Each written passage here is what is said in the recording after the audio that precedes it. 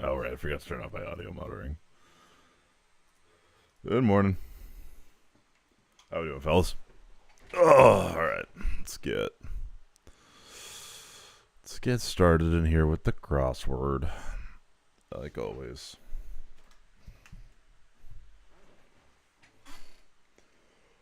Well, everyone filters in. Manage stream. 107 followers. That's pretty cool. I'm pretty happy with that. Never thought it could happen for a guy like me. Acting like I made it, but I don't know. It's fun. I'm grateful. Yeah, it's chat's responsibility to let me know immediately if my mic starts fucking up. It should be better. Should be. Key thing. It should never have broken in the first place. Ever since we elected, or I don't know. I gotta learn the art of the. I don't know if it's the pivot or what does Trump claim it's called? Like the.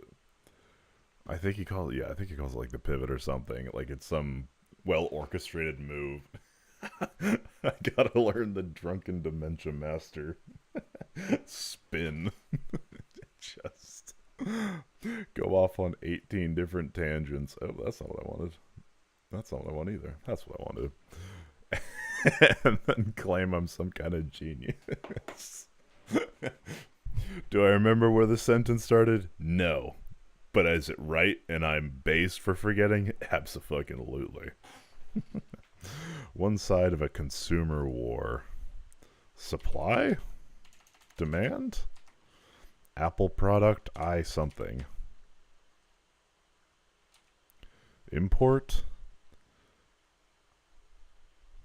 Consumer war. Left Twix and right Twix? Who fucking knows? Fictional sidekick on a donkey. On a donkey? I was gonna say Shrek, but he doesn't ride donkey, does he?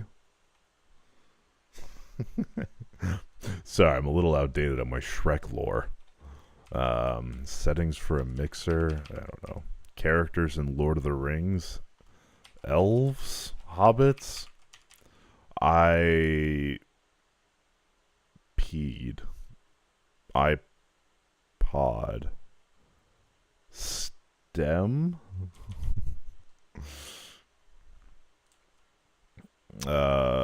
Draw forth. Evoke. No. Settings for a mixer. Complementary words? Who knows? Contents of some sheets? Cells? Maybe? Modern device with no filter, informally?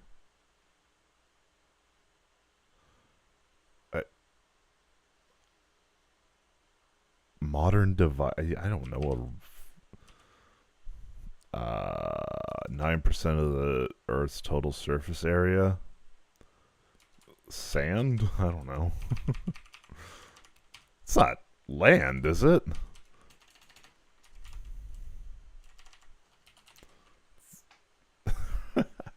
That's crazy if true. I'm not gonna have a flight moment where I'm like, what? Those oceans are bigger than the land? Like, I'm aware of that, but derivative of sine, cosine. Yeah, derivative of sine is cosine. Derivative of cosine is negative sine. I don't remember the derivative of tangent, which is not good because I tutor pre-calc. Helps with server loads. A tray? Bolted some nuts down. 8? Throw, maybe? It's on the right in the second row.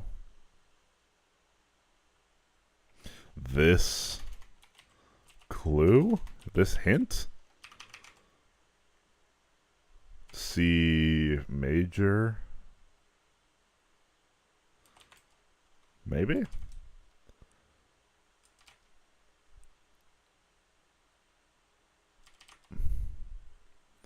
Bloody Queen? Queen...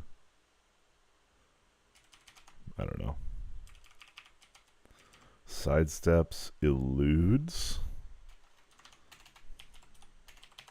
Maybe.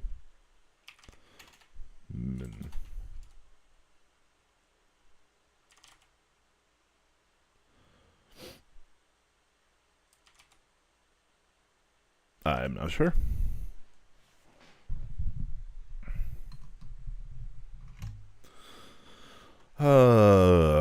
Site once promoted with the slogan, "A place for friends." Who knows? Silly ones? Goofs?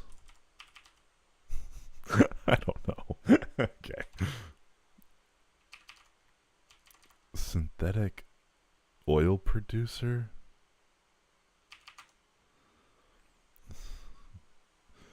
Chemical maker? Opener for an aerial act.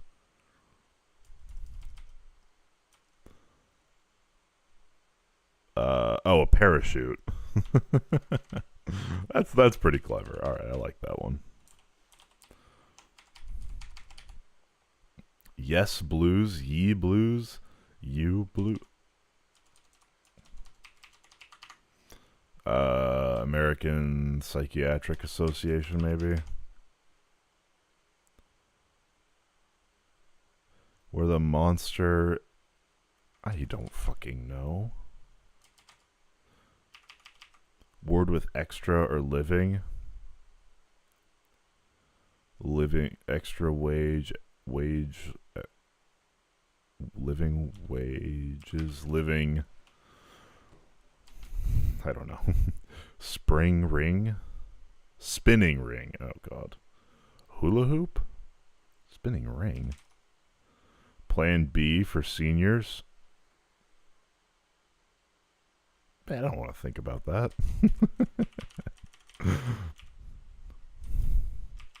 Some sheets. Oh, I'm ping the Discord. Sorry.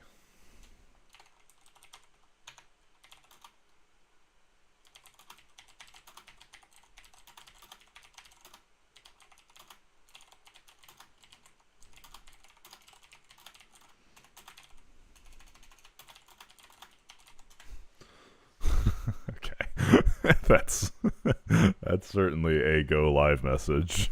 I probably should have checked that I was in the right Discord. Hunk? I have no idea. Orc.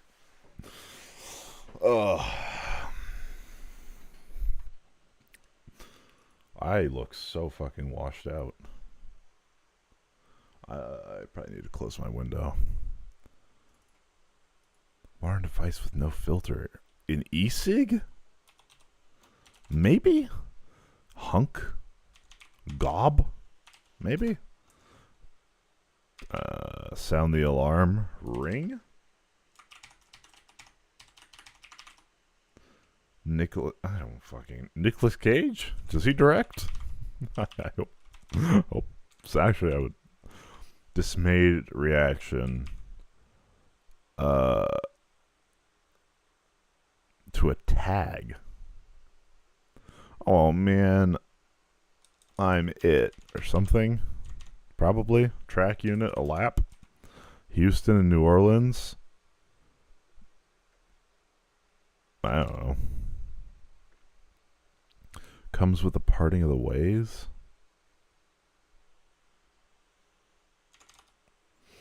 Kind of bar that's hard to pass.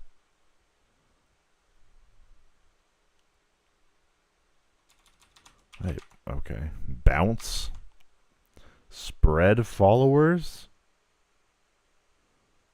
LSAT. Oh my god. Elf bar. True. Oh, y'all. Be in Discord if you want to join. Elf bar. True. Well, e-cig was already one of them. It comes with a parting of the ways.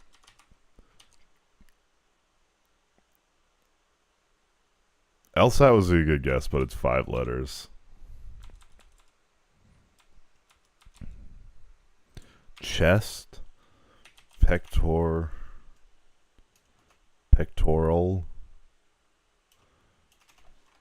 something like that. Actress Alexander of Get, I have no clue. The 1900s, e.g. a century? Zen riddle? I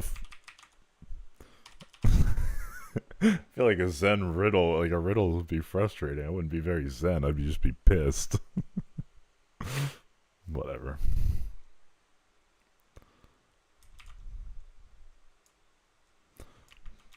Scoreboard tally. The score? Points? TDs? It's good for tricks? Kids? Not just A. All? Oh, hell nah. What is the Apple product that has an E? Or is this just not? iPhone, no. iPad, no.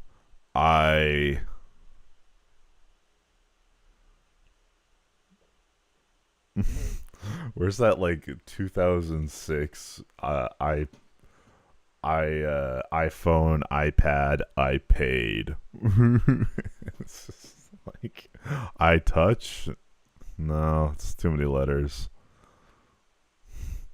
And there's another one where it's a baby. And it's like iPad, iPhone, iPed, and the baby's holding the fucking sign. There's something about those like families getting together to make a Facebook joke. I hate using this word, but it's very wholesome. It's like, oh man, they thought of this. They took the picture, it blew up on Facebook. That's a good day. That's a what the fuck am I trying to say? You know?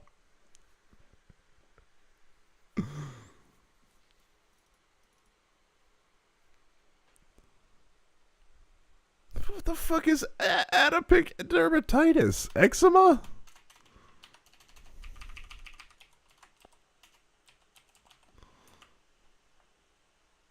That's definitely not how you spell eczema. Acne. Measles?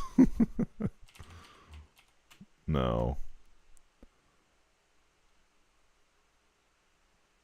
Act like a chud, think like a woke. Dude, I was so pissed. I spent like a couple hours trying to code like a thing that essentially I would have like a browser tab open running on my computer that would control another browser tab that I could use as a browser source in OBS, so that I could have like essentially make my own soundboard that would also flash like the various different chuds on screen. And just like, I don't know why it's so hard to get two files on your computer to communicate with one another. I spent so long trying to figure that out, and I'd run into different like security policies every time. I'm like, this is on my machine. Like, you should talk to each other. What the fuck? I don't know. I'm like, maybe I'll just actually, maybe if I could make it a pop-up window, it'd be part of the same thing. It doesn't make sense. Whatever. Maybe a scene. Well, the thing is, like, it wouldn't be a scene in OBS. I'd have to have, because it's all the funky stuff on OBS that I've got going. It's all just a browser source, so it's little HTML files that run all of this stuff. Like the cube that's coded in HTML, which was a fucking pain in the ass. The ticker on the bottom, that's OBS or HTML. The where's the dial? This. No, wait. Oh, no. We only have the something happening chud. Yeah, I'll keep working on that. It's frustrating. All right, whatever. We'll do auto check. Oh my god.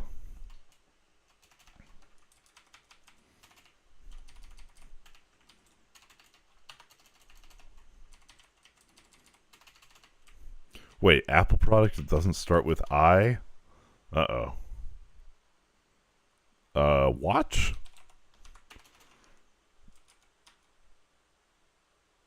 Not put up resistance. Allow? A bet?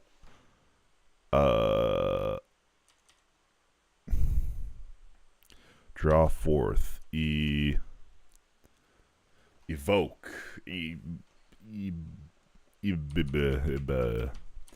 Okay, fictional sidekick on a donkey. Okay, I was gonna say this can't be Shrek, because Shrek doesn't ride donkey. At least in the movie.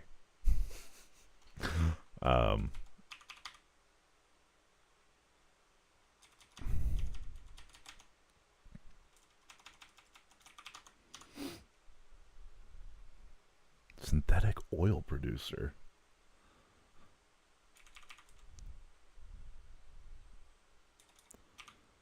Extra.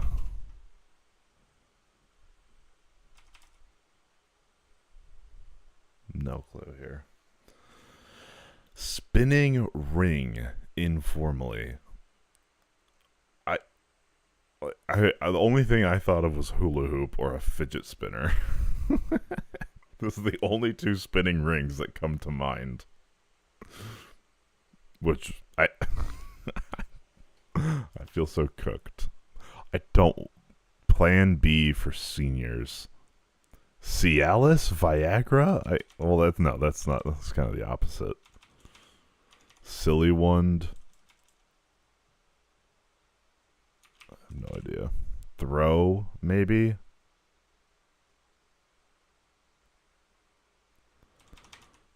Yes blues, ye blues, yay blues, you blues, yed blues, yell blues, yo, yep, blues.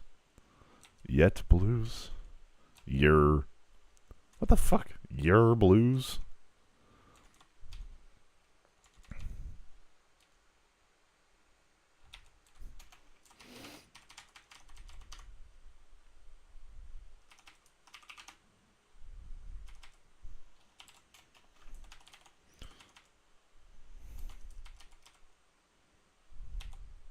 Ah, Jesus.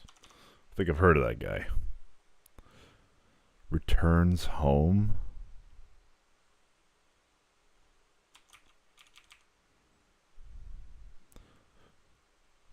Job that requires a lot of memorization. I have no idea. Queen Marge.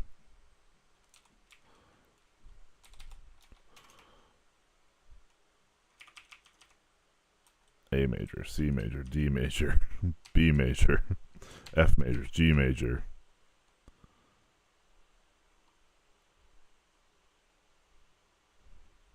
Am I wait A B C E major? Oh, okay.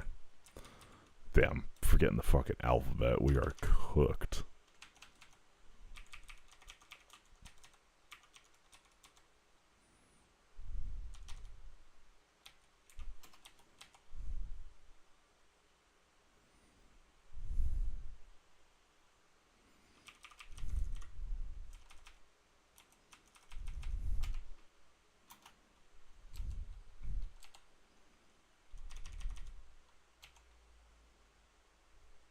Synthetic oil producer. Something forger. Art forger? Okay, I gave them props for being clever for this one. You took it a step too far here. Synthetic oil producer. I get it, but come the fuck on.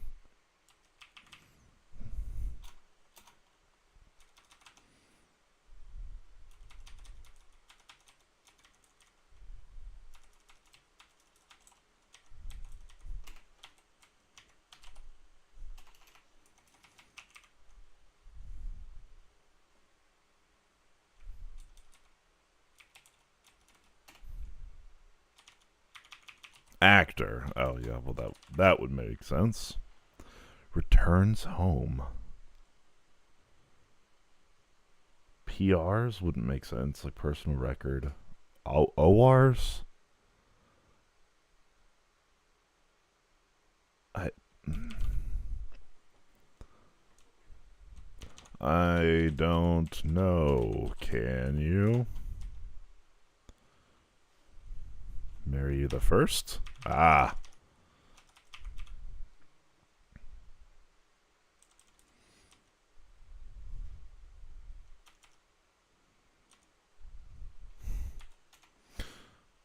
I thought this would be something palace. A place for friends.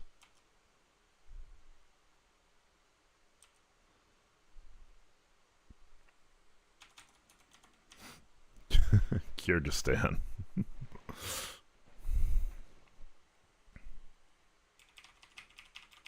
Spinning ring.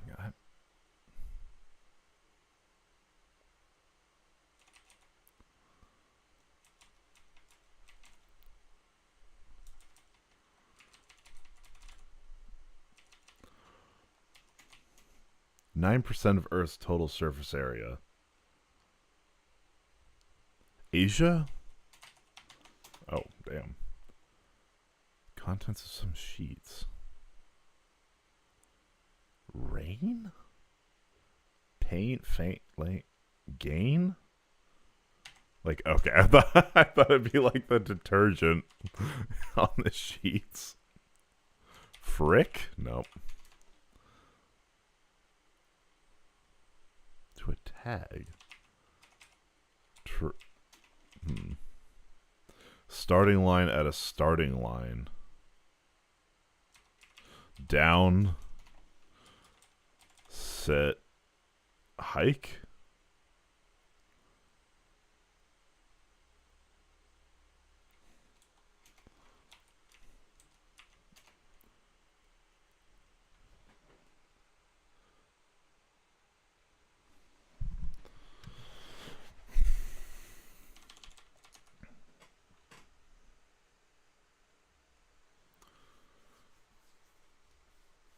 Oh, sorry.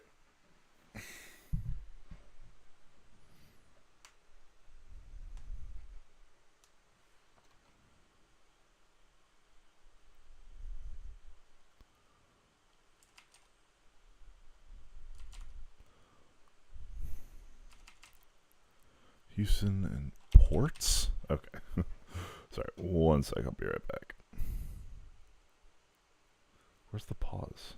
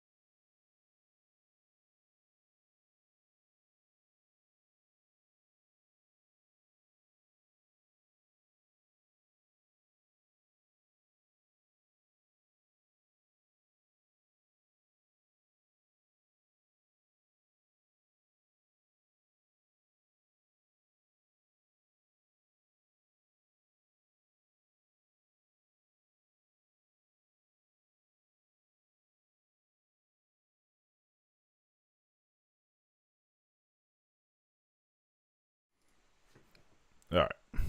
Sorry about that.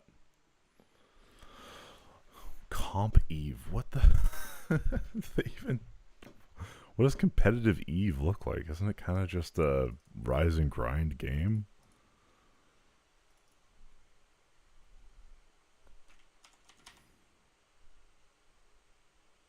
Kind of bar that's hard to pass. The CCP's Twitch account? Why is it CCP?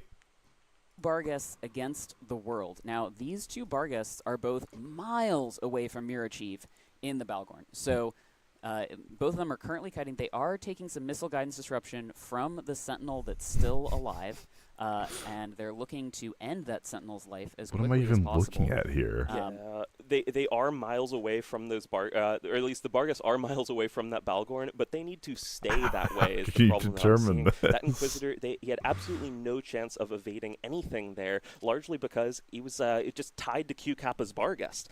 No chance to move whatsoever because the Balgorn could then just immediately apply its webs onto it. So that Inquisitor just dropped right away. But yeah, whether these Bargusts can kite out, Mirachieve is doing a great job in this Balgorn, trying to head them off as I see it. But again, more ships now going down from the Tuskers, and there's still a good amount of DPS available for the deteriorated team. Yeah, there's the last missile guidance disruption out. The deteriorated team. What the heck? Why are they there didn't bring anyone like the things Vigil, I can a dedicated highlight? target painter, but we can see that there's still target paints coming out from their team. They put target paints in their Okay, so the Tuskers have a lot of people alive, Bargus and can the be fitted in shields, deteriorated armor. don't? When you fit it in armor, you get to take advantage of all the... Okay. Okay. So, are they just like... You just shoot the ships down? Or is there any, like, resource management involved in this?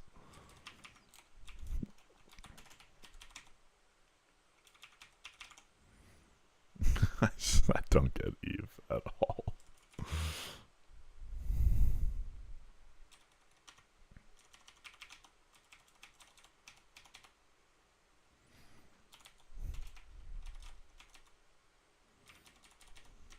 Ah, okay. Makes sense. Number discovered in the Phi? What numbers have been recently discovered? E? Euler's constant?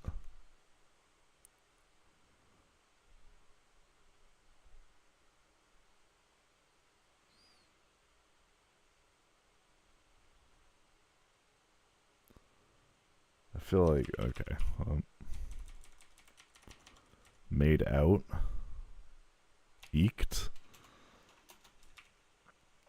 Everything annoying is done beforehand. So are they just like two clans that gather resources all the time and then like just fight on a tournament? So they just grind 24/7 and it comes down to who ground harder?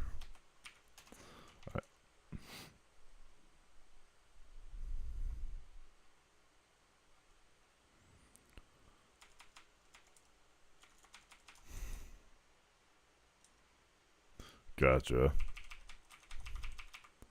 Because I was wondering, like, how a competition would work in a grind game.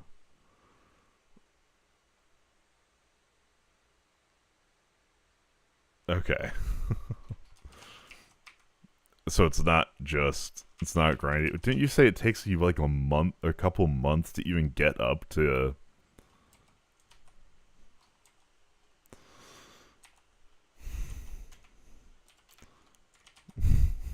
Oh, bot. That's what it is.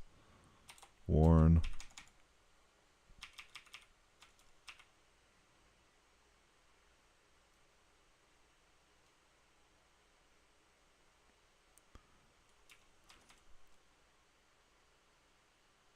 Yeah.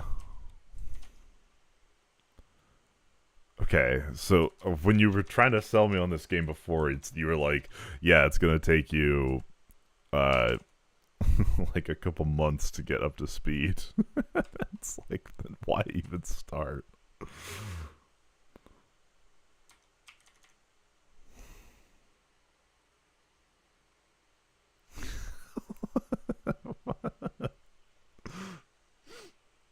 So if right, oh, okay. So what do you do when before that? Do you just walk around? Oh no. Yeah, basically you need to press like go. Oh fuck, Pardon? yeah, you need to like press. You just have to like get all the skills, and then you don't actually have to play. It like automatically does the skills for you, but you need to like set it on. Like I wish I would have just done that. Okay, I'm downloading EVE Online. The skills are the literal most AIDS thing ever. Like I can't believe that's CCP. I hate the CCP for doing that. Space.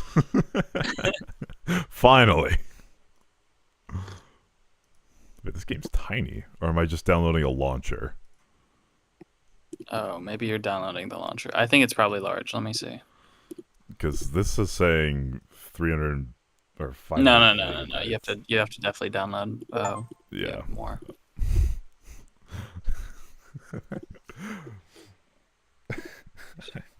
All right, in 6 months we'll play. How's that?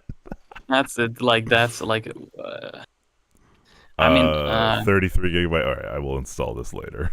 Because yeah, don't do it. Don't do it. Don't do it. yeah, I feel like a grind game like that would be a good stream game, so I can actually pay attention. Because Minesweeper, I lock the fuck it when I play Minesweeper.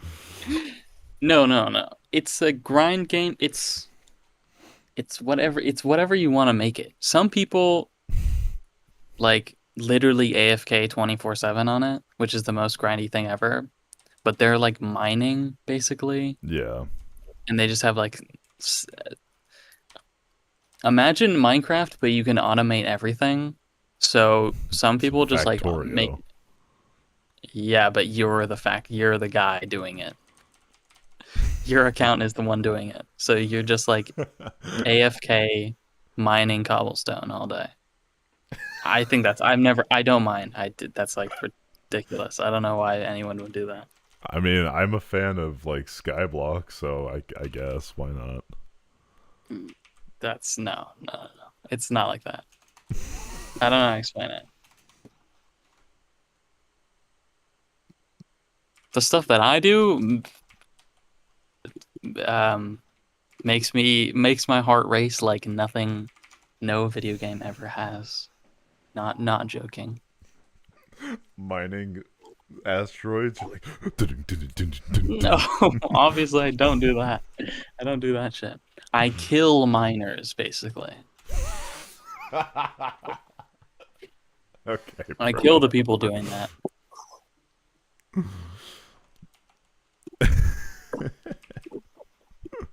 Can I just quote you on I kill miners. Nothing gets my heart racing like killing miners. Oh shit, that's dark. Okay. Hey man, you said it, not me. I said it. Everyone was thinking it, but I said it. Dismayed reaction to a tag. Stick? Stick what? Bro, I don't know. I don't know any of these.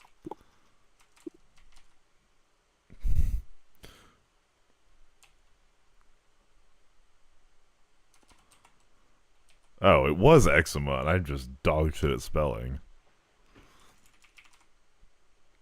Apple. Characters in okay, I should know this. Characters in Lord of the Rings, 3 down. Oh, I don't fucking know. What are the trees? The Ents? Yeah, but what- it's 5 letters. right. Are you saying like It's not elves. It's not hobbits? No. no. It's the mules? The dudes? Which one? The dwarves? What do you mean? No, I don't know. The bats, there's a dragon, I think. What are the eagles called? Oof, that's a good one. I don't know. Fuck, I used to know that. It's my treat.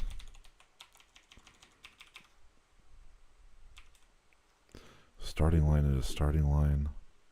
Ready, set, go. Oh, okay. A pairer. Okay. Characters in Lord of the Rings, it's runes. Oh, what? One side of a consumer war, Pepsi? That's...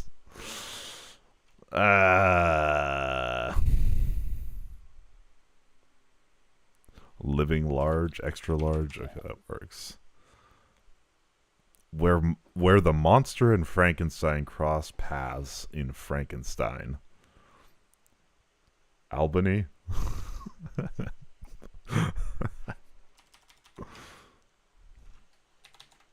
Silly ones? Oh, silly geese. Silly goose. Yeah.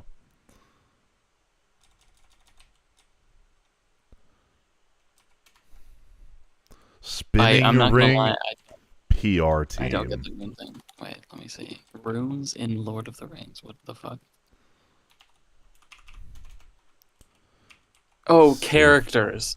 Dude, I'm so retarded. Yeah, sorry. So I was like, yeah, oh, good one. Plan B for seniors. Yeah, I know. This one's been fucking me up. Safety.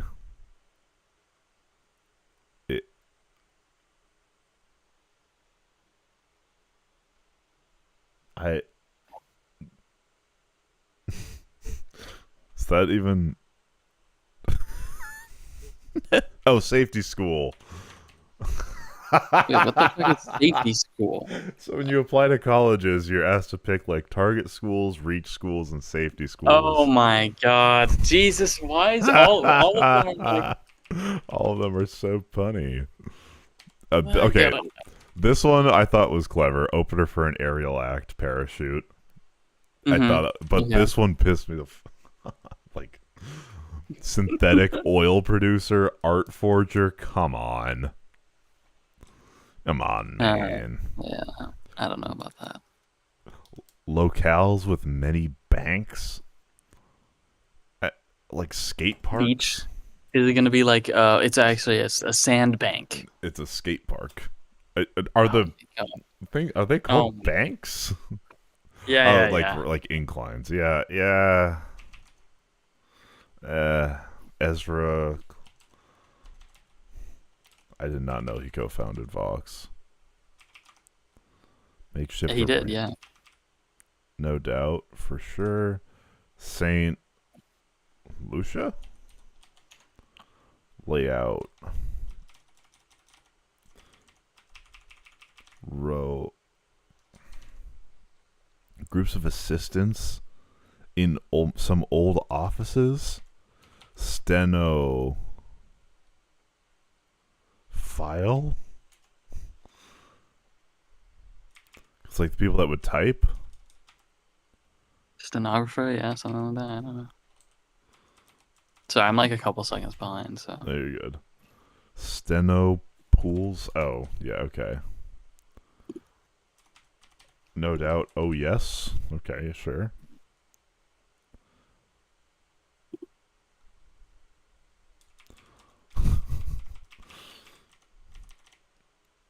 Should we played Among Us the other day? Actually, fire game. I've fully wait, come around. on stream? Not on or, stream. Behind.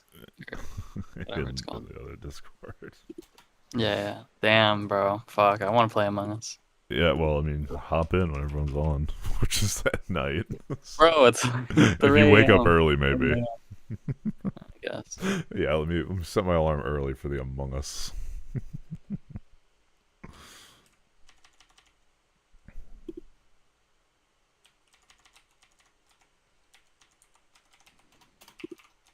Layout.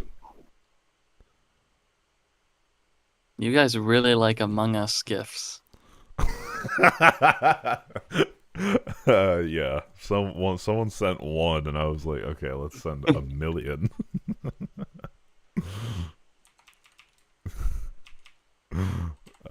Yeah.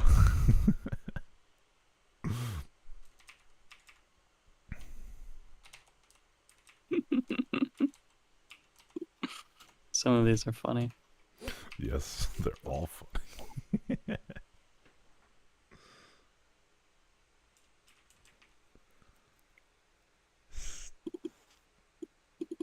To a tag. Not quite, but close. Flag waving. Surrender.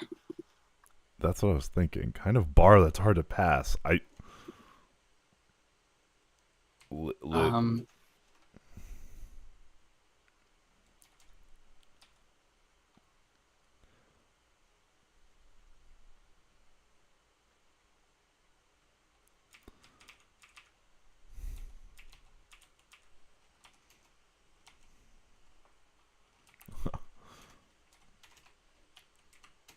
It comes with the parting of the way. I thought it would be adios.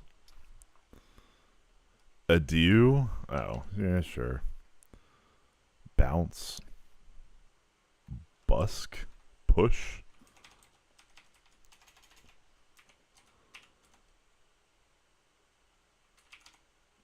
Spread followers. Sight you can hardly believe.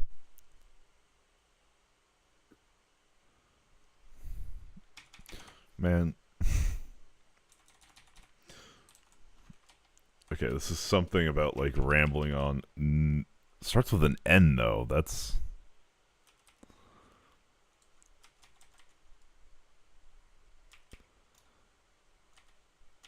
spread followers. I Prosticize, something like that. I don't know.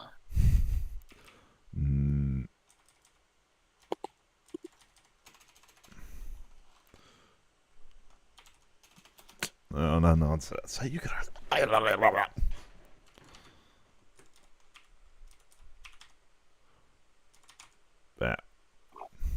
I thought this would be push or bounce, like to kick someone out. Bust. Oh. Bounce. Oh, Must. Nust. Bust. Vust. Cust. Dust. No. Lust. No. Pust. Oust. bounce. Oh, damn. Kind of bar. Li blank blank O. What is the O gonna be? I was thinking like a hard bar to pass, like not like a. I don't know. Lingo. Limbo. Yeah, limbo bar. Good call. Good call. Bet.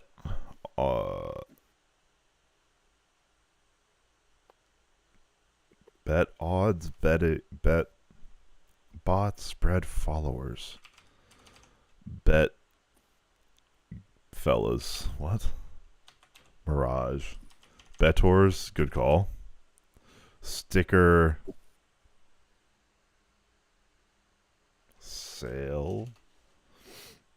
Sticker.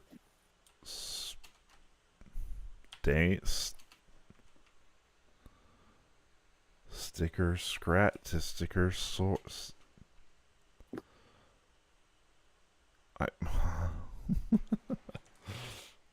Small songbird. A tit?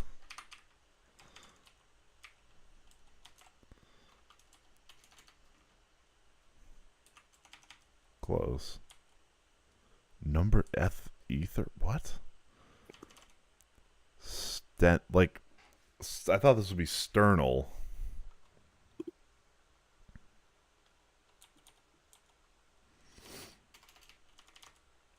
Sticker.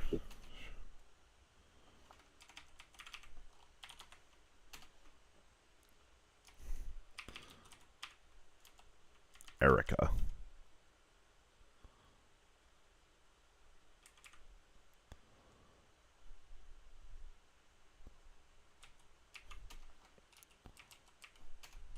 Sticker shock. Oh. Zen riddle.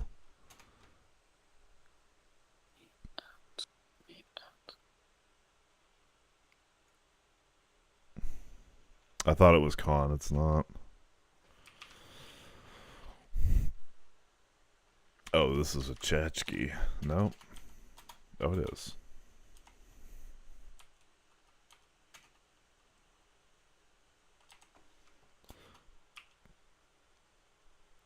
Stetho? Oh, like a stethoscope. Yeah. Patriotic. It's good for tricks.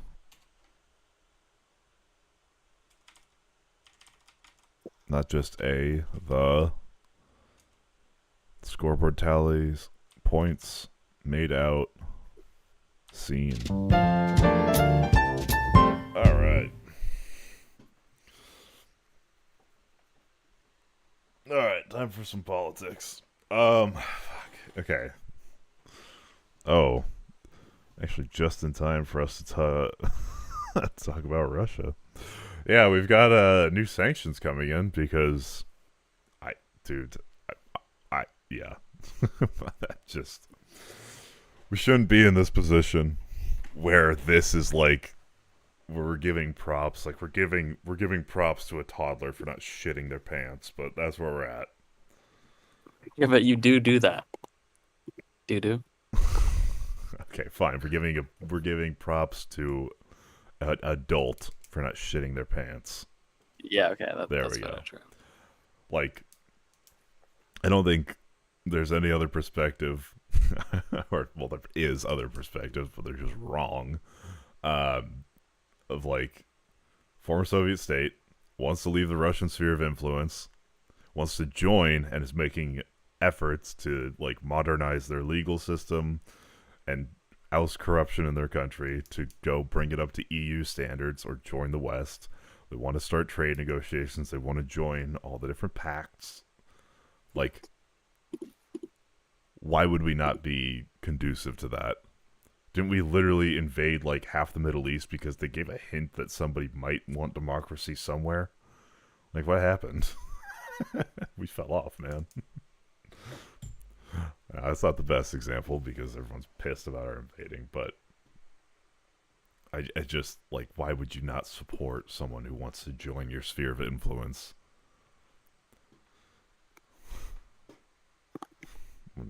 So, yeah. Alright, we got a press briefing from Caroline Levitt, and then there's a round table, which I saw some video of, that is quite something, so we'll start here. Loner box jump scare, sorry. I'll stream. Share your screen. Alright. Everybody, I apologize for my tardiness today. Oh, we could also, dude, Zoran fucking cooked in the debate. Holy shit. So let's get right to it. We'll begin today with some scheduling announcements for President Trump's upcoming trip to Asia. Tomorrow night at 11 p.m., the president will depart the White House to fly to Malaysia, where he will arrive on Sunday morning. Yeah, we can watch it, but I feel like from what I caught, Zoran did fine. Yeah. The other guy did fine, and Cuomo just sucked ass. Like that, I mean. Yeah, I mean, Cuomo sucking ass is kind of enough as a win. I heard people having mixed reactions to Cuomo or to Mamdani's performance. I saw like the clips, but there were some very good clips. But we'll watch the whole thing to see what the general tone was. It's a long flight. President Trump will participate in a bilateral meeting with the Prime Minister of Malaysia in the afternoon, and then he will attend the ASEAN Leaders Working Dinner that evening. On Monday morning local time, the president will fly to Tokyo. Tuesday morning local time, President Trump will participate in a bilateral meeting with the new Prime Minister of Japan. On Wednesday morning local time, the president will fly to Busan, where he will participate in a bilateral meeting with the President of the Republic of Korea, deliver keynote remarks at the APEC CEO luncheon, and then participate in a in a bilateral meeting with the President of the Republic of Korea, deliver keynote remarks at the APEC CEO luncheon, and then participate in a U.S. APEC Leaders Working Dinner. On MAGA's gonna have a field day with that one. Thursday morning local time, President Trump will participate in a bilateral meeting with President Xi of the People's Republic of China before departing to return home to Washington, D.C. On Thursday night, upon arrival in Washington, President Trump and First Lady Melania Trump will participate in Halloween at the White House, where they will welcome law enforcement, military, and foster families. And I know many of us look forward to that. Live stream trick-or-treating. In other news, we are now on day 23 of the Democrat government shutdown. She did not just intentionally missay Democrat as Democrat. That did not just Wait, happen. I actually have a great misinformation campaign. Okay. Does the White House do like a trick or treating event? Yeah, they do. Okay, you should go there. No, not you, obviously. This would be a bad idea. You should go there and then film. You like film a TikTok. Do trick or treating with me TikTok, and they hand you the candy. And you have to do like a deceptive cut, and you like unpack it right there. And in the candy, there's like a razor blade that's like the most obvious razor blade ever. You're like, the White House gave me razor blades in my candy. Bro, you would get the median voter so upset. You'd be like, all these years, the people that has been giving out the razors and the candy has been the White House itself. Yeah, whatever. I feel like if you were spotted as an adult on the White House lawn with razor blades, you would get shot instantly. No, well, yeah, maybe. Don't do this. But it'd be funny. But don't do this. But it'd be kind of funny. But don't do this. On day 23 of the Democrat government shutdown. She did say Democrat. She said we are Democrat. now on day 23 of the Democrat government shutdown. Senate Democrats have voted 12 separate times now to keep the government closed. Yep. Innocent Americans are suffering every day as a result. More than 500,000 civilian federal employees will miss a full paycheck tomorrow. Thousands of small business loans are going unapproved each month. This means almost $4 billion in capital is being withheld from small businesses across the country. The Democrat shutdown is also causing severe impacts at airports across the country. In one single day this week, the FAA had to issue ground stops impacting flights at Houston's George Bush Intercontinental It's not even like an edible. Airport and Hobby Airport. 13,000 air traffic controllers who ensure that we all fly safely are continuing to work without pay. This is egregious and truly sad. Some of them are reportedly being forced to turn to driving for Uber and taking on other second jobs to make ends meet as the Democrats continue to shut down the government. Pilots are calling on... I'll do this talking point really quick. It's just remember, we're asking the Republicans to move a fucking inch on a like 90-1 issue. Or it's technically like 80-20, but whatever. Like tax credits for people paying for their Medicaid plans. Like, we're asking for a literal inch of movement, and they won't do that. I think that's the lesson to take from this. Democrats to end this dangerous political game. The president of the Southwest Airlines Pilot Association called for the clean continuing resolution to be passed, saying, quote, "Our air traffic controllers and the broader air traffic system are already operating under immense pressure. A government shutdown only compounds that stress and threatens the efficiency of our skies." The Airline Pilots Association International, which represents more than 80,000 pilots, is sounding the alarm as well. They said this shutdown is undermining our system's safety. Resources are stretched thin, negotiations are delayed, and strain grows daily. With the Thanksgiving holiday approaching, we are nearing the busiest travel period of the entire year, when millions of Americans will go to airports to spend time with their loved ones. Let us be very clear from the White House today. If the Democrats continue to keep the government closed, we fear there will be significant flight delays, disruptions, and cancellations in major airports across the country. I don't know. With this, I got to imagine they're starting to feel the heat, and the blame is falling on their end. Yeah. Yeah. I think for any political, sorry, pardon me, for any like political analysis of the U.S., and you're like, well, is it the Democrats' fault? Just know that like when Roe v. Wade was overturned or whatever, they thought it was like Joe Biden who did that, and they thought now like that could be because Republicans are good at messaging, but I think like almost every median voter is blaming Trump for this. Yeah, which is good. Yeah.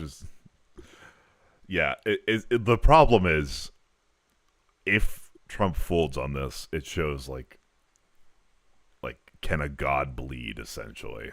Like, can he be not coerced, but true. Can he be moved by a move by the Democrats? And he cannot let that happen.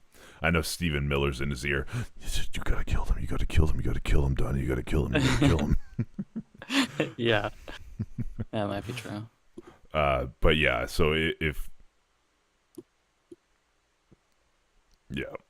I there's a lot of incentive to not do it, but I think at a certain point they will budge. I just pray that the Democrats have like closed their hearts to it, essentially, and just said, "Look, what we're asking for is so minor."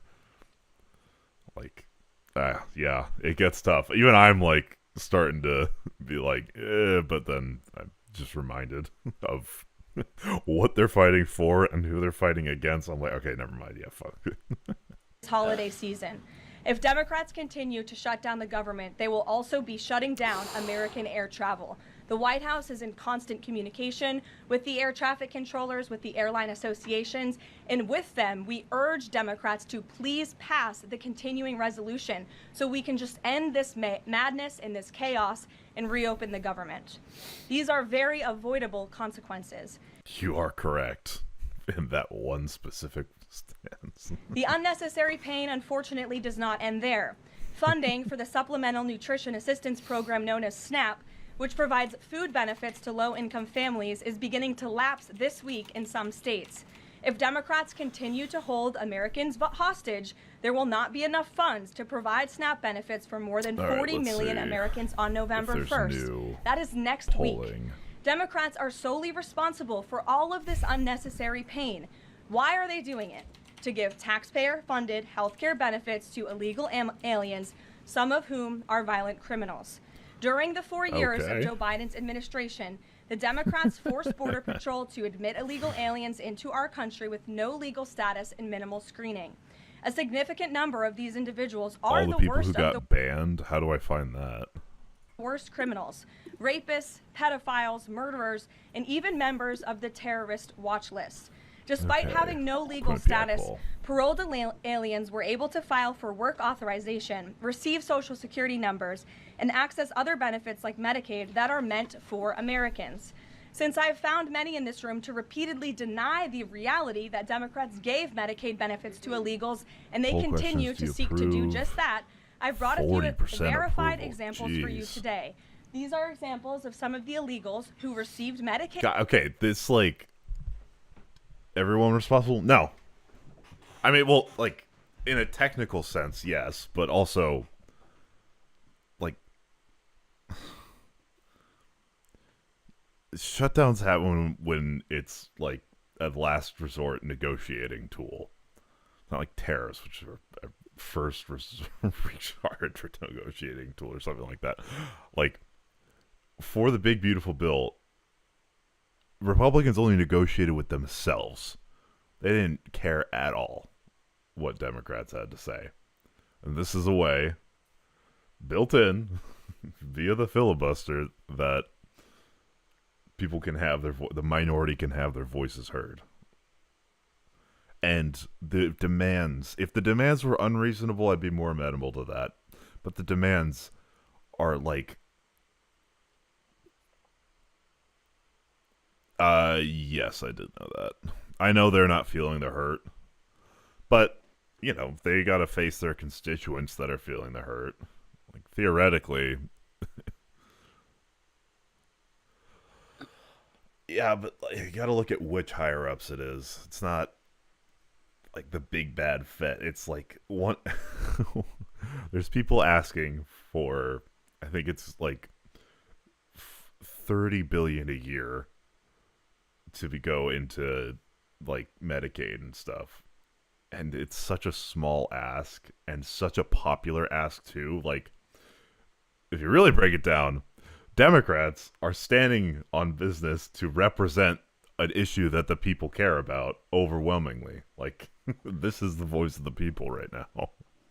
Exactly, and if they don't do it, they will hear from their constituents. Yeah. So, like, a shutdown is temporary, but losing, like, Medicaid access or getting priced out of fucking Medicaid, that's permanent. Like, that's... yeah. Aid benefits under President Biden's leadership, and this is what Democrats are wanting to do. This is why they are continuing to keep the government closed.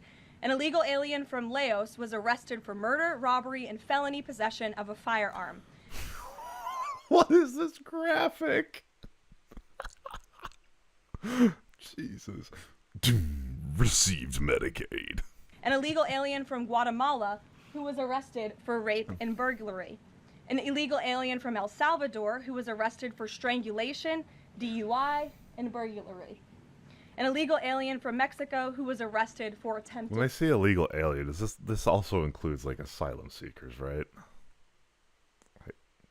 I have no clue. And where is their The fucking Democrats' proof open border policies any of allowed this? these threats into our country, and then they provided them with free health care. The president and Republicans, through the One Big Beautiful Bill, implemented a common sense reform to end this fraudulent Graphic. scheme. This was made in but fucking that's why Word. the Democrats are continuing to shut down the federal government. They are trying to reverse this and restore taxpayer-funded health care for illegal aliens like these. Throughout this shutdown, Democrats have said this quiet part out loud. Senator Chuck Schumer, the leader of the caucus that is refusing to open the government, said, quote, "Every day gets better as the shutdown continues." Wow, you're gonna display the full quote on screen and not read it? Part out. The Really? government said, quote, "Every day gets better as the shutdown continues." Better for who? Better for who, Caroline? Every day, the pressure increases on Republicans. Every day, it gets better for the Democratic position. Like,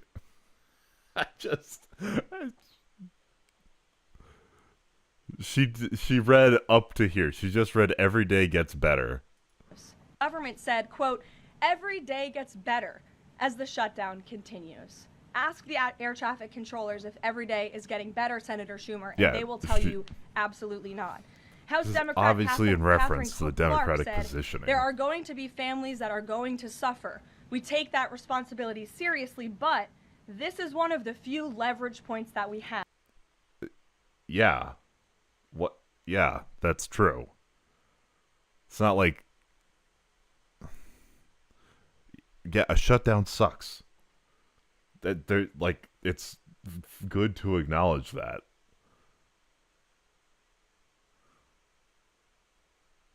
Like, this statement is just true. There are people and families that are going to suffer.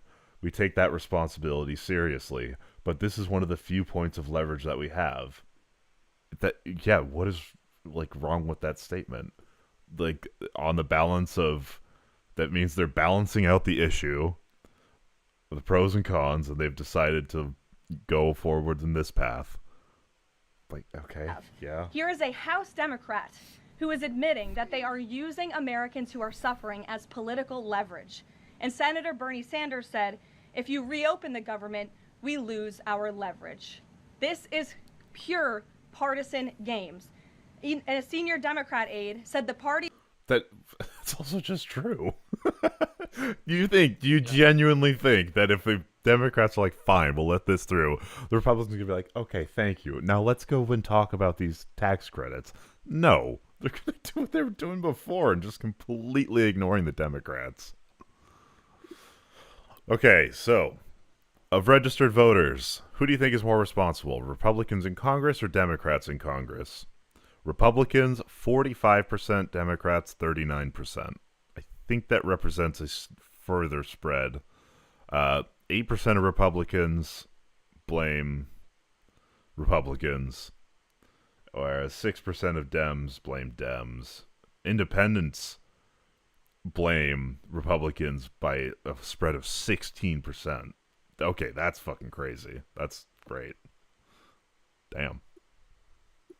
We will not end the shutdown, quote, short of planes falling out of the sky. That is truly a disturbing statement. The Democrats clearly don't care about this suffering. They care about playing political games against President Trump, and this dangerous charade needs to end. The president, in Republicans' position, has been clear and unchanged. Pass a clean, nonpartisan funding bill to reopen the government. And then we can talk. No. Now what? Talk about all of the partisan issues that the Democrats wish to. If you're watching at home, we urge you to call your Democrat senators and tell them to tell them great job, keep it up, and reopen the government today. I think here in our new that's media the seat, crazy we have part. Brittany Gibson of Access. Wait, can you pause? Yeah. Let's say like a Republican guy who like only watches like what Trump says. Yeah. I mean, obviously they're not going to get like oh, this is me, Mr. Senator, I'm going to do. But like if they engage with the political system and like they go to like town halls or whatever, wouldn't Democrats be able to explain it to them why they're doing this? Have you seen, I would say in theory, yes, but in practice, have you seen a town hall meeting? I've only seen the Dem ones that are upset at Republicans.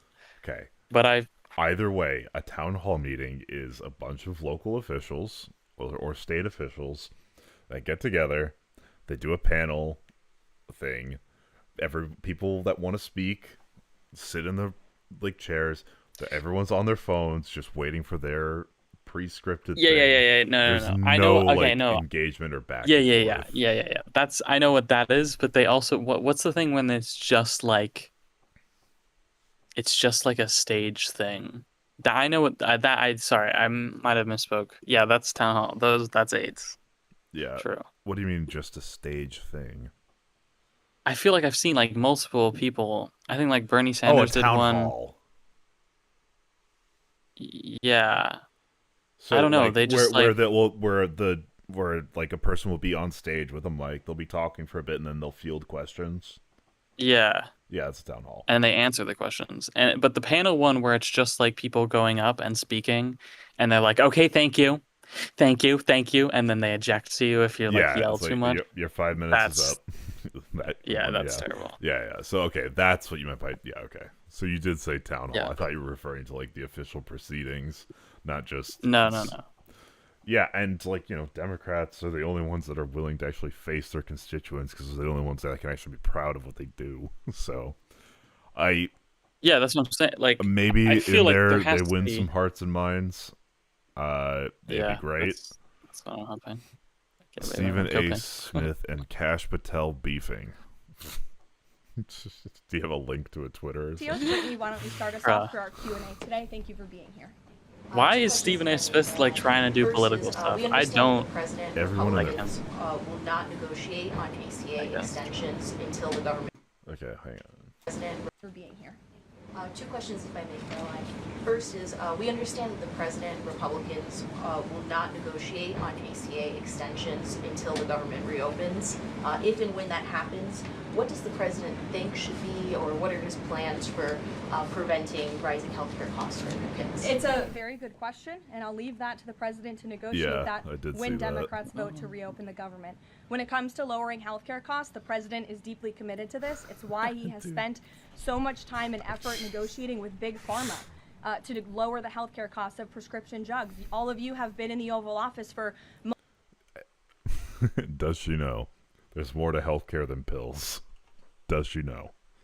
multiple different announcements. We've had these most favored nations deals with these large pharmaceutical companies committing to lowering drug costs in this country. So it's something the president wants to do. And Brittany, one more point. I'll just point out the irony in Democrats holding the government and the American public hostage over a healthcare system that they created.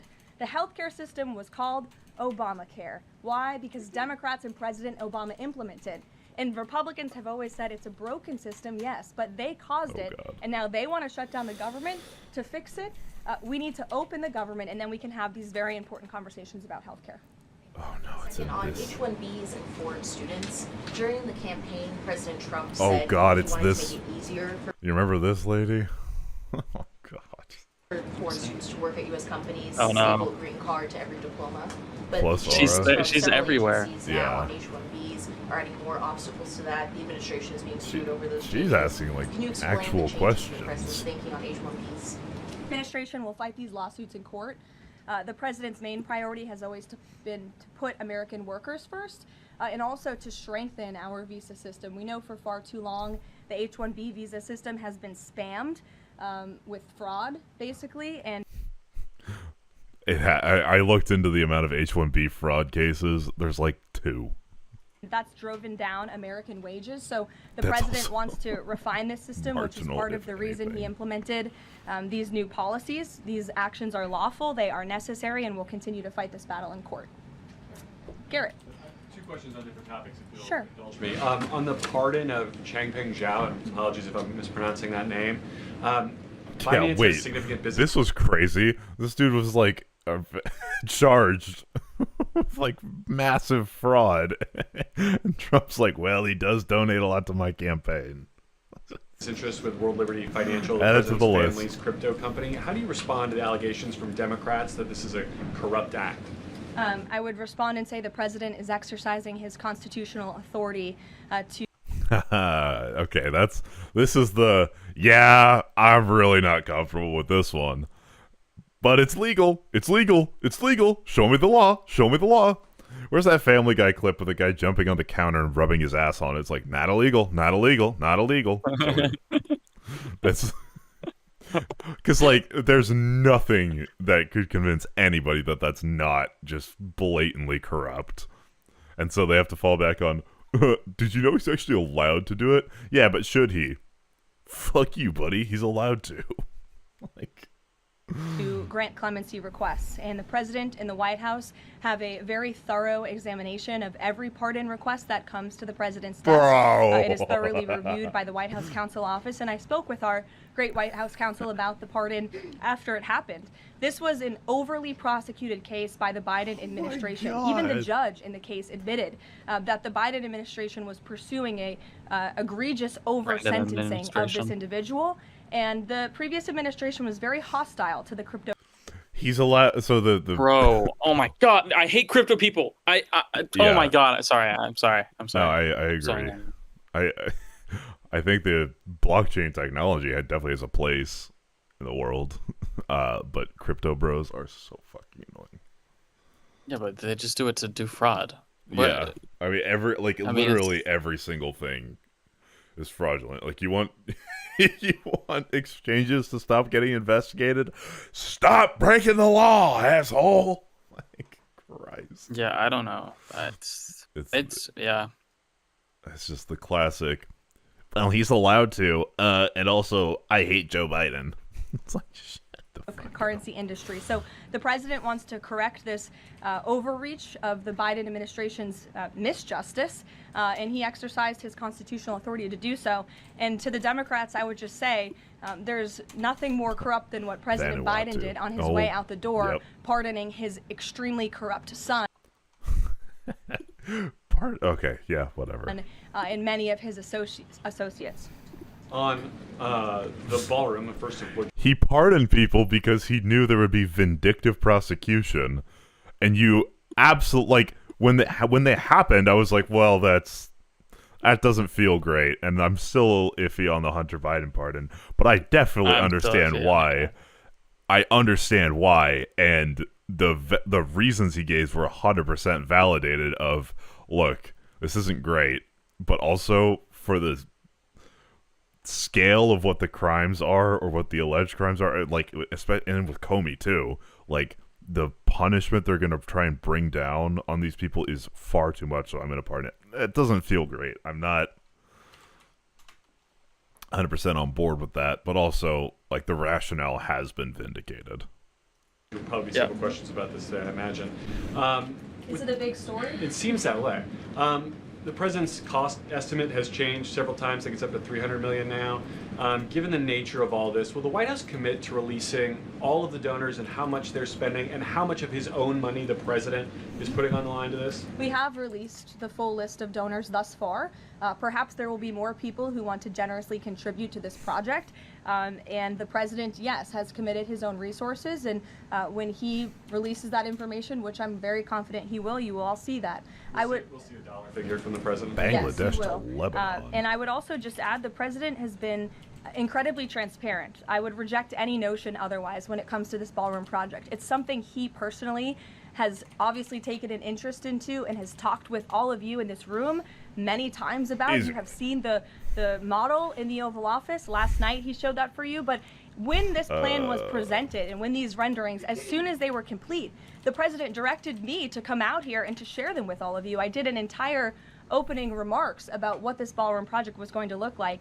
With any construction project, there are changes over time as you assess what the project is going to look like, and we'll continue to keep you apprised of all of those changes, but just trust the process. This is going to be a magnificent addition to the White House for many years to come, and it's not costing the taxpayers anything. Oh my god, yeah. Holy shit, the CSGO ad watching. Justin, you know the gun that I bought from CSGO ad watching? It was like the do you know the Japanese case or whatever? I think I only made like 20 cents ever. Bro, the gun I bought is like $30. Which one is it? It's like a Japanese. You put on like the auto clicker, right? And then you watch the ads for like 8 hours a day on your Chromebook while you're at school. I got banned from that for Yeah. like having 8 tabs open, and they're like, dude, okay, stop. That was Bro, I got great. sent to the principal's office for that. They thought I was like buying a real. They thought I was buying like real guns. I'm like, are you guys actually retarded? You bought a $30 AK. No. I was just on the site, and they were like, "What is he doing?" Oh, you got flagged by like the IT. I guess I don't know how they found out. Probably But they were some like, teacher "This came is up a behind gun you and was site." like, what is This this? is a gun site. I was wondering what's it called? The White House construction. Yeah. You can't even like see it, except you know it's there. That's Yeah. just wild, man. Jesus, this is a fucking photo. Let me open this image in new tab. What's it called? There's already construction going on the Treasury building. Yeah. So it's like kind of like blocking off the whole view. I don't even know how they get those pictures, to be honest. Oh, what the fuck happened I to think this their hair flag nails are here? horrible. Oh wait, I can tune in on the Discord stream. All I see is Caroline Levitt. Yeah. Sorry, so the other window's on the regular stream. Yeah, that's a lot of destruction. I don't really care too much about this. Like, it feels weird to have a privately funded part of the White House. I'd almost rather it was taxpayer funded. What's it called? The Californians are going after him because he said he was going to put people's names on bricks, and you can't like own a brick. Yeah, it's the people's house, dude. But what's it called? So the people that contributed to this fucking Should make a tweet that says you can't park there with that picture. That's good. That's Can't good. park there, buddy. So we got Amazon, Apple, Booz Allen Hamilton, Caterpillar, Coinbase, Comcast, Hard Rock International, Google, HP, Lockheed Martin, Meta. Wait. The Hard Rock Cafe Yes. is a primary donor? Yep. That's kind of sick. Microsoft, Palantir, Ripple, which is crypto, Reynolds, American T-Mobile, Tether, another crypto, Pacific Railroad, Palantir has to be like the most evil company on earth. The Lutnick family. Christ, I don't even recognize these names, but I'm sure. Beck, are you in Sweden? It's like from, yeah, I'm in Sweden. The president I is still have privately another square. funding this ballroom addition to the White House grounds. Jennifer. To follow up on that, one thing that's not in the president's model. I like how they all is lower the their East Wing hands. Bunker, the they president's just emergency keep them up? operations center. Can you say if his update, that $300 million, does that tiring. include the cost for upgrading that bunker? Look, like any security enhancements that are made on the White House grounds, those will be made and maintained by United States Secret Service. Doom, yeah. As for the cost of the ballroom and the construction itself, all of that is going to be, like I've said, privately funded and paid for by the president himself and many generous patriots who have stepped up. In that funding. How much is it? It's like Okay, 300 million, right? Yeah, roughly. They said 230 initially, but I think the estimate's gone up. It's just it's a crazy look to have just the entire East Wing destroyed. Can you say? Sure. That's right. I'll skip that one. Yeah, like this doesn't even rank for me in like top issues. I really don't care much about it's definitely weird, but it's like, yeah, it's just, preponderance of things I do not care. surely they already have a ballroom too. Something So adjacent. the White House has explained that the reason you didn't submit construction plans to the NCPC is because that You commission, can't do along that. with others, don't have oversight withhold your over construction demolitions, plans. but only over construction. And so far, you haven't built anything. So can you help us understand, can the president tear down anything he wants without oversight? Could he demolish this building or, say, the Jefferson Memorial? So it's not the president who came up with that legal opinion himself. That's a legal opinion that's been held. We know. Trust me. that was not really wasn't a thinker. By the NCPC for many years. It's written, so we can get you that background and that research if you wish to include it in your reporting, because it is very important.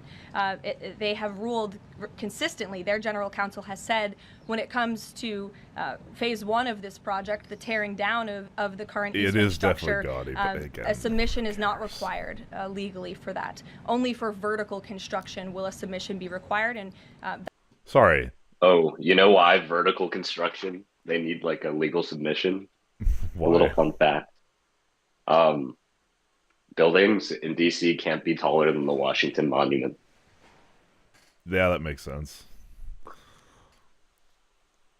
I don't know why. I think it's like air traffic. Yeah, wait, we should watch some old Fox News about Michelle Obama's vegetable garden. I think it's like air traffic. Like there's like two airports like really close. And Gotcha. or it might just be like old head like monument rules, like nope, he has to be the tallest. That's kind of from like England, where no building can be taller than like the center church. The Big Ben.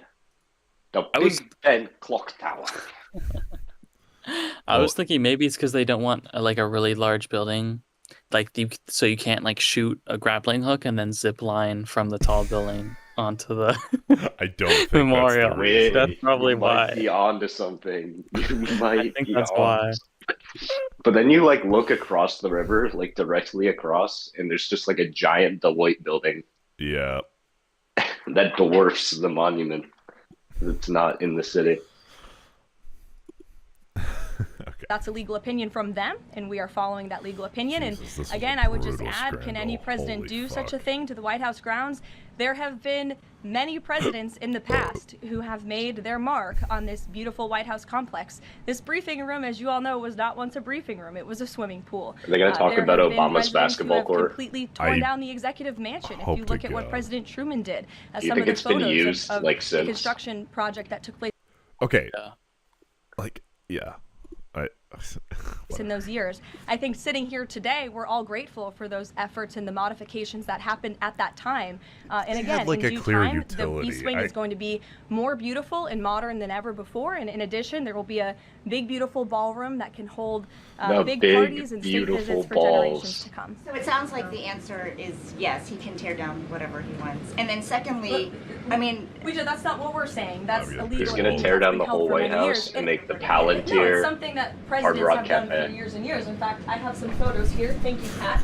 Can you imagine they put sponsors on it? Welcome to the Palantir Ballroom, hosted by Donald J. Trump. They already have sponsors on They've sponsored a military parade. That's fucking crazy. This military parade brought to you by Lockheed Martin, Coinbase. The Library of Palantir. Congress is now the Apple. It's like the Apple library. Jesus fucking Christ. It has a big Apple logo in front of it. My God. It looks like an Apple store. I think they probably have one in there. Fuck. Show you the construction that's taken place on the White House grounds. This is the construction of the West Wing in 1902. Look at this, the construction of the West Bro, Terrace. she's showing us her freaking show and tell. Like this is like how you went in front of the class. This isn't even like a poster board or anything. This is just printer paper. She could have like rolled out like one of those like TV cards from school. Yeah. This is wild. Wait, they have screens back here. Nope. The budget's gone, man. The government shut down. They can't afford people are seeing today, VFDs. the construction of the East Terrace as well. You look at the construction of the West Wing expansion in 1934. So, look, this is a legal opinion that's been held for many years. Look at this is 1950. It looks a lot like what you were seeing today. Can he demolish anything he wants? What do you without So you want a news segment on your show? I could walk to the White House and see Right, the so I'm construction. asking, and then back to, That'd be pretty many sick. of them are, I'll do it at lunch. I'm going that way for lunch. It's being reported that the semi-truck driver suspected of killing 3 people in Well, wouldn't it be hardwired? a DUI crash is an illegal immigrant who came in under the Biden administration. Oh my God. A DUI crash? More like a DEI crash. There's definitely a Fox News headline that says that. Do you Also, what was that? know if California gave him a commercial driver's I'm not license? engaging And then it with this also one. appears that Fuck. California largely has not been cooperating with English proficiency Bro, they're standards. acting like I'm you need wondering a if the license to administration has any drive. further Come on plans now. to punish the state. Yes, I can confirm that California Sure, what gave the this hell? individual a license, and it is something that the Department of Transportation has Is he already illegal, looked or into. was I he know an Secretary asylee? Duffy, who's doing a phenomenal job, has spoken on this many times in the crackdown that the Department of Transportation is taking on these licenses that are California wrongfully truck being issued to people who clearly do not deserve to uphold these positions. As for this case in California, Listen, you want to cover the on Stephen October A. Smith? 22nd, ICE lodged The Department of Homeland, The and the Hood Genius Twitter beef. Like, there's this NBA meme account. No, that's just I been- know. I've seen it. an immigration We Let's are get- Hood Genius. Let's get through the press secretary briefing, and then we can go do some memes, and then we gotta go back to politics. Detainer for this Boo, individual Caroline following his Levitt, arrest boo. by I local agree, authorities in California on charges. At least she's as better you than know, Pam of Bondi, I manslaughter while guess. intoxicated and driving under the influence. He killed 3 people, and he first entered the United States in 2022 through the southern border, and he was released into our country by the previous administration. So now ICE has lodged a separate detainer for this individual, and these tragedies are following a disturbing pattern of these criminal illegal aliens being issued commercial vehicle licenses. And so, yes, the Department of Transportation is absolutely cracking down on that. I defer you to them for any specifics. Venezuela, President Trump has said Maduro doesn't. Oh yeah, we're also starting a ground invasion of Venezuela. That's something. How many guys do we got there? Like 10? I don't know. We're doing scouting things. Okay, is there any immigration status? Y'all I'd remember be- when he was all about the wall? I wish he would just talk about the wall again. Yeah. True. Well, they talked about it briefly when they were like, People are claiming it, as could have been predicted. What was their solution? Barbed wire at the top? Nah. If we paint it black, it'll be too hot. And the night just doesn't exist. On a mess with the United States, and this administration is continuing to position more military assets towards Venezuela. I'm wondering if the end goal of this narco-terrorist war is to implement a regime change in Venezuela. The president has spoken on that, Reagan, and I certainly won't get ahead of him. What we've made very clear is that this administration is not going to tolerate international narco-terrorist organizations from trafficking drugs into the United States. And these cartels over time have grown more armed, well-organized, and violent. They have financial means, sophistication, and capabilities needed to operate in the way this administration has. Fucking what? And they have illegally caused Clearly deaths she never watched of tens Breaking of thousands Bad. of American citizens each year. So that's where we are right now with respect to Venezuela, but also any country that is sending purposefully illegal narco-terrorists to the United States of America to bring illegal drugs. Why don't we go in the back? The U.S. and Colombian relationship right now is at one of its lowest points in decades. We heard what President Gustavo Petro had to say about President Trump. We heard yesterday the response from President Trump. Is there any kind of compromises or gestures from the Colombian president that President Trump would like to see find like the de-escalate the court tensions? case Is it possible at de-escalation? I don't think we're seeing de-escalation from the unhinged leader of Colombia right now, and I don't think... Because as crazy as it sounds, I don't fucking trust the DHS at all. Like... The president, frankly, is interested in that at this point. He spoke on this yesterday. Nah, DHS I don't have calm. anything to add to his comments. Go ahead. Yes. Thank you, Caroline. Thank you. In addition to the ballroom and the Rose Garden I'm going patio, into the back. Sorry. Go ahead. in addition to the ballroom and the Rose Garden patio, is the president looking at any other renovations or significant kind of projects here at the White House? Not to my knowledge, no. But he's a builder at heart, clearly. And so his heart and his mind is always turning about how to improve things here on the White House grounds. Bro, the fucking video. That's how they of him and spoke Jerome about Powell Connor during his Fortnite peak, bro. Builder at heart. The video of him and Powell going through the new Fed building, and he's like, takes the hard hat off. He's like, man, it's good to be able to take these off after a hard day's of work. It's like, bro, you walked for like 40 feet forward. Dude, at every like field site I work at, like all the lawyers wear the hard hats, and it's goofy. Well, yeah, but they have to. Like, that's regulation. But at this moment in time, But even of like course, when you the don't need ballroom them, is really the I always wear president's the main hard priority. hat. Kristen. Cool. Last week, President Trump announced that he had a productive call with Vladimir Putin. Same kind of He scheduled vibe. A meeting in Hungary. Since then, he has canceled the meeting and he has imposed sanctions on Russian oil companies. Can you talk about what changed that led Is to he in this China today? dramatic shift, or even just what occurred in the last week that got us from point A to point B? Sure. Look, the president Where is has Trump? always maintained that he would implement sanctions on Russia when he felt it was appropriate and necessary. And yesterday was that. Please, Vlad, pick up the phone. Vlad, please. Fine. You don't want to talk to me? I'll sanction you. It's just... Oh, yeah, and this shit last night where he's like, he saw an ad with Ronald Reagan talking about tariffs being bad, and then he's like, I'm hereby ending all trade negotiations with Canada. Like... Day. I think the president has also long expressed his frustration with Vladimir Putin and frankly both sides of this war.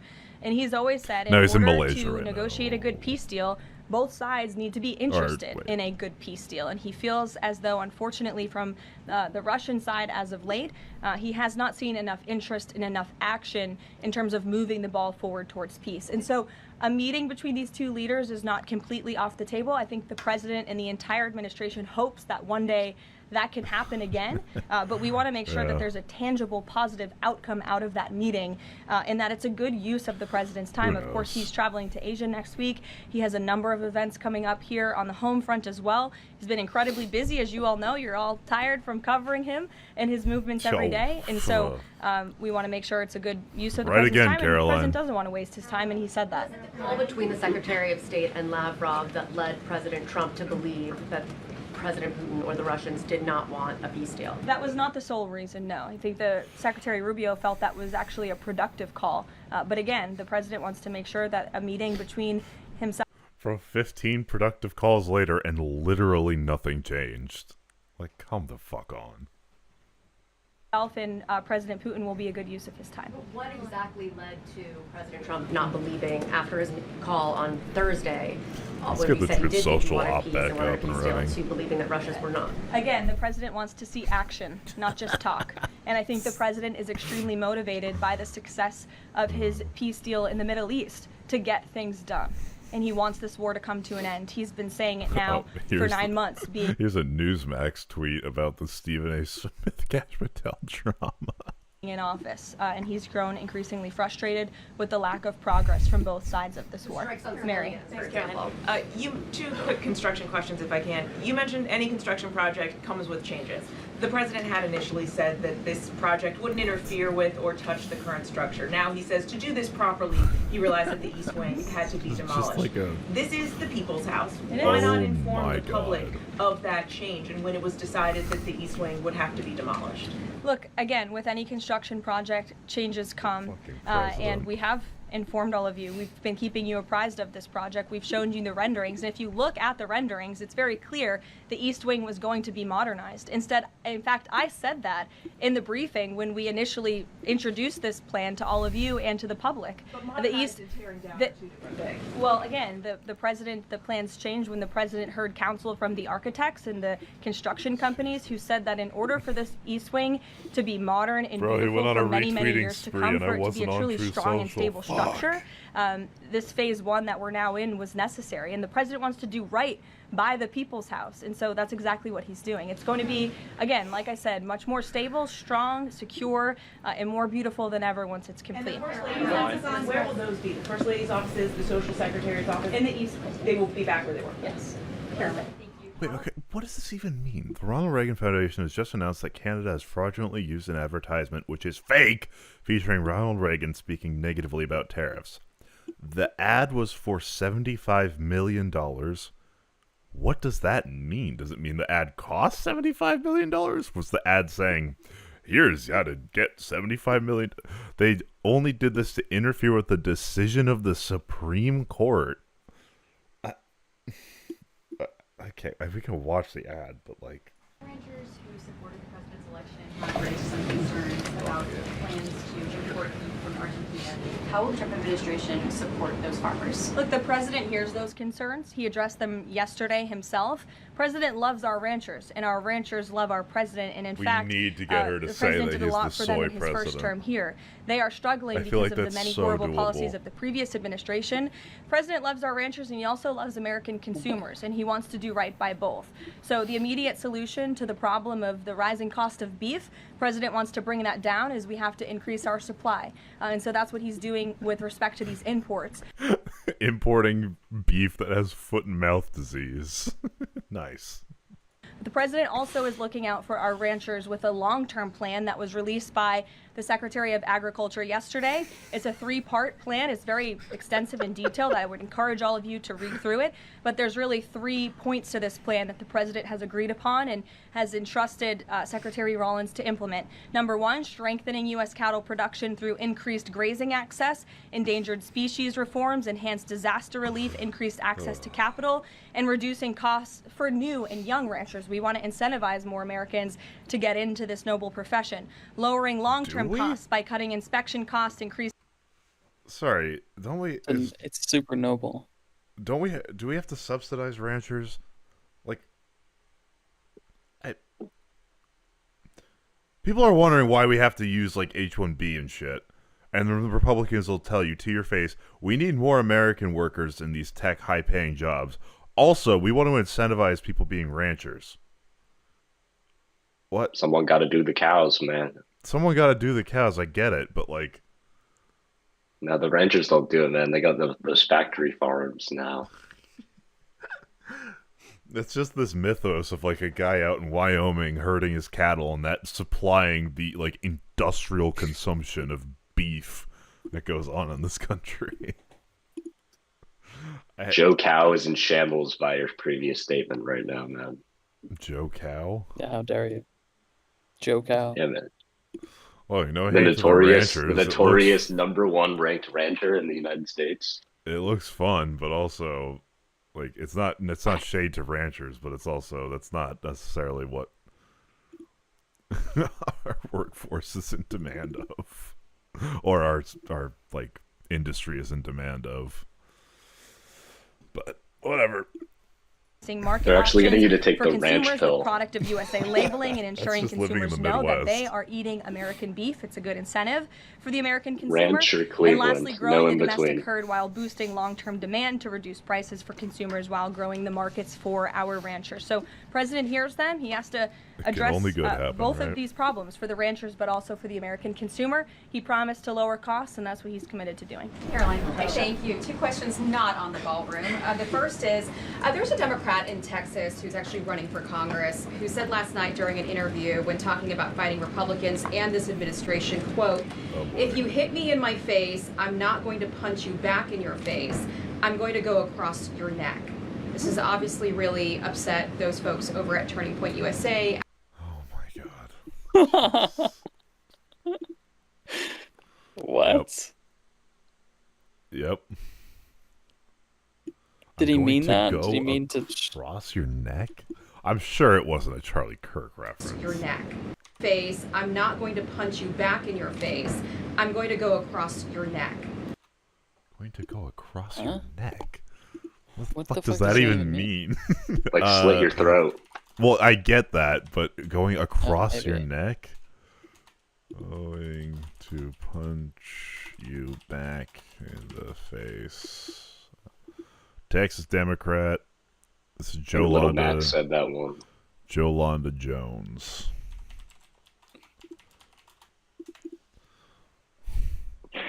Alright, I'm gonna make my way. Alright, hold on. Fox News wants to show It notifications. has been a Fuck long no. time since we've heard anything like that. Democrats, in fact, have been known for saying, when they go low, we go high, right? The famous Yeah, fuck mantra that. of the former First And that's Lady the only- Michelle okay. Obama. But you are saying, no, that is not going to work anymore. No, it Which absolutely way is my doesn't camera work. facing? I'm from the hood, okay? So when a bully comes, like, if there are no rules, you literally have to figure it out. So Donald Trump has changed things, and people trying to do what's always been done is not going it's to work. facing And I away think from that's you. why Democrats are losing black people. That's why they're losing. We're gonna poor go check people, out this because East poor Wing. People, all they want is for us to fight. So if you hit me in my face, I'm not going to punch you back in your face. I'm going to go across your neck, because we can go back and forth. I mean, fighting yeah, each she said it, but also, I don't give a fuck. And she did I make don't- the I don't throat even know sling what she notion, mean. but she clearly, that is not, she did not intend to like. It's an invoke- assassination attempt. It's literally just saying she'll hit back harder. Like, whatever. Yeah. The soy The right. neck's a really This sensitive has part obviously of the really body right upset now. those folks over at Turning Point USA after the Charlie Kirk assassination. Your response to that kind of rhetoric? Just very jarring rhetoric. And I think it's very unacceptable. I hope the people of Texas will do the right thing and reject this person's candidacy. It should have no place in American politics. And then just a quick second question on oversight Democrats that are saying that they're creating this master ICE tracker, basically tracking all ICE activity. We've seen the protests in New York just yesterday. Homeland I'm also tracking ice activity. In my freezer, it's still ice, and in my fridge, it's melting slowly, and on my counter, it's melting faster. Thank you. That's the ice update. Security is saying that this sounds like obstruction of justice. What do you say? Again, this is actively putting the lives of our ICE agents at risk. We've seen media outlets, in fact, in this room, also write stories about ICE tracker apps that Here's what I'll Democrats and say. other left. Like, I don't really have a problem with the ICE tracker apps so long as they're not tracking them off duty. And two, I think if ICE is masked, protesters should absolutely be allowed to be masked. If ICE is unmasked and like doesn't use pepper spray and shit, then protesters may have to unmask. But right now, like, if like when you go to a protest, you kind of just expect to be pepper sprayed because it's just in the air. Like for your own safety, you should be wearing a mask. So if riot control tactics move away from like chemical agents, then I'd say, okay, maybe there's an argument for protesters unmasking. But federal agents should absolutely be unmasked. That is like immigration enforcement at protests. Y'all are crazy. Yeah, dude, we have immigration enforcement at like sports games. Like they're fucking everywhere. These people are. We have immigration enforcement at the fucking at people's like what's it called? Them trying to do it legally, they'll. Wait, Ash. That's nuts. Well, yeah, that's what they do. You go to their court case. Oh, right, yeah. They'll stand outside of court, so you show up for like your asylum claim hearing or whatever the fuck, and they'll just kick you. Yeah. It's crazy. Like they're trying to do the right thing. The location of and then no. I don't know how grace. people think that's cool. Yeah. ICE agents on the ground in our communities. Again, I've said this repeatedly and I will continue to say it. The men and women of ICE are outstanding people. Nice I wish a Democrat on Capitol Hill would actually have the courage or the guts to stand up to their party and sit down with some of these men and women who are doing this incredibly difficult job of enforcing our federal immigration laws. They are, again, simply trying to enforce the law and do their jobs. And if Democrats spent a little bit more time understanding that and also focusing on the people who they are trying to get out of our country every single day. I need to remember as I which spoke about side's earlier, the east and the 3 west innocent now. people in I gotta pull out my California are compass real dead quick. because an illegal alien who Democrats let into this country was wrongfully issued a trucker's driving license and clearly was not fit for the job because he was driving intoxicated. Until I see proof that he was here illegally and not just an asylum claimant, then I'm not giving this any credence. And also, like, you're telling me a person drove drunk? No fucking way. I'm shocked. We should use this as give him a license. Give him an American goddamn passport right fucking now, man. Drunk driving is the #1 act. That's like, yeah, it doesn't get more American than that. Look how well people are assimilating. God forbid a guy has a hobby nowadays. Come on. True. How is this going? Y'all got a progress bar or anything? Do you know when you're done? Any target numbers in reference to what? Like the progress stream bar. Or 24-hour stream? What do you mean? I stream until I have to go to work. Oh, deportation. No, there's no progress numbers. No target numbers. It's always more. It's just more. Because if there's a target number, then there'd be rationale to stop. But if you leave it open-ended, then there's no reason to stop. There's more. It's more. You keep broadening the scope. Yeah. And it just gets worse and worse. I mean, a lot of people are being deported, and a lot of people are being wrongfully deported. Yeah, they tout people that get deported on, like, from the White House of, look at how evil this person is. They'll put a big sign up. Like, it's nutty. It's wild. And killed 3 innocent people. Democrats should focus a little bit more on that. Stop trying to fight this president and this administration on every turn and restore law and order. That's all that we and these brave men and women of ICE are trying to do. Mary. Thanks, Caroline. I have 2 questions, one on San Francisco and one on the No Kings protesters. On San Francisco, the president said that he had a call with the mayor and he was planning on surging there, but now it's all actually smoke and mirrors for the space. Is this what the Trump UNSC space frigate they are constructing next to the West Wing? True. The Covenant has revealed themselves to the United States, and Master Chief is currently being bred in the lowest floor of the Pentagon. Yeah, that sounds very true.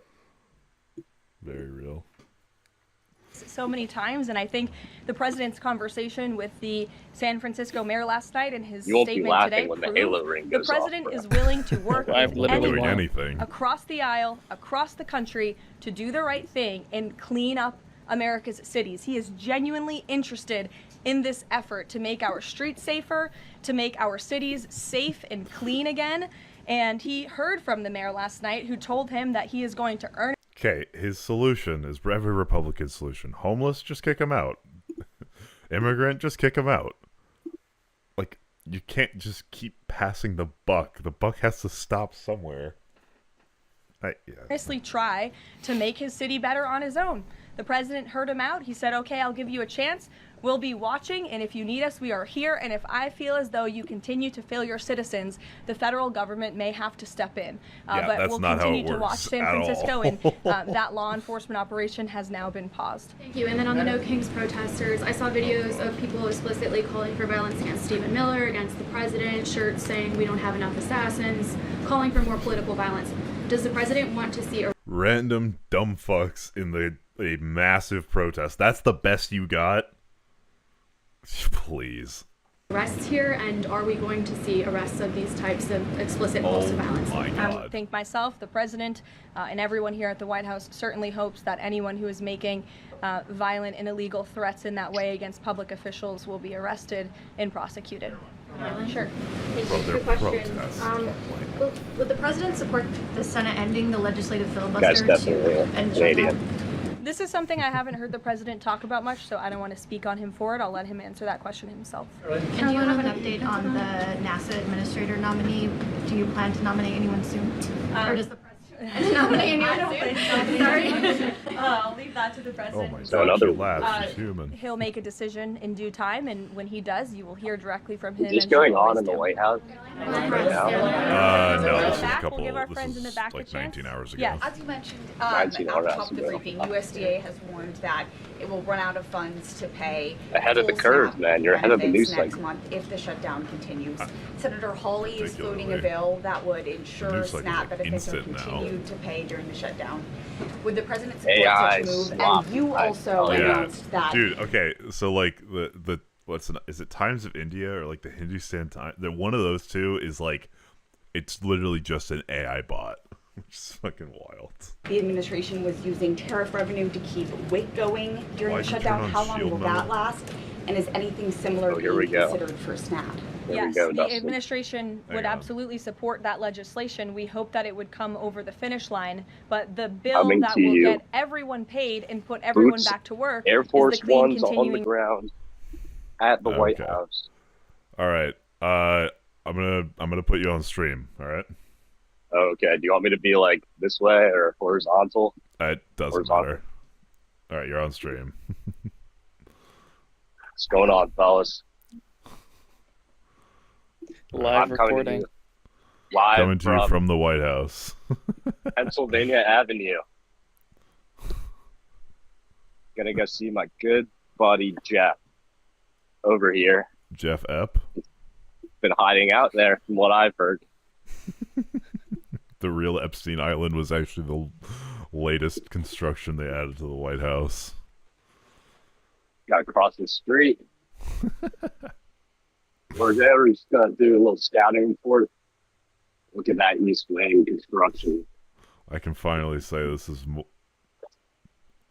I feel like there's not enough spam, and like I can handle people that come into chat well enough. Unless I say the exact right thing and it just triggers the fuck out of me, which does happen.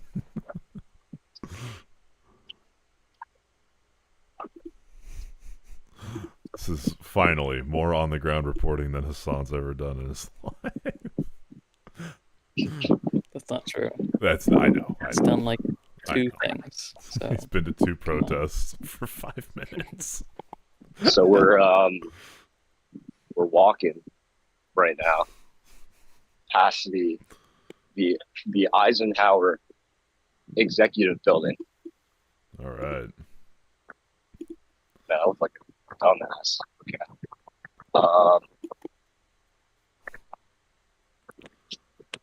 Holy shit.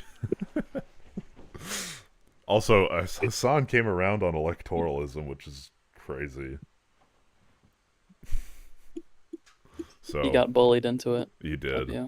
I think the dog thing actually pushed him over the edge, where he's like, "Oh fuck, okay." Which is fucking what nuts. pushed him over the edge. I think so. Okay. All right, which way's the east? Opposite of the west. Nice. Facts. But yeah, yeah, he did. So he went from you should not vote for the Democrats, or I'm not going to tell you to vote for the Democrats. The Democrats are evil. They're the same as Republicans too.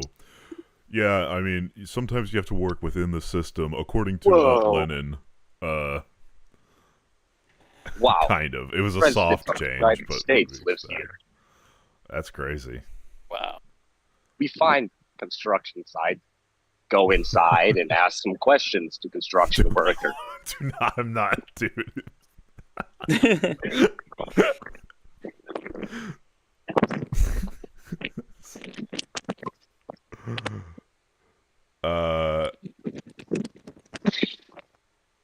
What is that meant to say?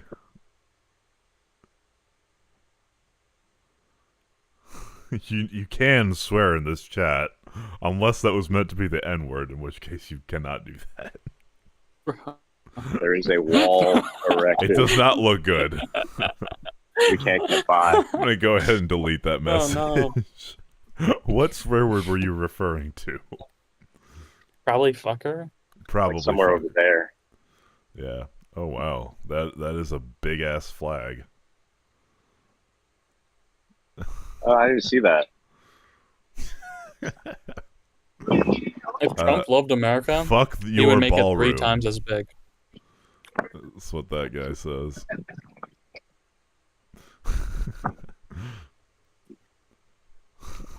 Oh, there's some protester. That's fun. There's not a lot of people. Influencer. Over there is like a little barrier kind of put up there. Wait, Can't so really you can't, get there. Yeah, you can't even go see the construction.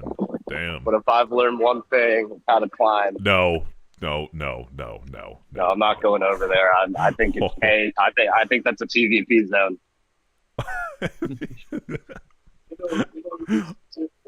Let's go find the dawn.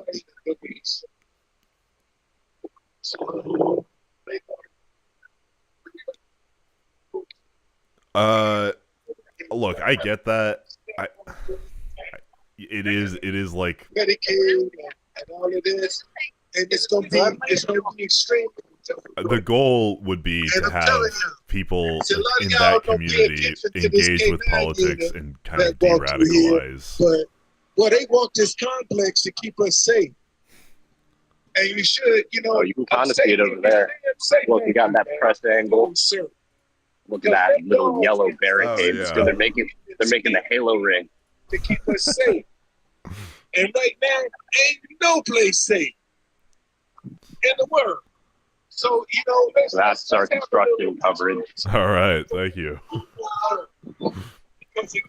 End video. All right, thank you for that coverage, Reporter Dan. I'm sad that they put the barrier up. That was not there a few days ago. Well, we're reporting live that there's now a barrier blocking journalists from having access to breaking news. Breaking news. The president and the Trump administration has put up a barrier to block on-the-ground journalists from seeing the construction. What are they trying to hide? What are they actually constructing? The Megazord. The Palantir server hosting room. Resolution. Man, That's what the fuck president Palantir. and Republicans want. Yeah, I to said it. Yeah, I said it. Ed, go ahead, Ed. Brave. Everyone was thinking it, but you went ahead and said it. Brave. Yeah. Sanctioning these 2 Russian companies. My voice speaks the voice of a thousand generations. Sorry, it's a fundamentally different question to have allowed to participate in the system versus want them to. They should be allowed to. Like, being radical isn't illegal inherently. You shouldn't have the right to vote stripped from you because you were a tanky for a year. Like, I don't know if I'd go that far. I think every American has the right to vote. and they should.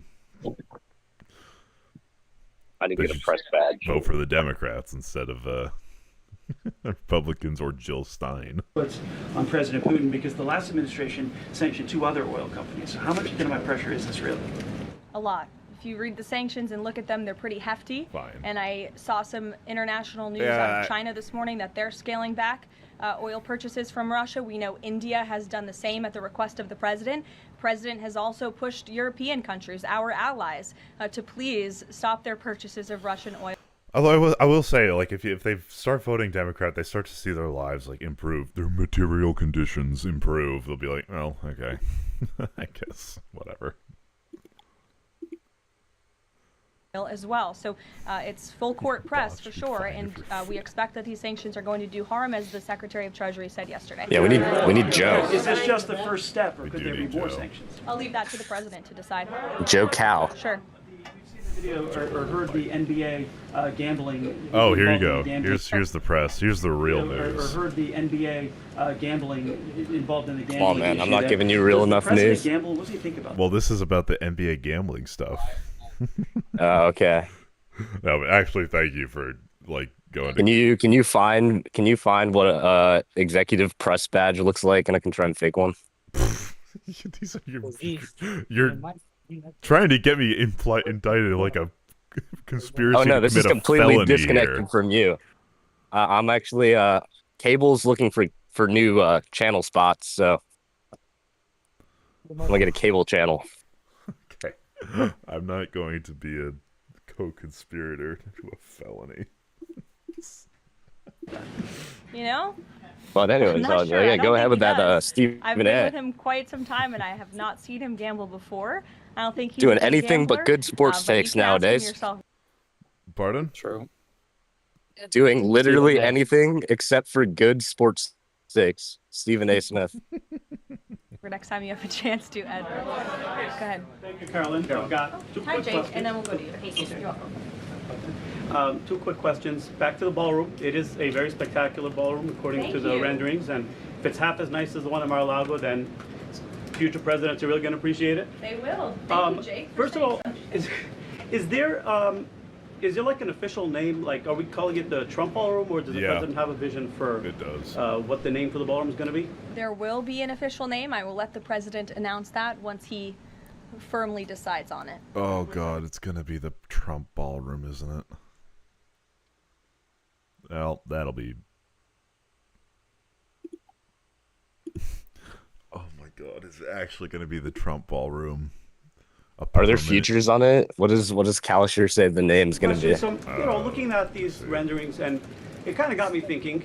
Palantir Ballroom. The greatest builder of this era, and you've been in on a lot of those meetings. If it's the Palantir Ballroom, I'm checking the fuck out. Has the subject of What do they even do? rebuilding the I just Holy said that Temple in you. Jerusalem come up? They do like biotech, right? They do a like mass data collection and data analysis. Oh, is it like biometrics? It's literally like the thing everyone was supposedly super worried about. What's up, Jester? How's it going?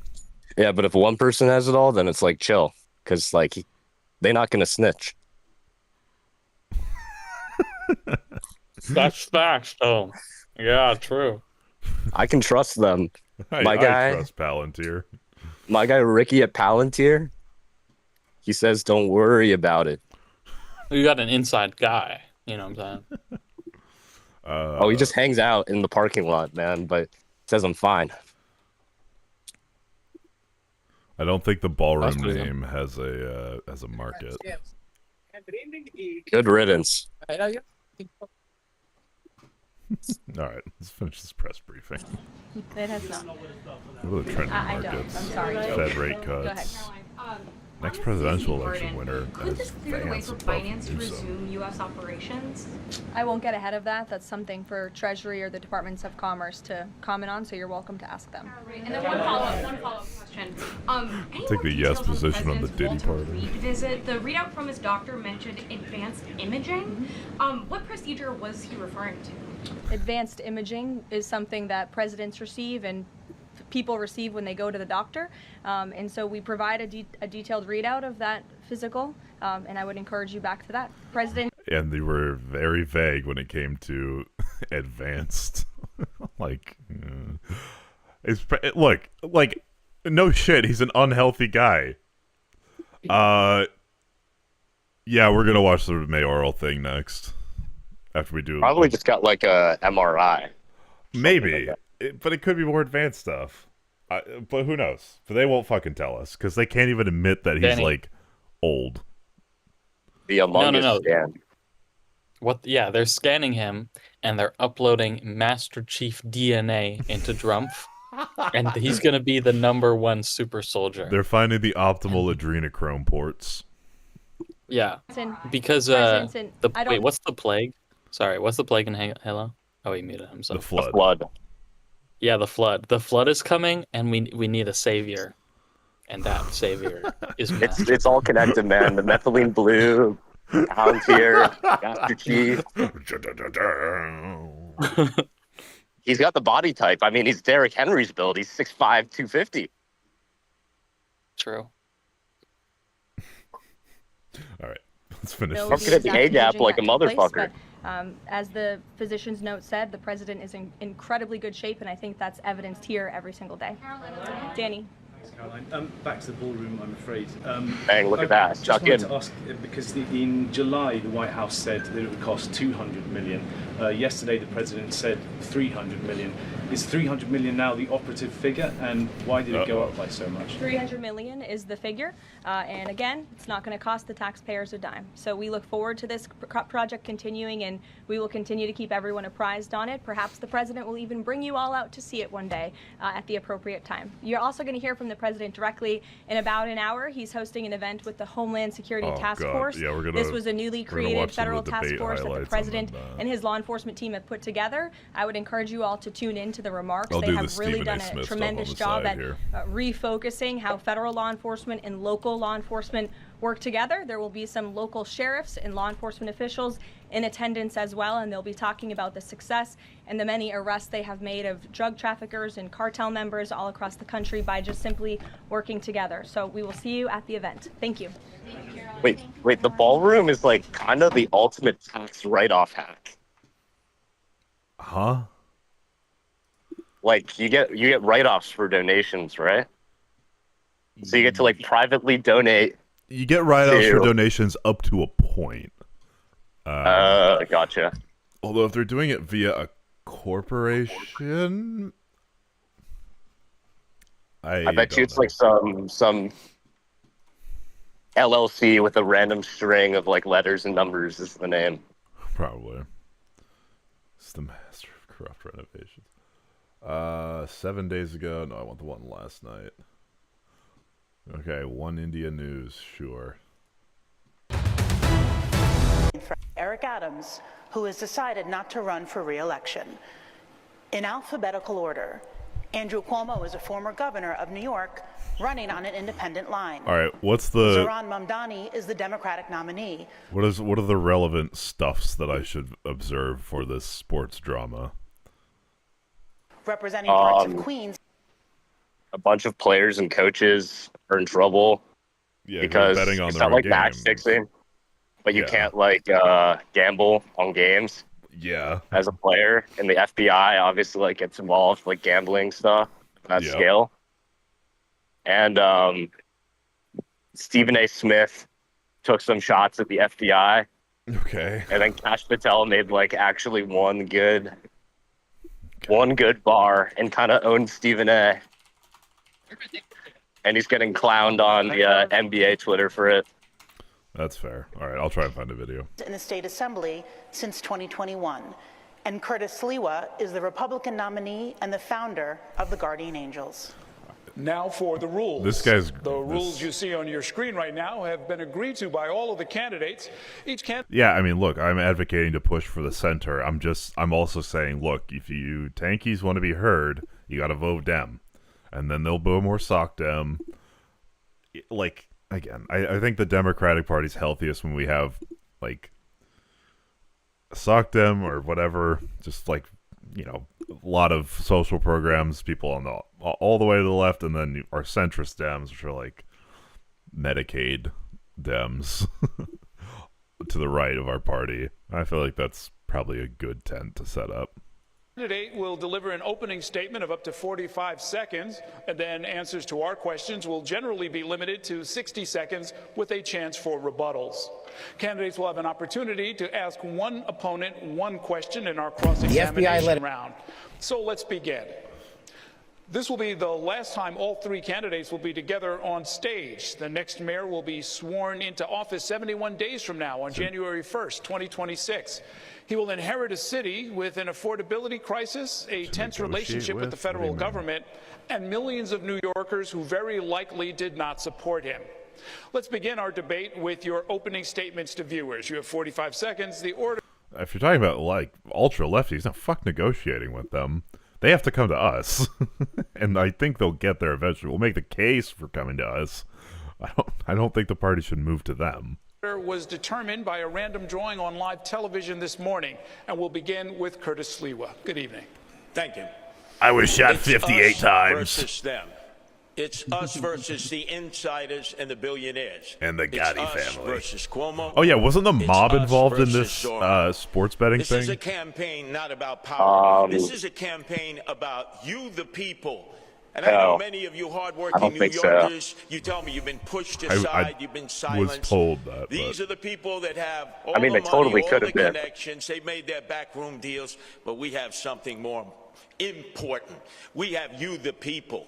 And we're not going to be silenced anymore. We're going to fight. Tonight, I want you to look at the content of my policies, to know that I've served this city for more than 50 years, the city that I love. And I'm going to share with This you guy my bleeds vision New York. to make I New love York his vibe. City safer Yeah, I do. again. I actually, I respect him a lot, but I don't think his policy's great. But I have respect for him. Make New York City more affordable again, and where Hey, is he the guy who like straight up got like shot? Yes. the American dream. Thank you. Next is Andrew Cuomo. Good evening. By the Italian mob. Thank you. Good evening. By the Gotti family. I'm sure you'll hear that like 50 thank you times to the tonight. moderators. Thank you all for being here. And Shut go up, Knicks, go Knicks, go Knicks. I hope we get an update on the score. New York is the Wow, I could not have sounded more artificial if I ate more microplastics. greatest city on the globe. Jesus. But we are at a pivotal moment. And the voters are going to have to decide in this election what candidate has the plan to save this city and what candidate can get it done, not just He's got the talk Joe about Biden it. voice box My main cadence. opponent has no new ideas. He has no new plan. It's True. Bill If de you Blasio if you close your rehash, eyes, and we you know how can that pretend turned it's out. young He's Joe never run anything, managed anything. He's never had a real job. with a little more I New will York. hire 5,000 new police, build 500,000 new units. I will cut taxes. I will grow jobs, and I will end this hate mongering and division that is Hate-monger? tearing Space this King reference? city apart. Because that's not who we are as a New Yorker, as New Yorkers. You know I can make change. You know I can make government work. I've done it before. I'll be ready on day one. Okay, thank you. What was his Next is record? Aram Mamdani. Good evening. Good evening. Thank you to the moderators, and thank you to New Yorkers for tuning in. I know you'd rather be watching the Knicks. While there are 3 candidates on this stage, you will hear only 2 messages. My opponents, who spend more time trying to convince the other to drop out than actually proposing their own policies, will speak only of the past, because that's all that they know. I am the sole candidate running with a vision for the future of this city. Andrew Cuomo will spend much of tonight attacking me. He is a desperate man, lashing out because he knows that the one thing he's always cared about, power, is now slipping away from him. He will amplify right-wing talking points, he will share conspiracy theories, and he will do these things to make you feel that this should keep you up at night. But I've been spending the last year listening to New Yorkers, and I know what actually keeps you up. It's whether or not you can afford to live a safe and dignified life in this city. I have plans for our future. My opponents only have fear. Yeah. Thank you very much, candidate. I think he's a good candidate. Like, he's obviously to the left of me. I don't know about raising corporate taxes by 4% instantaneously, but he's dynamic. He's a like charismatic face. I think he'd be better than Cuomo by a long shot. I'm interested to see how he handles the affordability stuff when most of the properties are owned by like private equity companies. Yeah, I mean, we'll actually That happened Probably figure yesterday out his policy afternoon on when housing. federal agents descended on Canal Street, arresting street vendors who have been selling counterfeit designer merchandise for as long as any of us can remember. More rent stabilization. This is the first time we've seen major federal law enforcement activity in the city outside of arrests at immigration court in lower Manhattan. And some critics are now ringing an alarm bell, calling it a dangerous and unprecedented use of federal agents in New York City. Others say that the vendors were a major quality of life problem in the neighborhood that the NYPD had ignored. So the candidate, I'll ask each of you to respond to this. How should the mayor and the NYPD have handled both the presence of the street vendors and then the federal action? We'll start with you, Mr. Cuomo. I've had a lot of dealings with President Trump. And there's only one way to deal with him. He puts his finger in your chest, and you have to put your finger right back in his chest. I've actually had this situation with ICE interfering in New York before. It was upstate New York where ICE just showed up and started to take action. And I called the president, and I went down to the White House, and I said, that doesn't work in New York. You don't send ICE in without coordinating with public construction. The problem with public construction is it costs at least twice as much as private construction. Yeah, I'm more pro private stuff and way more private. Yeah, I think even if he does public, does he say how much he wants? How many? 200,000 new units over the next 10 years. Which that's like lower. Is a unit like just like one apartment space, like a living space, or like a bed? It's one living space. Yeah. One living space. Yeah. So it's not enough, like, at all. That's like lower than Cuomo numbers. I do think you just need to expand like the public infrastructure of like transportation, and also build fucking spread that shit as far as you can. Just like make New York the shittiest city ever, so the rent drops. I mean, you can either decrease demand or increase supply, or a little bit of both. We're increasing supply. It's so possible. Yeah, it's very possible. It's unshackle developers. Why are people against developers anyway? Like, why are they the enemy? Because they're building. They make money. Oh, right. Taking away our green space. Bro, it's New York. They put one tree every couple blocks, and they're like, "See, it's green." No. I don't think It's duplicative and it's dangerous. We don't need ICE to do quality of life crimes. We don't need them to worry about illegal vendors. That's a basic policing function for NYPD, consumer affairs, etc. Everything's done, and it's very beautiful, and it has space for trees, and it's lit, and I don't know. All you have to do is make use of the Bronx, Queens, and Brooklyn better, and then you're good. And fine, Staten Island. Make Staten Island better or something. I don't fucking know. Nah, keep Staten Island just the way it is. No, kick out every immigrant. Actual GTA RP server. Yeah, and everyone has like a single family home in Staten Island. It just doesn't make any fucking sense. You're like, wait, this is New York? Bro, this is literally Long Island. This is not New York. They got Coney Island and hot dogs though. Yeah, I mean that's why I think like the property tax is a good thing, because if you build a ton of stuff just for yourself, you're eating a lot of property tax. We should have a property tax, and in New York it should be pretty high, so that you're disincentivized from like just using all the space only for yourself. And you're incentivized to move out and let people have a fair offer for their fucking land. Like, if you let these developers develop, they're going to offer like this land for what it's worth. It's like, oh, what about grandma? Grandma can get like $10 million like to go fuck off somewhere else. Like, it's good. It's fine. She doesn't have to. Doesn't have to.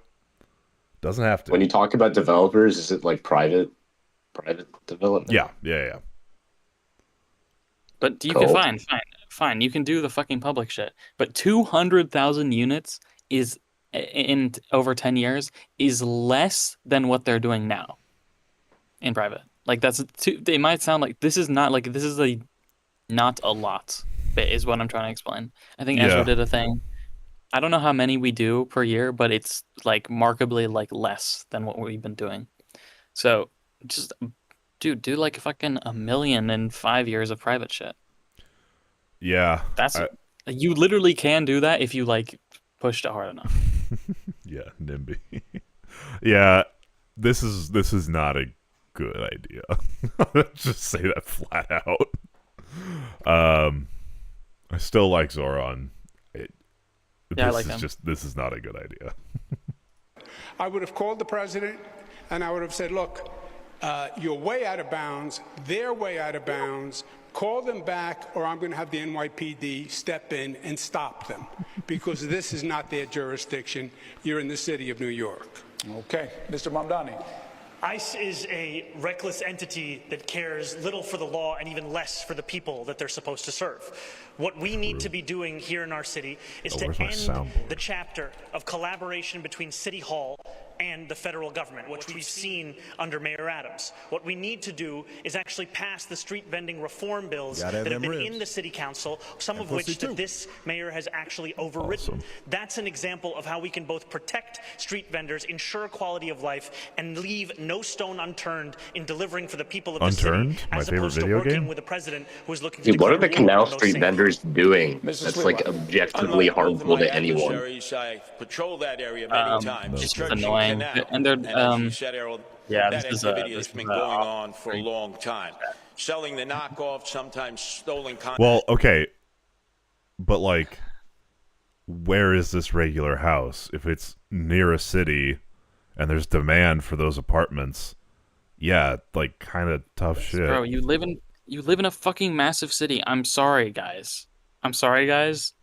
This is when we're talking about what's it called? What was that stupid thing that we were debating or talking about? Georgism. Guys, come on. It is so inefficient to have those single family fucking homes. Yeah. It is crazy. Look, I don't think people should. Are awesome. I don't think people should be like forced out, but I do think we should have a tax-based disincentive to stay, and if we have less regulation on property developers, the demand for that land will be higher, so you'll get a fairer price for it. Hey, I'm sure a lot of people would share the same sentiment, but as a renter, if someone gave me only a couple bands to go find somewhere else to live because I wanted to build a Hard Rock cafe on top of me, yeah, I'm gone, man. Yeah, but what I'm saying is if you've got if you rent some kind of townhome, or if you're or you're the owner of the townhome and you got 4 rentoids living there when it could be a high rise. That's crazy. Yeah, the developer should be able to pay that landlord a hefty chunk of money to say, all right, sell the property. See ya. I feel like New York's compartmentalized already though. There's sections with high rises and there's sections with the row homes. Yeah. You don't see a bunch of high rise, row home, high rise. Right.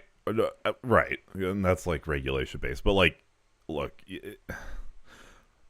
maybe you could have Manhattan and all the high rises there, then all the row homes, then a ring of high rises around it. I don't fucking know.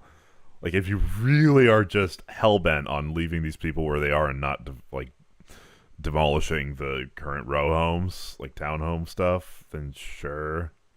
But let's go back to the trees, back to the ocean. There is a massive supply problem, and that's either going to be solved by expanding the ring of high-rises or making new rings of high-rises around. But it's just... I think growing New York City is great.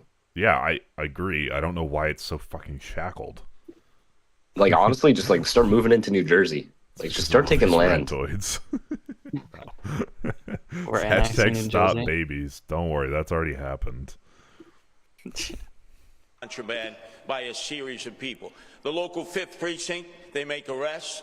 when they have obviously cause to do so, and they complain that they have to release them because of no cash bail, of which both of my adversaries are in favor of and I'm not. The feds should not have stepped into this situation. There is not communication between the local authorities and the feds. This Yo, is who's a that little matter that should have been funky left up girl to in the bottom NYPD, right? She's but got we a hit in can't that shit. tolerate citizens attacking our federal Oh, she's the law interpreter. enforcement forces in the street. Because then that will just Sorry, I lead was to watching a minimized view, so it just looked like Let she me was like ask doing a a TikTok related dance. question. President Trump has been commenting on this race and all of you on a regular basis. He's been less than glowing when talking about each of you, especially you, Mr. Okay, I read that as content delivery network. Canadian. Donnie. I'd like you each to describe whatever combination of defiance, diplomacy, and cooperation you will use as mayor if President Trump continues to increase the federal government's role in the affairs of our city while also threatening to decrease funding. Start with you this time, Mr. Sliwa. I want to play My GeoGuessr. adversaries have decided to bump chess with President Trump to prove who's more macho. You can't beat Trump. He holds most of the cards. He's already cut federal funding for Medicaid, for the SNAP program, and it's threatened to cut funds for NYCHA. So if you're all of a sudden going to get adversarial, you're going to lose. And who gets hurt? The people of New York City. With Trump, it's always the art of the deal. You have to go, you have to try to negotiate, whether it's with his minions or himself. He'll want you to give in order to get a little bit. But if you immediately act like you're going to take him on, like, you know, it's I'm going a to be I'm a big fight, supporter of we're gonna DM, but I'm lose. a bit All of a the people in NIMBY New on York it. City are going to lose. You have to be able to show respect. And I think if you show respect, you'll get respect, and you'll protect the New Yorkers who are so desperately in need of federal funds. What's the good of it? They'll bump chess with Donald Trump. They won't get the money, and then they'll blame Donald Trump. I will say it's a tough call. If you're a New Yorker, right, do you want a mayor that's going to battle Trump and probably have your conditions be a bit worse, or do you want one that'll kind of play the game? Although, does Trump like Sliwa? I don't even know if he does. I think he just hates them all. Yeah. Yeah. With Donald Trump and try to get the best deal possible for our poor and indigent citizens. Okay, Mr. Cuomo. Yeah, the difference on this question is I've actually lived it and I've done it with President Trump over many years through the most difficult situation that this country has gone through, COVID plus. You're wrong. COVID plus. You're going to have to confront President Trump. He is hyper-aggressive, and he is going to overstep his bounds. And you are going to have to confront him. And you can beat him. I confronted him, and I have beaten him. He was going to quarantine New York You during beat him COVID. off, am I right? And My I fellow stopped him. He Cuomo was going to haters. cut aid to federal programs, and I stopped him. But Mario you also want Cuomo's to be cool. in a place where you can cooperate on good things because we need federal I like help his if we're bridge. going to save our city and rebuild our city. President Trump spaghetti has and- to respect you.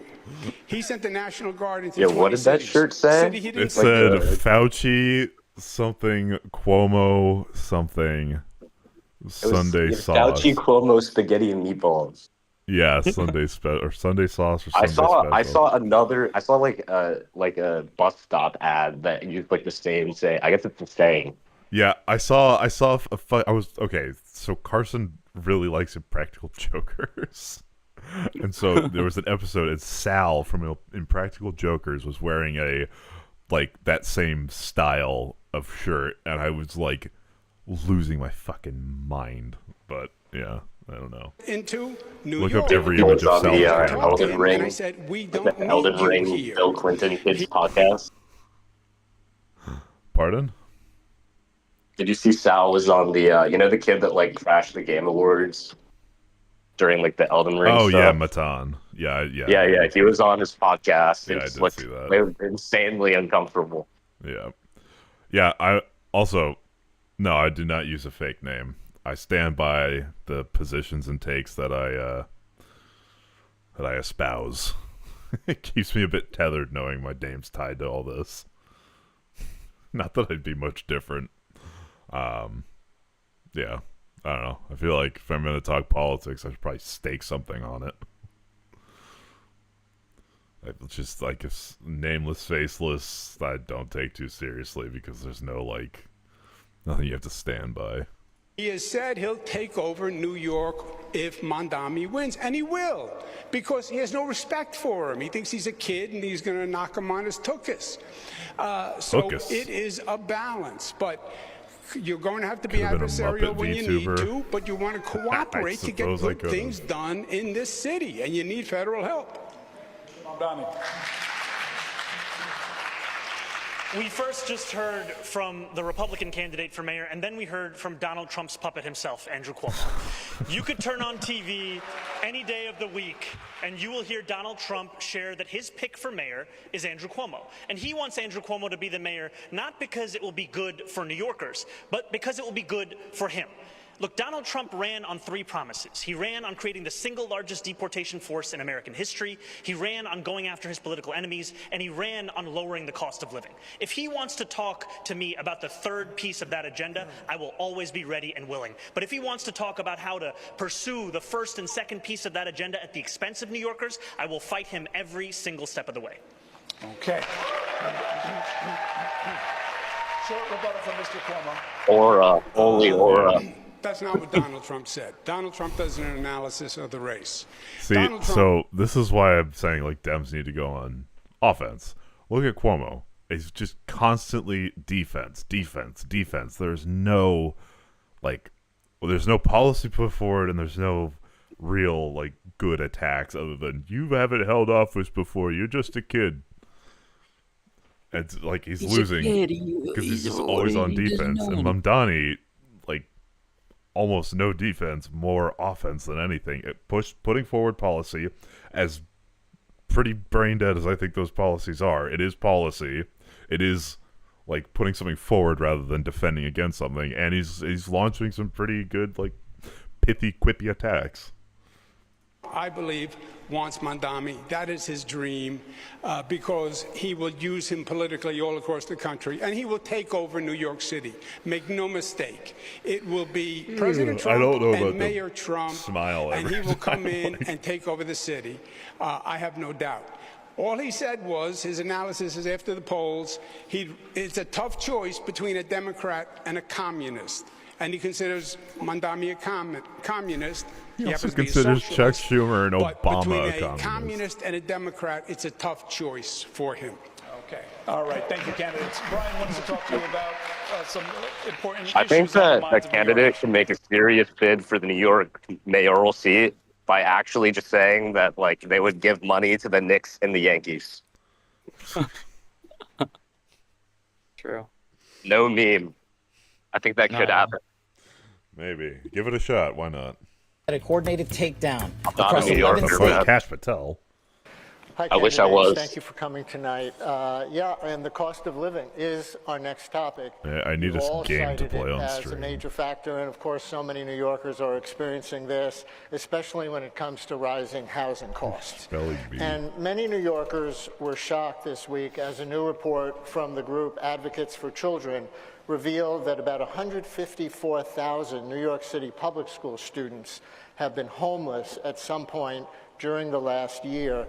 65,000 lived in homeless shelters. Even more were in doubled up situations with no home of their own. It's never been over 150,000 before, they tell us. And it amounts to 1 in 7 New York City kids. As mayor, how would each of you tackle this problem to help this vulnerable population? And in this round, we're going to go Mr. Mamdani, Mr. Cuomo, Mr. Sliwa. So Mr. Mamdani, you go first. This is a stain on our city. To see this many children in our public school system be homeless, and to know that this is the 9th consecutive year that it's more than 100,000 of those children. What we need to do is ensure that next year is not the same. And we are going to do that by building the housing necessary such that New Yorkers are not priced out of this city or forced to live in shelters. And that's why my campaign is going to deliver 200,000 new affordable homes across the 5 boroughs, all while freezing that's just not enough. the rent for more than 2 million rent-stabilized tenants. Now, freezing rent also, it's not a good call. I understand the inclination to do it, but if you want to create more demand for the same housing while imposing a price ceiling, you're going to create a massive, massive shortage. Yeah. So in the public school system, it's tough, but like, if you make less, you're probably gonna live farther. Now, I think that they should, in tandem, vastly improve access to like Manhattan from, like, I'd say as far as like Connecticut. Like, we've already got the MTA, right? So that's pretty good. I just would like it to be faster and better. More trains. It all comes down to the same fucking thing. More trains. Also have a program called Every Child and Family is Known. It links a child who is living in a homeless shelter with an employee of the public school system. It also links that employee with the child's family. It's been shown to increase attendance records, self-esteem, a level of belonging in that school system. I am going to increase that pilot program to more than 200 schools, and we're going to do it because we have to deliver for these children. Mr. Cuomo. Yeah. Yeah, I don't think Zoran anything's is a great stopping actor. the Zoran juggernaut. Freeze the rent sounds great. Yeah, it affects about 25% of the number of housing units in the city of New York. It's not a new idea. Bill de Blasio did it. It turned out to be a debacle. And it does nothing for 75% of the units. And for the 25, it just postpones the increase and actually causes us to lose units because landlords took them off the market. Ask you to address the homeless children question, and we will get to rent freeze. Yeah, well, the answer to homeless children is you need more affordable housing. And I'm saying freeze the rent was done under de Blasio. It doesn't work. It's a canard and just a great three-word slogan for TikTok. The way to increase availability of affordable housing is to build affordable housing. I was the HUD secretary. I did it all across the country. We have 1% vacancy rate. We're not building enough affordable housing, and you need a competent, productive government to do that, and that's what I... Okay, the demand for artificially lowered rents, which is what affordable housing is always going to be in demand. If you set a price ceiling above, or you set a price ceiling below or the equilibrium price, there's always going to be a shortage, no matter what you do. I don't know. Done across the country, across the state, make government work. You get the supply up, the rents will come down. Thank you, Mr. Sliwa. Okay, Mr. Mamdani, you were named, so you get 30 seconds. We are in the ninth consecutive year of more than 100,000 children in the New York City public school system being homeless. That means it began when Andrew Cuomo was the governor. And what did he do? What did he do about it? He did not do anything.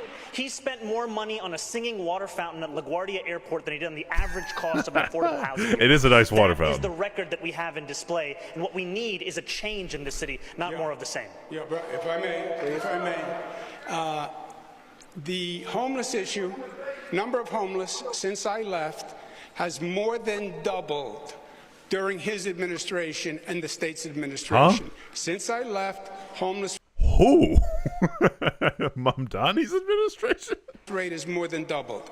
When I left, the vacancy rate on housing was 4.5%. It's now 1%. Probably Eric Adams. This man never even proposed a bill on housing or education. Never even proposed a bill. Keep going back and forth between the two of you. Mr. Sliwa, it's your turn. Andrew, you didn't leave. You fled from being impeached by the Democrats in the state legislature. You fled. We've got populist left versus populist left and populist right ousting. If there was someone that wasn't fucking Cuomo. Nah. Yeah, tell him, Kurt. Tell him. But let's get back on topic, because I'm the only candidate up here who's been into many of the over 300 Department of Homeless Services shelters, and the family shelters are unsafe for the families there. We have to make them safer. We have to bring teachers into the shelter. Many times, the mothers or the guardian have to get on bus after bus and take them to a school that's 2 or 2.5 hours away. This is a horror situation that's taking place. And we have to prioritize this because this number of homeless children is going to grow. It takes 5 years to build affordable housing. We need to address it in the shelters itself to be able to handle it so that the teachers can come in, whether they're public school teachers, charter school teachers, and I know there are a number of parochial school teachers who love children who would volunteer their efforts to do that. We're going to give it to Katie Honan now to ask about another aspect of affordable housing. We're going to switch to the millions of New Yorkers who are renters, specifically those in rent-regulated apartments. There are more than 1 million New Yorkers living in these units, most of them rent-stabilized. Mr. Mamdani, you've proposed I say tough shit. a rent freeze for these tenants. Mr. Cuomo, you don't support that, and you've proposed a new means test for having a rent-stabilized apartment. Mr. Mamdani, our question, how can you know in advance what the balance between landlord needs and tenant needs will be in future years? We've seen a lot of inflation in recent years. Haven't small landlords felt that pinch as well? And then we have other questions for the other candidates. You know, we've seen time and again, Mayor. What is the populist left answer to like a landlord that's making like just like the same wage that people they rent to? But are they still like the enemy? That's a bad landlord, let me tell you. Then you're doing something wrong. Come on, son. Raise rent. Use their power with the Rent Guidelines Board to hike the rent on those same more than 2 million New Yorkers. This same Rent Guidelines Board did a study that found that landlords of those units had seen their profits increase by more than 12%. Their response? Hike the rent on rent-stabilized tenants who have a median household income of $60,000. I believe that tenants across our city deserve relief, and I also believe that city government can work to alleviate the pressures for landlords of those units without having to put that burden on those same tenants. It's possible to keep New Yorkers in this city and to help landlords with rising insurance costs, water bills, Con Edison, and a broken property tax system. Sorry, Zoran, you lost me there. Did you say help the landlords? No. Thank you. Mr. Sliwa, what's your proposal for helping New Yorkers with the historically high rent burdens in either stabilized or market rate units? Well, the first thing, we have 6,000 empty apartments in NYCHA. That is a sin. That's what the mayor can control right away. We need to move those families with children in. For those who live in rent-stabilized apartments and have their rent subsidized, Zoran Mandami, we need to make sure that the big realtors, that they have to pay a vacancy tax because they're holding off on those apartments. Zoran And have their rent subsidized, Zoran Mandami. We need to make sure that the big realtors, that they have to pay a vacancy tax because they're holding off on those apartments and not putting them out into the marketplace because they want to flip the building. Not for the mid-sized landlords or the small landlords. They need the help. And there are a number of people in the outer boroughs. They own a home, they live on the property, they're not absentee landlords, 2, 3, 4 apartments, and they're deciding not to put them in the marketplace when somebody either leaves or dies because they have to deal with tenant-landlord court, which is an absolute nightmare for small landlords. We got to make sure it's a fair playing field so that the tenants are protected, but the landlords are protected so they're not stuck with squatters for 4, 5, or 6 years, which destroys their equity and forces them to leave. Oh yeah, squatters' rights. I have not found a good case for squatters' rights. I don't know why it's a thing. Thank you. Mr. Cuomo, you signed a law in Squatters' rights 2019 is, repealing a means test to live good in a solution. rent-stabilized apartment. What's your position now, and what changed in that? The 2019 law was added tenant protections that had never been added before, and protections against tenant evictions. But to answer your question, you cannot, Zoran said, the tenant doesn't have to pay more rent, but we're going to cover the landlord's costs. No, you can't do both, and that's not what happened. We did freeze the rent with de Blasio. We lost units because the landlords took them off the market because you weren't covering their costs. The reason the Rent Guidelines Board went up after the freeze was because you had to make up for all the backlog of costs. And this, I'm going to freeze the rent. And people think it applies to all of them. No, just the 25% of units that are rent stabilized. And by the way, it's all BS because the mayor doesn't have the power to do it anyway. The Rent Guidelines Board does, and he doesn't control the Rent Guidelines Board. So nothing is going to happen. We got Cuomo fans in the crowd? What? W. Cuomo. Seriously? All this, it's just more political blather. Mr. Mamdani, you can respond. If you want a candidate for mayor who tells you everything that he cannot do, then Andrew Cuomo should be your choice. If you want a candidate for mayor who will use every tool at their disposal, including the 9 appointees at the Rent Guidelines Board, all of whom are appointed by the mayor, then I am the candidate for you. We have to go to Errol, sir. I'm sorry, you weren't named, so I'm sorry. We're going to go to Errol. Eric, my name was... Fuck you, Cuomo. Can I get the rebuttal? Quickly. Okay, quickly. The mayor doesn't appoint the Rent Guidelines Board. He's wrong. They are appointed to a term, and they're on holdovers. And when the term is over, you can appoint. But it takes a number of years to get control. Okay, understood. Candidates, right now we are just blocks away from the site of the Long Island City rezoning plan, which has been under consideration for a decade at this point, and in its latest version would create 15,000 new apartments.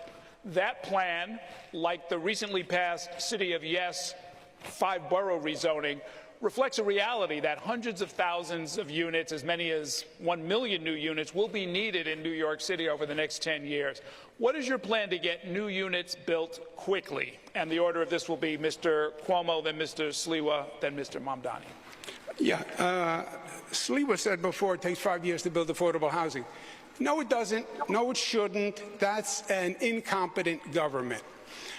You can actually get competent government and well-managed government. I built LaGuardia Airport, even though he doesn't like it, in 4 years, okay? So don't tell me it takes 5 years to build a housing unit. You have to redo HPD. You have to change the entire organizational structure. You have the zoning, but you have to start hundreds, if not thousands, of sites simultaneously.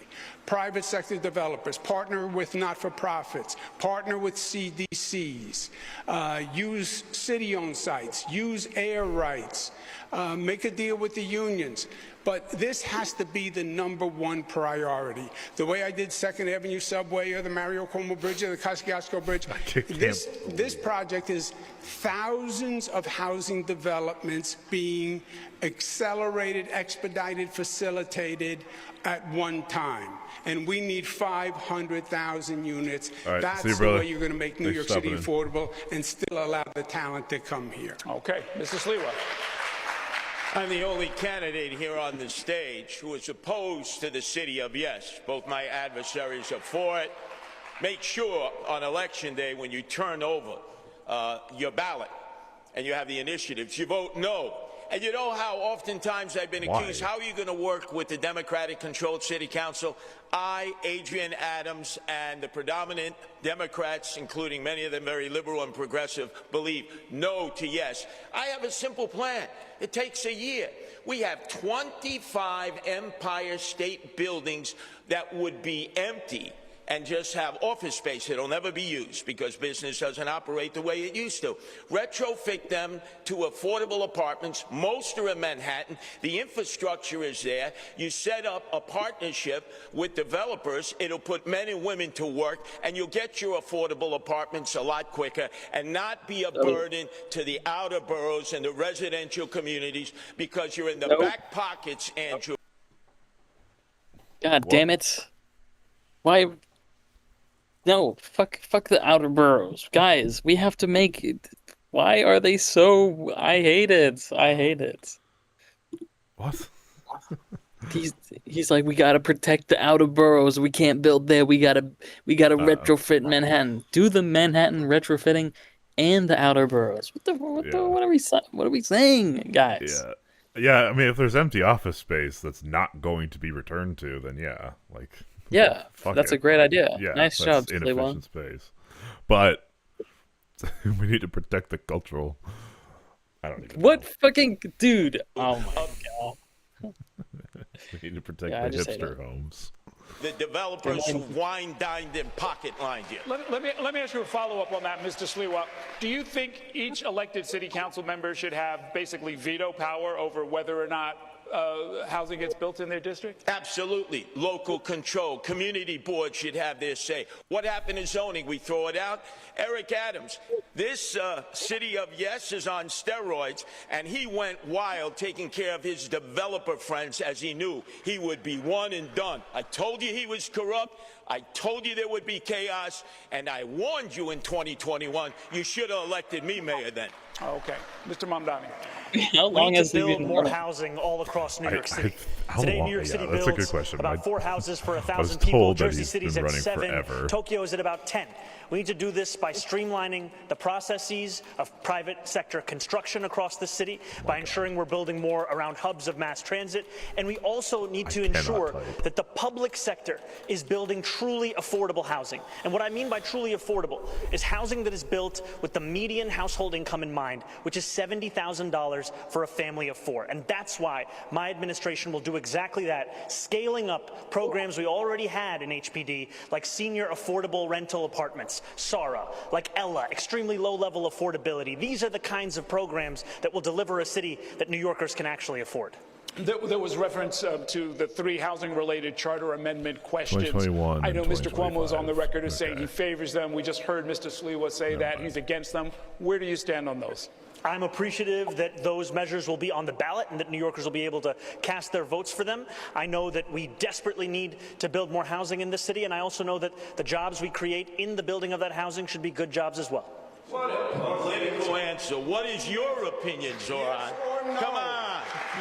Yes or no? Oh, sorry, I missed Able that. to stand on those. Is saying he favors them. We just heard related charter amendment questions. There was reference to the 3 housing-related charter amendment questions. I know Mr. Cuomo is on the record as saying he favors them. We just heard Mr. Sliwa say that he's against them. Where do you stand on those? I'm appreciative that those measures will be on the ballot and that New Yorkers will be able to cast their votes for them. I know that we desperately need to build more housing in this city, and I also know that the jobs we create in the building of that housing should be good jobs as well. Okay. Question 2. Proposed charter amendment. Fast track affordable housing to build more affordable housing across the city. Fast track publicly financed affordable housing. Fast track applications. Yes, fast tracks applications to the Board of Standards. No, leaves affordable housing subject to long review. Okay. Proposed charter amendment. Simplify review of modest housing infrastructure projects. Okay, so yeah, just less, like, not less oversight, but just quicker. Okay. Establish affordable housing with appeals board. Okay.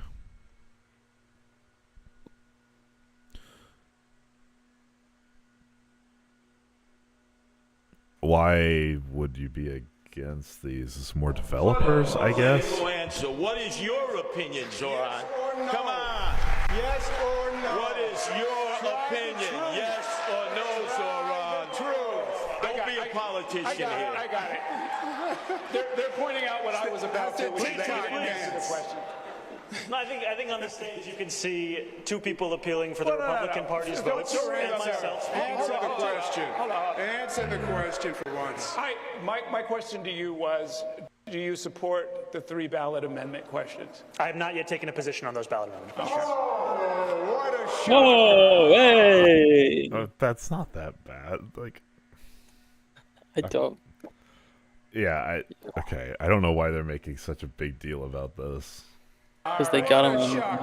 Don't worry. Once he takes it, he'll change it anyway. We're going to move it on. We're going to move on. The candidates, the rhetoric on the campaign trail has become more heated in recent weeks. I mean, that's not great. We but have reached a whatever. point where 2 of the candidates on stage here tonight have armed security. I would like to spend a few minutes to see if we can dial down the rhetoric. Mr. Mamdani, some Jewish New Yorkers continue to say that your comments on Israel and the war in Gaza leave them feeling unsafe and concerned about their future in our city. Recently, several prominent New York rabbis took the unusual step of denouncing your candidacy, including the rabbi of the Park Avenue Synagogue in Manhattan and Rabbi Michael Miller, the longtime leader of the Jewish Community Relations Council, who is a friend to many of us. Do you have any regrets about how you've dealt with these issues? And will your longstanding views on the subject get in the way of your ability to be an effective mayor? I look forward to being a mayor for every single person that calls this city home. Not just those who voted for me in the Democratic primary, not just those that vote for me in this general election, but all 8.5 million New Yorkers. And that includes Jewish New Yorkers who may have concerns or opposition to the positions that I've shared about Israel and Palestine. You know, just a few weeks ago, I was on the M57, the slowest bus in New York City. And as I was seated there was a speech therapist who was sitting next to me. She told me that she was Jewish. She said that her daughter was a huge fan, but that she was not yet decided on who she was going to vote for. And she shared to me about her fears in this city, about rising anti-Semitism.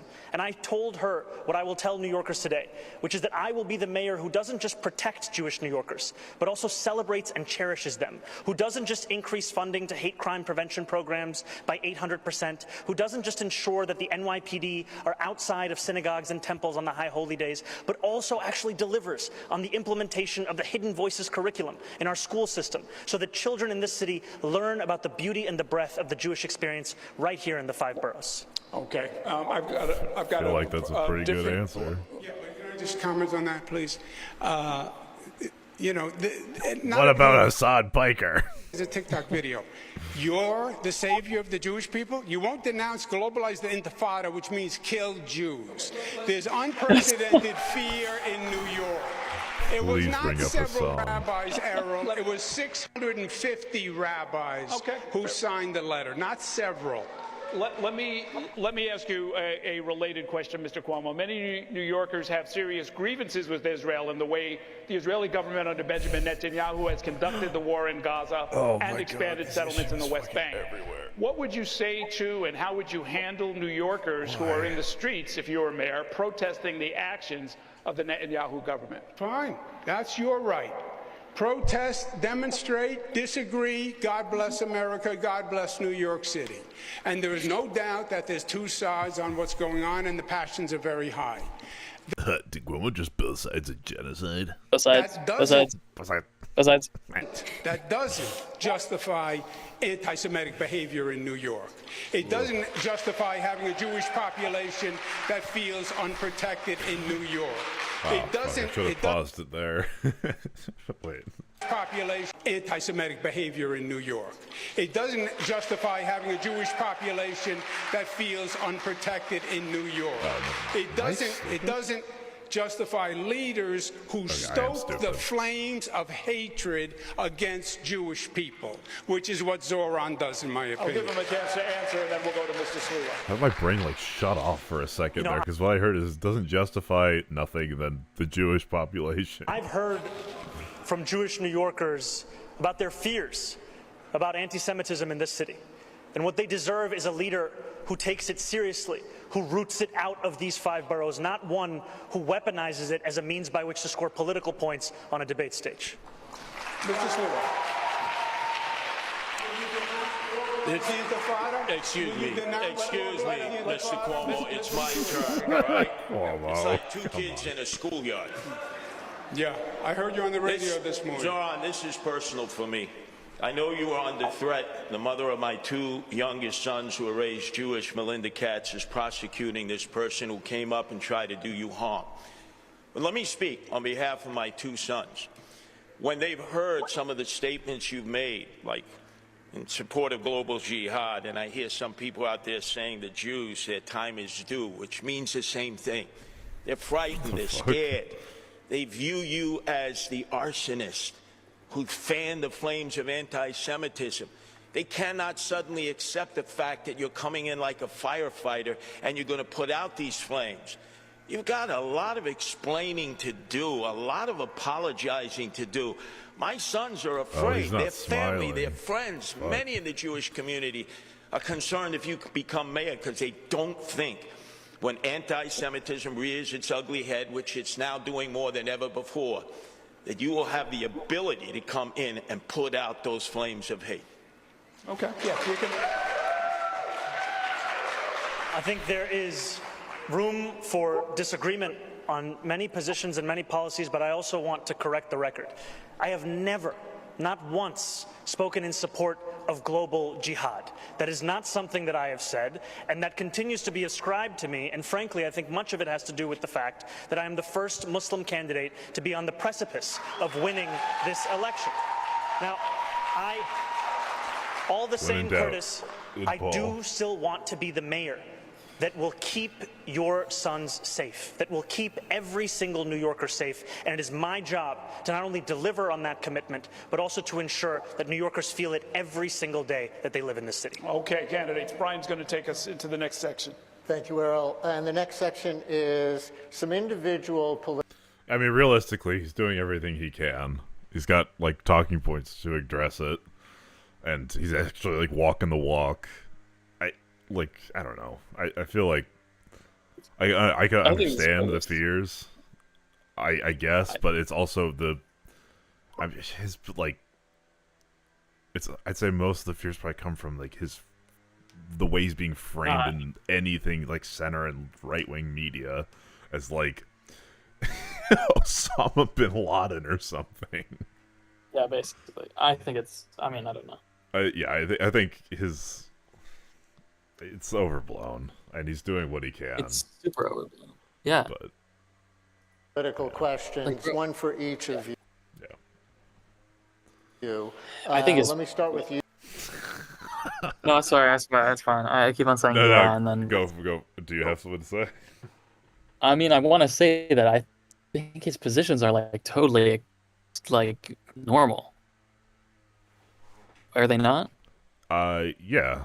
I think so. Pretty sure.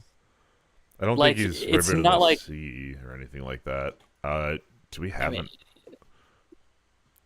So I guess we could do like it is definitely pro. Yeah, it's Palestinian, but I mean, it's not like Hassan Dog. Israelis can't even be not even Israelis. Zionists can't even be a dog walker or like excised from like he doesn't even say like that's. It's like very. Yeah, I'm just trying to figure out what his actual position is. I mean, like, I wouldn't be surprised if his position is like, and the Jewish requirement he's a for one-stater. Jewish minority. He's a one-stater? Okay, then yeah, that makes sense. Israel's right to exist, but equal rights for all people in the region. Vocal critic. Yeah. I still don't think that. Yeah, he didn't say it has a right to exist as a Jewish state. Yeah. I don't agree with for now. like Yeah, but sure, you cannot agree with it. It's not like I feel scared in New York City now because he said that. Right. Like what? Right. Fair. I forgot. Context. Jesus. Fell into my own trap. Fuck. You, Mr. Cuomo, then Katie will ask a question of Mr. Sliwa and Errol to Mr. Mamdani. Mr. Cuomo, the last time most New Yorkers saw you before this campaign was when you resigned your seat as governor under scandal in 2021. The most recent Quinnipiac University poll in this race shows that 54% of likely voters say you're unethical. Meanwhile, you also have strained relations with Governor Hochul, State Attorney General Letitia James, and others. What would you say right now to New Yorkers who have questions about your moral compass and concerns that you cannot effectively work with other elected officials? Yeah, well, first, you somewhat misstated the facts, but I resigned because there was allegations made. I didn't want this waste the time and distract state government. I knew it was going to take a long time to sort out. I left, which I thought was respectful to state government. We sorted it out legally, Nothing came from any of the allegations. I was dropped from the he's ever going to overcome this. Cases. You know that. We've had this discussion 4 times, but you like to talk Where about are the Cuomo supporters in the audience? I chose Governor Kathy Hochul. I would have no problem working with her. I think this is one of Zoran's big moments coming up. I got 11 budgets passed on time. Most in modern political history. They haven't gotten one done on time since I was there. So don't tell me who knows how to work with the legislature. And a mayor being able to deal with that legislature is key. Because don't kid yourself, I've watched every governor and mayor since Ed Koch. There is a tension between the city and the state. The city's arguing for its budgets, the state is saying no, and the city has been getting screwed by the state, and that has to change, and the city has to be doing better. Katie? New Yorkers, you've often presented yourself as more of a well-known New York character than a serious policy expert. Your critics have said your candidacy is making it more likely that Zohran Mamdani can win the election. What do you say to them and to others who feel that while your name recognition has seen a boost, your candidacy is not helpful to New Yorkers, including those who share your views? Number one, I have 13 campaign offices open. I'm throughout the outer boroughs. You see the excitement and energy of the working class people that I represent. I am the Republican populist candidate representing the working class. And I'm also, Katie, the candidate on the independent line, first ever, put together by my wife, Nancy, who loves animals like so many. Save the animals. No kill. How you doing? Jerry, nice. Were you... Are you not American, I'm presuming? Shelters, animal abuse. When was the last time we had an American chatter new? Yeah, on God. Everyone's Canadian or European. Go to jail. So people know that I'm not just running to protect people, which has been my life as leader of the Guardian Angels. I'm there to protect our pets and animals. Because remember, Mahatma Gandhi said, a society that does not take care of its animals does not take care of its people. Homeless, emotionally disturbed, veterans. I'm out there every day tending to their needs with the Guardian Angels. Doing things that the city and state should have been doing a long time ago, but neglected them and instead spent $7 billion on migrants that we don't even know. That is a disgrace. We should be there for our own people who are suffering. And while New York has extensive infrastructure. I was looking into this a bit. New York has pretty extensive infrastructure for like homeless people, and it's above and beyond what immigrants get, but the homeless people will not take it. Like, they drive around in vans and they're like, please take this. And they're like, no. So, it goes back to, is it ethical to compel someone? I'm leaning more towards yes. But in desperation and despair. Okay, Mr. Mamdani. You have criticized the politics of the past where leaders either avoid taking a stand on a key issue or try to be all things to all people. But at times during this campaign, you've carefully avoided answering tough questions. We saw an instance just a few minutes ago when I asked about how you plan to vote on those ballot initiatives next month. We've asked whether you support a major rezoning push for part of Queens, some of which is in your district. You've been unclear about how you think the city's schools should be run, its governance structure. How is that different from politics as usual? What do we know about Cuomo's plan? When it comes to our schools, I believe Clapping that for every the single questions? child deserves to have an excellent public education. And we have not seen that under the stewardship of those schools with this mayoral administration. We have not I seen love it the C-SPAN reporter. We are not on track to comply with the class size mandates of those schools. We are not even on track to ensure greater literacy levels across those schools, despite the strides that have been taken with NYC REITs. When it comes to rezoning, I've been very clear that I will always celebrate the addition of additional housing units across the city. I also believe that Gantry State Park and Queensbridge Park should be one contiguous park. Those are things that one can believe at the same time. And my critiques of the politics of the past is right here on this stage. You can see in Andrew Cuomo someone who had 10 years to deliver on so much of what he's spoken about. He says that taking 5 years to build affordable housing is the sign of an incompetent government. By his own words, that means he must have led an incompetent government. That is what we are seeing, because that is the record that is actually on offer. Yeah, go ahead. I understand my friend doesn't really understand government. The governor doesn't build housing in New York City. Not if it's you. No, legally, there are jurisdictions. What a great line. The governor doesn't pick up trash. He doesn't run the fire department. That's what the mayor does. The mayor builds housing.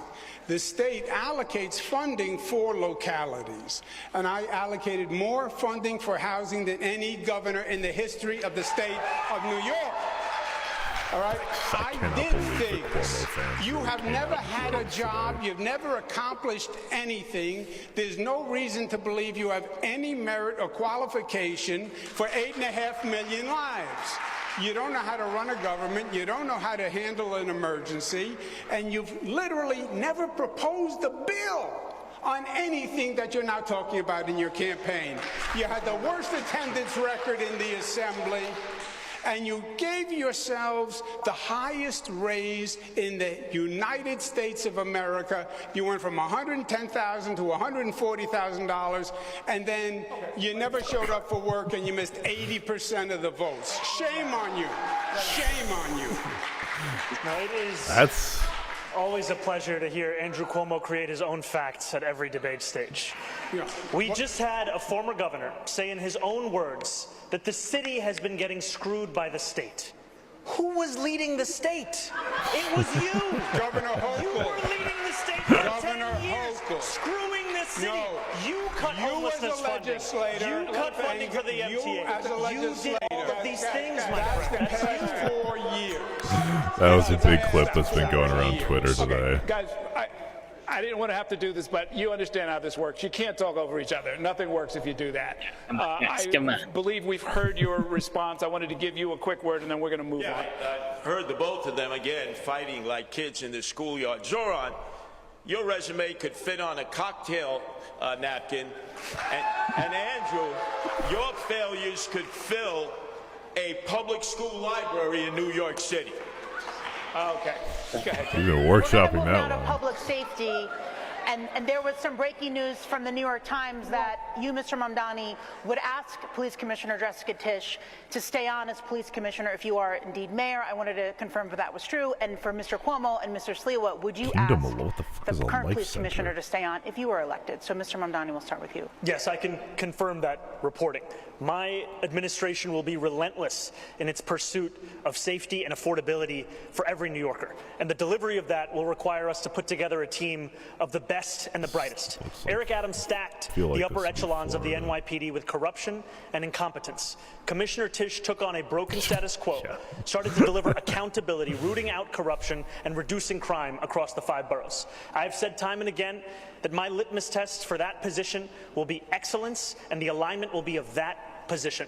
And I am confident that under a Mamdani administration, we would continue to deliver on that same mission and do so while creating the Department of Community Safety to ensure that mental health experts were the ones responding to the mental health crisis. Because safety and justice is at the cornerstone of our pursuit of public safety, and in doing so, we will also be able to deliver our agenda for affordability. Thank you. And very briefly, quickly, Mr. Sliwa and Mr. Cuomo, would you ask Commissioner Tisch to stay on if you were elected mayor? Yes, I would, for stability. But then again, I don't think she would serve with either Cuomo or Zoran because she has railed against no cash bail. Cuomo, the architect of no cash bail.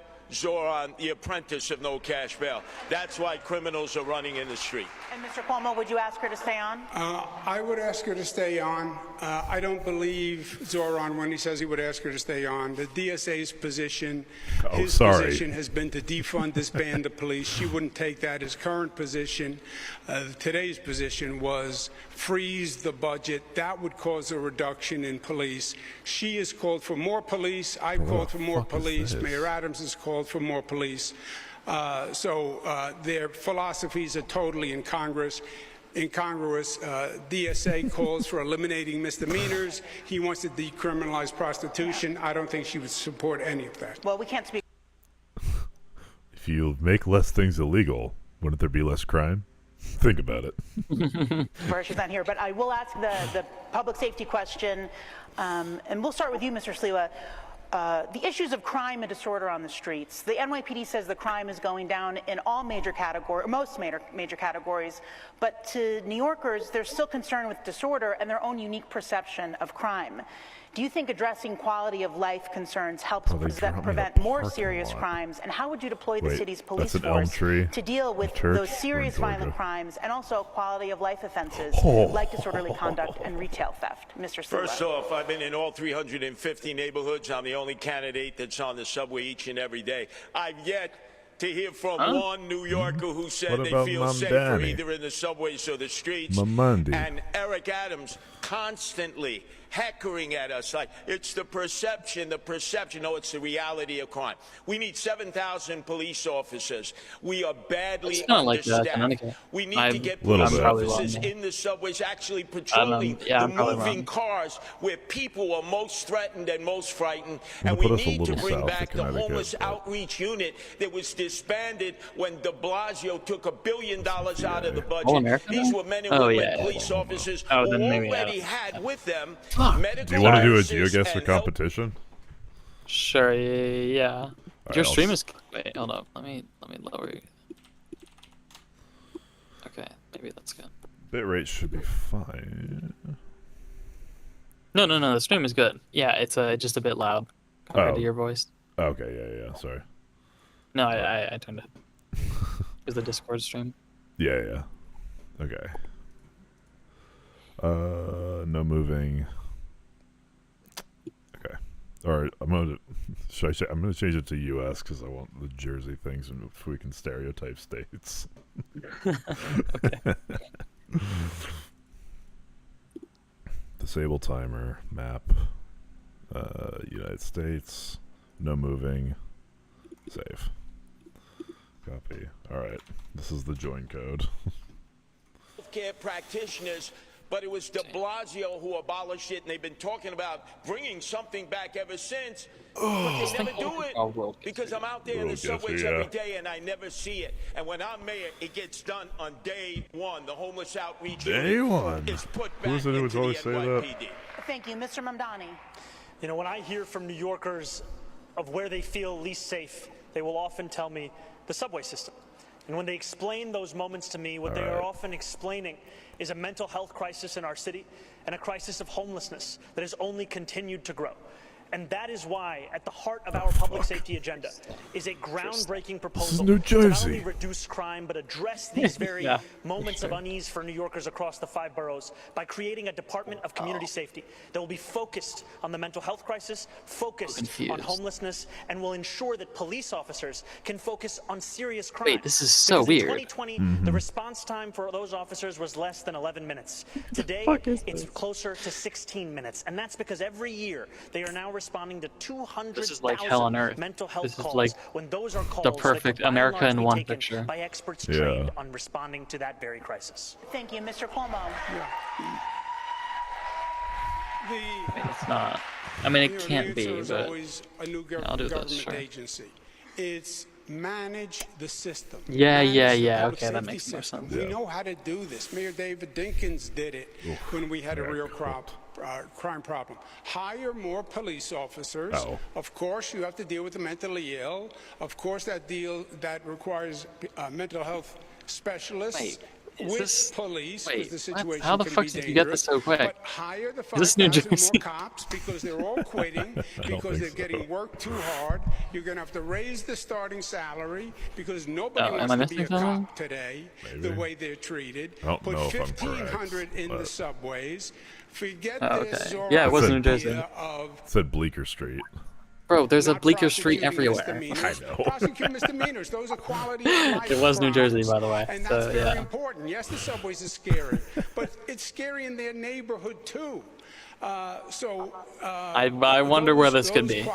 Come on, man. Yeah, sorry. I was like, I wanted to know where more. Yeah, I was like, maybe he won't see that it's Utah.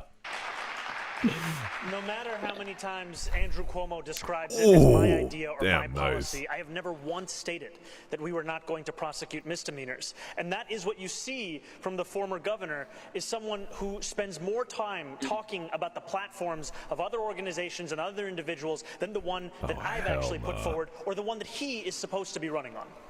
Now we'll hear from Brian for another question. And excuse me 1 second. Can I just wait. Can I just you know where this is? Fuck off. Don't tell me. Is that actually it?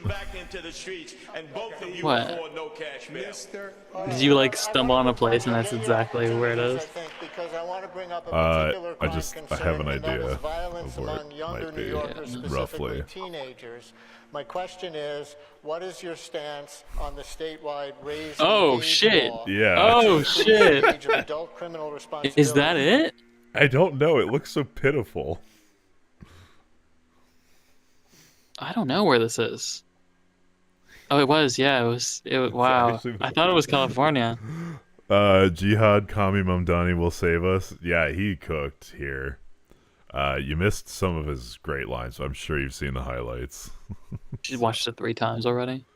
Yeah, probably. From 16 years old to 18 for most crimes. Police Commissioner Tisch says, Interesting. The mentality I've on watched the the whole street thing is and that nothing happens to those under 18 who possess a gun. So would you support modifying raise the age in any way? And Mr. Mamdani, since you just announced that you would invite Commissioner Tisch to stay on, would you go along with her on that? Yeah, nothing gets me going like Andrew Cuomo. Changes to the state's legislation. Yeah, we're big Cuomo heads over here. With the implementation of that Is legislation it up or down? Oh man, this is gonna ruin me. Millions of dollars that was supposed to be I'm going here. delivered I'm going here. That law that is still languishing in Albany, and I am excited to be the next mayor of the city to finally fight for the money that this city is owed to ensure that we deliver it to our young people across His the wife fight. is so lucky. She's so pretty, and I'm so mad. Yeah, you and quite a few people, I would imagine. Mr. Cuomo. What I was referring to before This is such an old image. Jesus. You could see the life though in America back in the day. I mean, look, people are talking, people are walking, people doing stuff. I've never, ever since what 2016, I have not spoken to somebody in a parking lot. Yeah, me neither. Said multiple times, I'm a DSA That's me and you member, too, I pledge as well, allegiance. They say abolish jails, defund police, don't enforce misdemeanors. Go to my website, andrewcuomo.com. It's right on the front page. Now, is he lying to the DSA? This was 2019. What? Is he lying to everybody? Who knows? What? That's terrible. Take everything. I passed the law. I take everything. I support the law. Everything sucks. We were one of only 2 states that put 16 and 17-year-olds in adult prisons. I don't know. I don't fucking it was know. inhumane. It was cruel and unusual, and I'm proud of that law. It's administered by local governments. Some are doing it better than others. If Zoran thought that there was money locked up in Albany, maybe he should have gone to It was Albany and proposed Denver. a bill to- No, yeah, I it's know not. Denver when I see it. Wait, what does Mamdani's life I've look been like? to Denver. That's not how Denver looks. I don't like Googling this. What? Wait, okay. It just feels weird to Google Mamdani wife. All right. I don't know. Zoran wrote "not like us too." Okay. Okay. Once again, the architect of Raise the Age, Squirrels Governor Cuomo, Road. the apprentice to him, Zoran. It's personal for me. My oldest son, Anthony, last October was the victim of a vicious gang assault that could have killed him. And what happened to these juveniles? Cut free, because they went to family court, not criminal court. So how can both of you look at me? I almost lost my oldest son to gang violence, and the perpetrator. Bro, how the fuck are you guessing any of this shit? Yes, I watched the "Have You Smoked Weed" one. Also, again, it feels very like cold-hearted to say, but we can't base policy off anecdotes. We have to base it off stats. Like, it sucks, but yeah, How dare exactly. you? When I was shot 15 times in the back of a cab run by the Gambino family, I was prescribed medical marijuana by my doctor. Yeah, that was a funny one. And was sent home to do Are you it sure again this is and again. America? No. We need Yeah. to start charging juveniles who commit violent crime Oh, never in mind. I'm looking at criminal the street court, names. and I'll appoint This is a new road. Where do people build stuff? because of no cash bail. Southeast, you think? You're welcome to hop in and try your hand at it. That's southeast. Take your word for it. I would probably disagree. Mr. Mamdani, you've called for reorganizing the NYPD to create this Department of Man, Community this Safety looks that, among this other looks like things, would handle this calls looks like that involving people Pennsylvania in mental grass. health distress. Your opponents have disparaged this as sending Oh. social workers rather than cops into dangerous situations like I don't domestic trust- violence disputes. Explain really what you Fuck, have. you're so right. Man, it doesn't even make sense. That should be a Good desert call. or something. Good call. Absolutely. I was wrong. What my opponents are clinging Yeah, to wait, is the past, now I have a reason because to that's not trust all someone. that they know. What I am proposing What? No, is she was something right. that will address the needs of New Yorkers in Southeast. the present. Oh, so, right. It was Speak and hear southwest. from New Sorry, I'm Yorkers stupid. across the 5 boroughs who outline how the mental We health both went crisis is southeast one of the because we major had challenges complete in this faith city. And yet in- what we I have went in our city northeast. is asking those same police officers who are being asked to respond Texas to is shootings, southeast. respond to murders, Texas to also is respond west. to these calls. I trust the dispatchers who would be receiving these calls to make the determination Right. as to whether there was any indication of violence. If there is no indication of a threat of violence, then we would set the mental health experts and providers to respond to those same incidents. The reason I believe in the Small, efficacy of kinda this approach small. is because It's of New the fact that Jersey. it has been delivered elsewhere Yeah, in it's the something country. like that. So no matter how often you hear those on this It's stage like, tell you that something You think it's northeast? Holy wait. Oh, sorry, I got scammed by something. Oh, West Virginia. Northeast, south. that there are others in the same country who have seen it, and it is time This for is so- that wait, you're same brilliant. policy to come to New York City. Okay, Mr. Sliwa and Mr. Cuomo. This could I have be a similar this could be question for literally both of you. anywhere. The department Yeah. currently fields about 33,000 officers, down from 37,000 in 2018. Public safety budget approaching $10 billion. Mr. Sliwa, you Builds want to like hire this. 7,000 more cops. Mr. Cuomo says 5,000 more cops. Each of you make the case Be for Long why you think Island, that's us, could be necessary, anywhere. especially given the fact that Oh, for, the guy's frozen. crime decline for much I'm of gonna New go York here. City, crime declines over the Fucked last up. 20 years happened It's while fucking the cyber- Colorado I knew again. it was in the West. It was way too Spanish. was also declining and not rising. Earl, I have to revisit the last debate for a second when Zoran was basing this policy on what they do in Eugene, Oregon. Dog pooping. You've never been to Eugene, Oregon. You're an I asshole, have. and I need you to know that. It's because you know the fucking license plates, and that's bullshit. That's what it fucking is. bullshit. Well, okay, no. Spanish influence is more prevalent in the West. I don't know. I don't know what You're this gonna is. you're gonna outwoke me. Oh my days. Oh my days, Dustin. Nice. I got what I deserved. Metropolitan area with I thousands thought it was there because you. Oh, like, you're mad you- because I said Spanish and not Mexican? Okay. Huh? I hate to tell you. It's the Spanish architecture.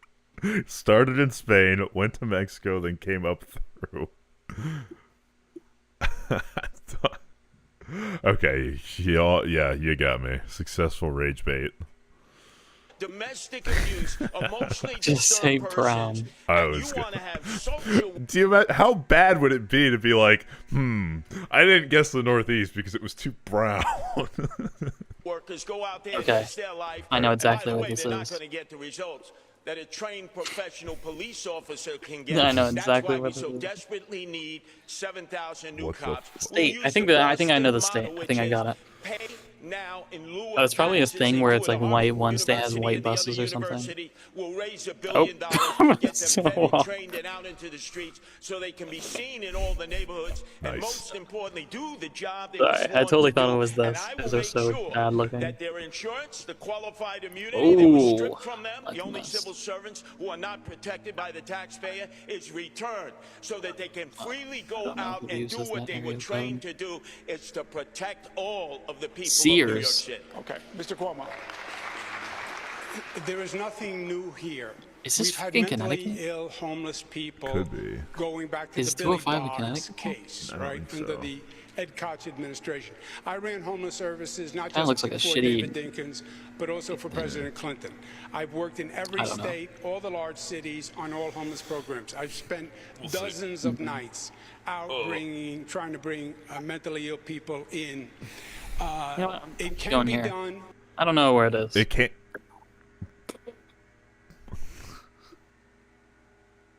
Harlot. Jesus. With mental health workers and police workers. You cannot tell from a phone call if a person is going to be dangerous. And I have seen personally many times a person who seemed very calm and sedate explode into rage. Why? Where the fuck Because has solid it's blue sometimes a license symptom plates? of mental illness. So there's nothing new here. It just has to be done and managed. Yes, you need more police. You need more police, first of all, Errol, because they're quitting, because there are not enough to staff I think the force, and they're working overtime and weekends, and their family life is destroyed. So you have the highest attrition rate in modern I'm gonna go with history. old, You have reliable. to hire 5,000 Fucking New just to Jersey. slow down the attrition. Okay, Huh? thank you, Kennedy. 40,000 Kentucky has blue license plates? I don't know. Oh, bluegrass. Yeah. Fearing impeachment, Oh, you I cut guess. the budget down to 4,000 beds. Shame on you for putting those Shame on you. persons in the street. You don't know what you're doing. Well, there's one bet I'm going to say for you, but no one is saying to go back to Willowbrook. That's when there were 40,000 people in mental institutions. We left that 40 years ago when we went to community-based We're going to stay housing. in this century, guys. Yeah. The next, well, we're going to do our lightning Right, round. I don't where know. Each candidate will You got me. answer our questions with a brief response. You I don't vote have yes or shit. no. I'm going to do the first couple. Candidates, if you had the power, would you keep, kill, or modify the congestion pricing program? I Just would kill. say one of those words. Keep, kill, or modify. Mr. One Slima. and done. Dead. Mr. Mamdani. Keep. Okay. Would you expand, decrease, or keep the same number of so-called safe injection sites for drug users in the city? Mr. Mamdani. I'd triple them. Expand. Oh, I know where this is. But I actually don't. There's only one place that looks this beautiful. Oh, Yeah. and I looked at the ground. Yeah. I want to see what Mamdani says to safe injection Keep the sites. same. Mr. Cuomo. Keep the same. Keep. Close them down. Okay. Close them down. Okay. The last two mayors proposed I got cooked. allocating 1% of the city budget for parks. Will you make the same pledge here tonight, Mr. Sliwa? And another one. Here, if you 2%. Keep your hop hands in. off the parks, you Mamdani. greedy developers. 1%. Mr. Cuomo. 1%. Okay. 2%. 2%. What are they haggling over here? 3%. Mr. Mamdani. 1%. Mr. Parks, will the last two mayors proposed allocating 1% of the city budget for parks. Will you make the same pledge here tonight, Mr. Sliwa? And another one. 2%. Keep your hands off the parks, you Mamdani. greedy developers. 1%. Mr. Cuomo. 1%. Okay. 2%. 2%. Okay. Another lightning round question. The city recently enacted a 15-mile-per-hour speed limit for e-bikes. And of course, there are the other motorized two-wheelers that also frequently ignore red lights and other traffic laws. If you were mayor, would you direct the NYPD to ramp up speeding tickets and other moving violations on the motorized two-wheelers, Mr. Start Cuomo? enforcing Yes. jaywalking This to is the a maximum dangerous extent of the law. situation for many people. Mr. Mamdani, yes or no? I would actually build on the city council's Actually, I progress feel like you holding would the- cut traffic in half if you just shot everyone that jaywalked. No. accountable, Walking like here DoorDash is and the Grubhub, to ensure there paramount, weren't incentives for breaking those street traffic laws. the New York experience. ticketing the rioters. I do not think the police should be the ones dealing with the failures of these app companies. Mr. Sleeper. License them, register them, and yes, do enforcement on them. All right. There is a ballot question Okay. to align mayoral election years with presidential election years in the future. Do you support this, Mr. Sliwa? Oh, Absolutely not. All the attention would go to the presidential election. I know that this not is a to the, county, but I don't mayoral know which election and all one. the down ballot elections, all of our I'm city gonna council just people. That's a no, Mr. Mamdani. I haven't yet taken a position on any of the ballot referendums. Oh, shocker. Again? Same Is it answers again and again and again? Yes. I mean, it's better than a pivot. Thank you so much. First question, do you support having a casino in the East five boroughs, like Maryland as a full Ave? casino, and That do you have a probably favorite doesn't mean among the anything. three It says current Manuel. contenders? Mr. Sliwa. Yeah. No, only if the community wants. Mr. Mamdani. I'm personally skeptical of I casinos, just but random voters guessed, did choose to bring them to New York City, and unlike Andrew Cuomo and Donald Trump, I don't view the law as just a suggestion. Do you have a favorite of the three? No, I don't have favorites of casinos. Mr. Cuomo. Okay. I Don't have not reviewed don't- the proposals. I was not in. I did Yeah, not vote. okay. It's not Okay, so where hard is to I say. did. Just so you understand I know some where this facts. Yeah. I did not vote to bring the casinos to New York City. I did casinos in upstate New York as economic development measures. I had no part of these three casinos. I can't let Dustin actually look at the streets. It's here. I'm guessing. And I think there's going to be a lot more. Oh, I to fucked come. up. It's not there at all. Oh my god, it's so bad. It's so bad. It's so bad. If there was a ranked choice election, how would you vote, Mr. Mamdani? If there was a ranked choice election, In this, Oh, this is also a good clip. you'd have to rank these. myself number one and Curtis number two. Mr. Sliwa. Oh, please don't be glazing me here, Zora. Don't be glazing me. Mr. Sliwa, do you have an I answer? support ranked choice voting. No, but I Emma, only you're doing vote for great. myself. Mr. Like Cuomo. all time, basically. Yeah. I love that Zoran Junction Road. and Curtis Okay, it's on a- ticket idea. I don't know. I'm just On a enamored junction with a I would church. just rank myself. Would any of you accept Mayor Adams' endorsement? Mr. But there's a Mamdani. train track, and there's only like 5 train tracks in the Mr. U.S. Sliwa. Absolutely not. Put that crook in jail where he belongs. And final, a fun one. Be careful. Be What is- careful. What is your Oh. favorite live music venue in New York City, Mr. Sliwa? Oh, chain smokers. Under the- EDM. Under the What? Because Juice go great. Wait, this guy rules. Hill Stadium. Oh my god, Who what got- the who- fuck? Under That, not me. Cusco. Emma, you just fucking killed it. What? Who would you say? Power That's not the surge entrance. That's as close as I got. What do you mean you don't like this? You just are destroying us. What the hell? Yeah, I don't. Nah, it's not my thing. One rival. The order was selected at random. barely We're going to trying. begin with Curtis Sliwa. This isn't the U.S., is it? You talk about free. But we know that somebody's got to pay for it, and that's you, the taxpayers. And that's going to lead to bankruptcy. The only reason that Zoran is on the stage is because of the failed Governor Cuomo, who was rejected by the Democrats in the primary and rejected by 13 women who charged you with sexual I harassment. feel like that's another way of saying because he won the primary. Do you ever know that no means no? You know what no means? Your question is to Mr. Mamdani. Cuomo. Who was your Well, question we to? can bifurcate it, right? No. You can't. Who was your question It's to? to Cuomo. Okay. Your response, Mr. Cuomo. Going for a hero call right I'm now. not sure what the man said, but Oh, damn. He went with the. I don't really know what he just said. Oh, fucking. Damn it. This is not one for me. I'm out. I'm not winning my this legal one. situation, Emma's as we gonna discussed cook us before, in. was fully litigated. I was dropped from the cases.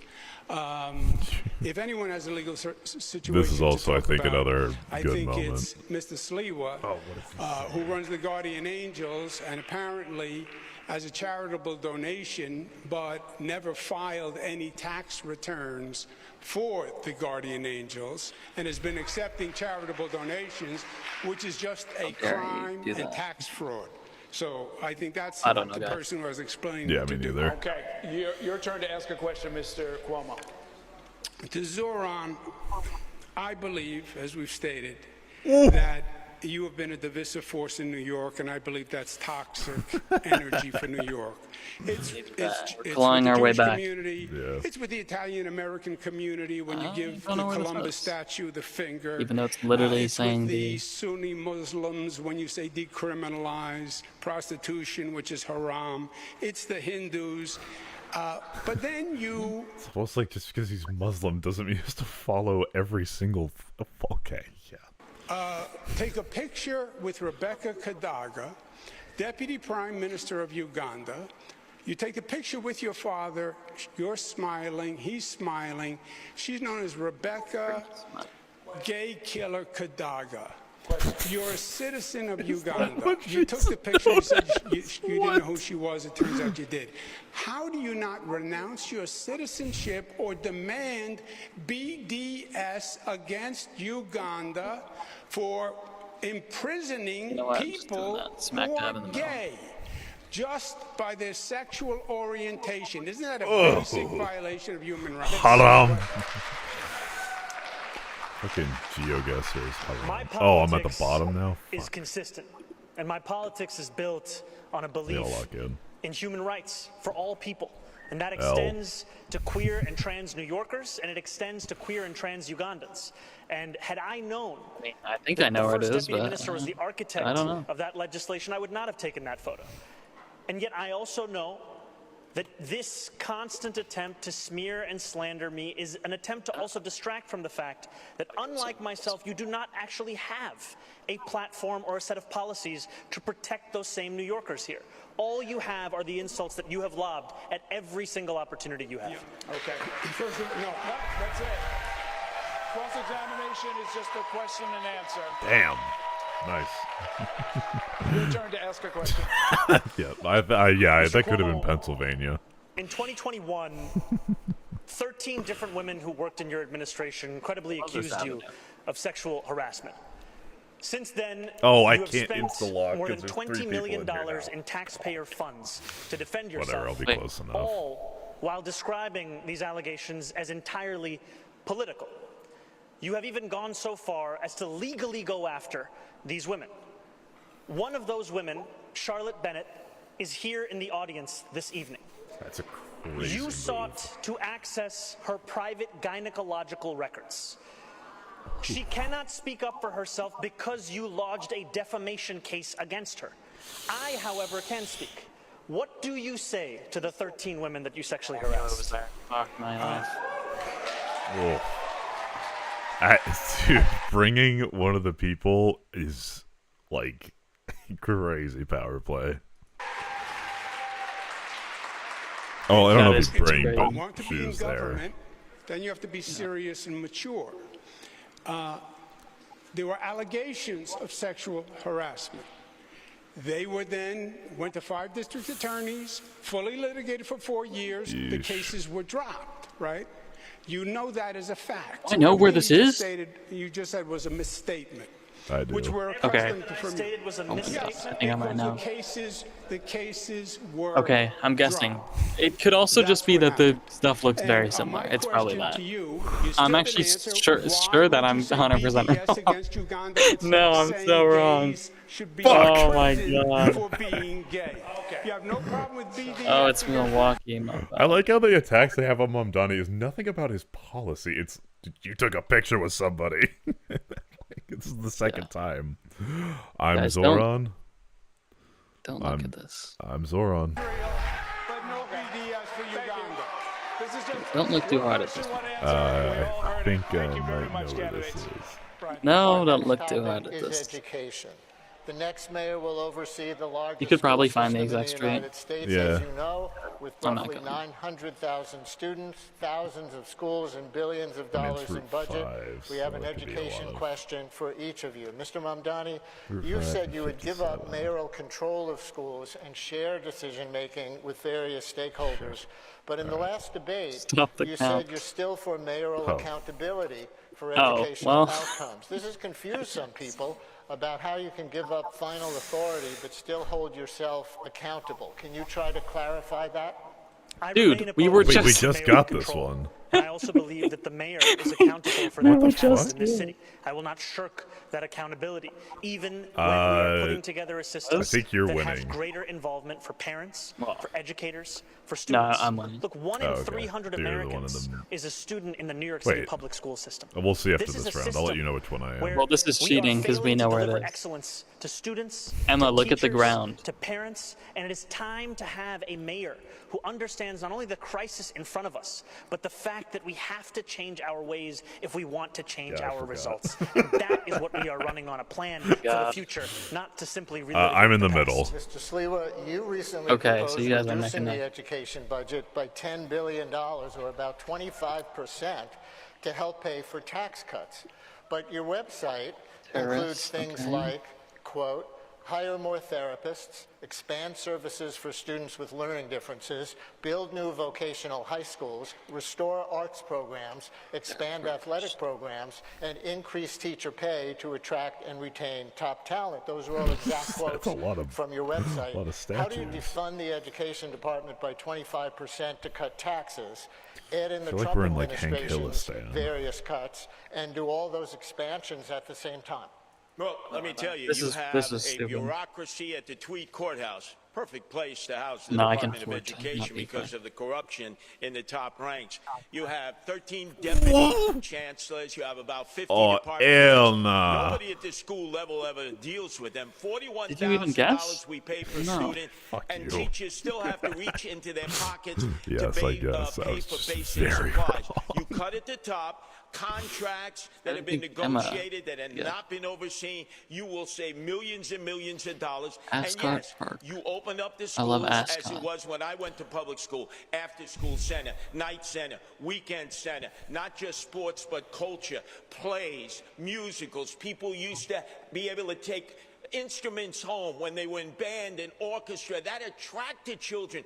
1/3 of our children don't even come to school each day, and we need more vocational training like we had when I was growing up. That's been depleted, and more charter schools. We need to raise the cap and have more charter schools. Did I fuck up? Was there something obvious? It's education question from Mr. Cuomo. I saw the mountains Cuomo, there's currently a state law to reduce class sizes in the city. You recently described the law as, quote, reckless, and proposed that popular schools be exempted from this law. Yeah, all I saw was the fucking mountains. Closing low-performing schools, one of the most controversial policies of Mayor Bloomberg. Would you defy the class size law? And if you close existing schools rather than work to improve them, what specifically helps the kids learn more and where? This is tough. The common denominator on all these things is, the question is, what is your plan to change things, and what is your ability and experience to do it? These are management challenges. And I have managed large bureaucracies. The Department of Education, we lost 1 million students. Are you kidding? That's that close to LA. Young families have to make a decision when their child has to go to school. They're deciding to go to the suburbs, go to Jersey. They're not going to sacrifice their kid. So it is a terrible problem for the entire East Juan Sanchez Boulevard. The shrinking public school system. I would double the gifted and talented programs, double the number of specialized high schools, keep the SAT, and keep mayoral control. It is wholly inconsistent to say, what the fuck? I think it's a top priority, but we're vibes based. But I want to be a mayor who runs your vibes fucking suck. Run the Why is everything there? Did I win? Thank God I won. Single instrumental reform. Mayor Bloomberg was right. The mayor in Boston and I was Chicago slipping in them. You guys were catching up. Would you defy the law, the class size law? The problem with the class size law, it's a nice idea. You guys both think you won. No, you did not win. Did it tell you that you won in the end? Maybe it did. I don't think you won though, sadly. What the fuck? What the hell is going on here? God told me. Okay. Oh, okay. Yeah, for sure. Oh fuck! I'm sorry, guys. I think I have to go. Okay. Yeah. Sorry. No, you're good. I'm gonna guess this is right here. Something like that. All right. See you, brother. See you. Fuck. All right. I will keep playing GeoGuessr. Has not been doing its fair share for the city. If you have a nice idea, that's nice. And send the money. And just a fact check, I don't think we lost 1 million students. We have just about under 1 million students in the DOE system. But just a quick show of hands. I'm sorry, yes. And just a show of hands, no talking. Who is in favor of the cell phone ban in Fuck the system, spread the virus. Everyone has raised their hands. They all are in favor of the cell phone ban. Thank you. Okay. Candidates, I want to talk about Rikers Island. Yeah, fuck, banning cell phones in schools is like the easiest thing ever. Like, yeah. Or just like require them to be left to the. I don't know. I don't know. Actually, hold on. I swung too hard and too fast on that. I'm not sure. Because, you know, you want kids to have the ability to call their fucking parents, obviously. Oh, Under my city God. law, the jail complex on I'm the Rikers last guesser. is supposed to close in 2027. That's something that the next mayor is going to have to navigate. Passing 7,000 detainees, and a judge this year put Rikers on a path toward federal receivership. So here's the question. As mayor, will you commit to the closure of Rikers Island as required? And if not, what is your alternative plan? We'll start with you, Mr. Sliwa. You pick it up, I guess. Number one, the architect for the closing of Rikers Island is on this stage. That's former Governor Andrew Cuomo. He was the first, and his apprentice is Orhan Mandami. No, you keep Rikers Island open. There's 7 functioning buildings, 3 others that need to be rehabbed. You can move those who have mental health issues and give them the treatment they need as long as they're detained on Rikers Island. Some people do a year of time if they're given that in the courts rather than be shipped upstate. So there are a variety of inmates. We have allocated $8 billion for 4 community jails. The price tag is now up to $16 billion and will only house 4,000 of the 7,000. Guess what? We keep the inmates on Rikers Island and we turn those 4 units in the neighborhoods into affordable housing that we've all been clamoring for. What about the law that requires the closing? Oh, you go into court, you fight. You fight for the taxpayers and you fight to keep inmates on Rikers Island so that we don't just have to lock up toothpaste in New York City, but we lock up inmates. Mr. Cuomo. The Zoran has said he'd honor the law closing Rikers in 2027. You can't. You can't. Unless you intend to release all the people on Rikers Island, which is the Democratic Socialist policy. The county jails are not going to be built. It was a mistake. The whole plan was a mistake. They are years late, billions over budget. That's just... What?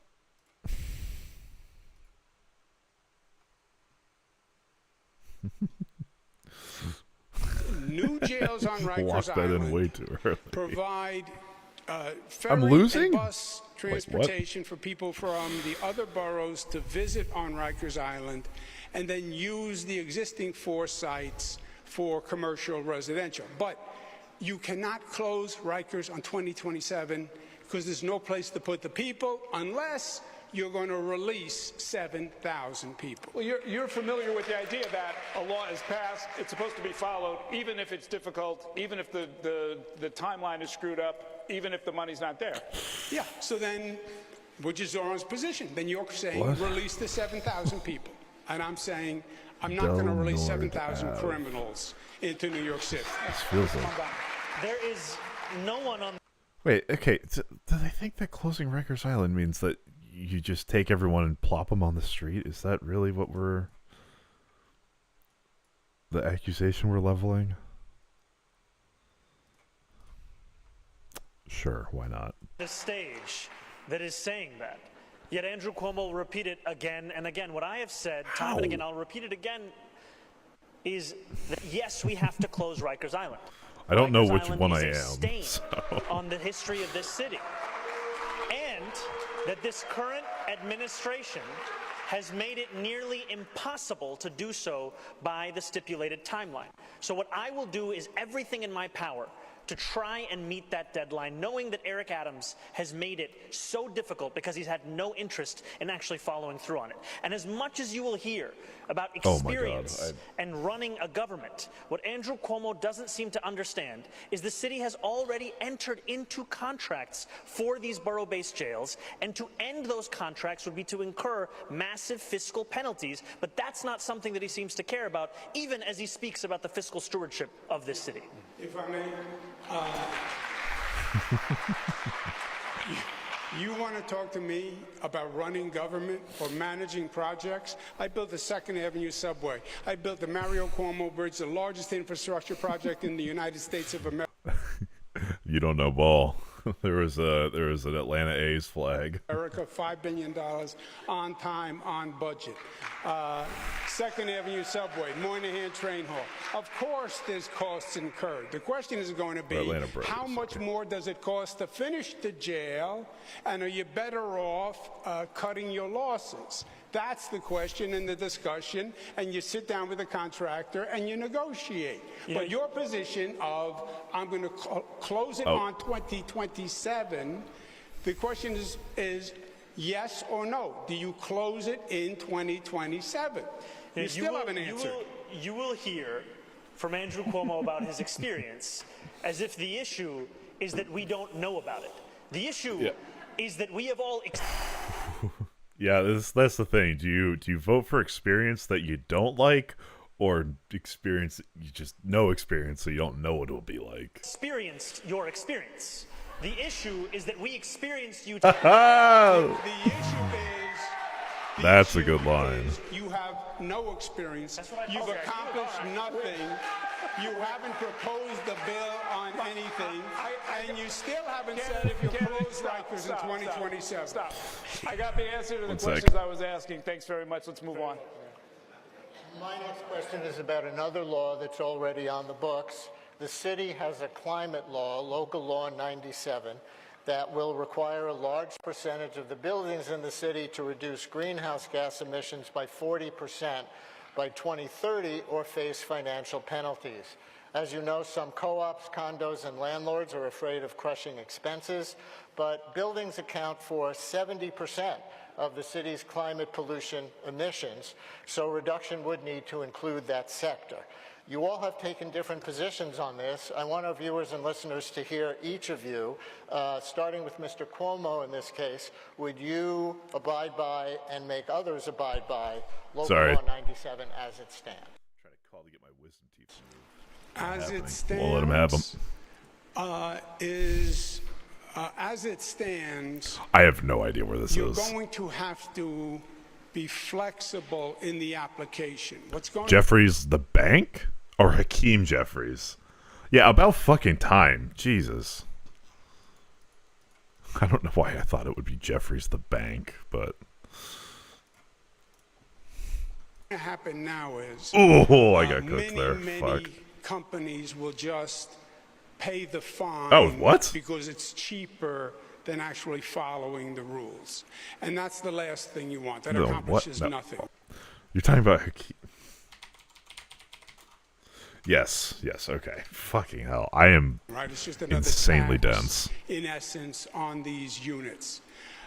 So there's going to have to be flexibility. It's the right intent, it's the right goal, but how you implement it has to deal with reality and the costs. Again, otherwise, I can tell you, I've had this conversation with many of them. They're not even going to try. They're just going to pay the fine. What kind of flexibility, if you could be It's going to be timing, and what do we mean, and can it be phased Mexican. in?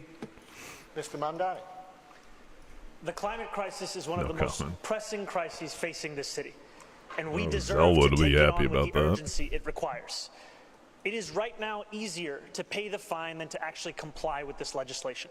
We have to ensure that we make it easier for condo and co-op owners to follow these laws, and we do that by eliminating the application fees for J50, I'm still in the lead. by extending that tax credit, by also creating a one-stop shop in New York City government that procures at a large scale heat pumps, and the very kind of infrastructure needed to comply. We've seen this happen before with clean energy work that's been done in Woodside houses. It's time to bring that kind of work right here so that we can ensure full compliance.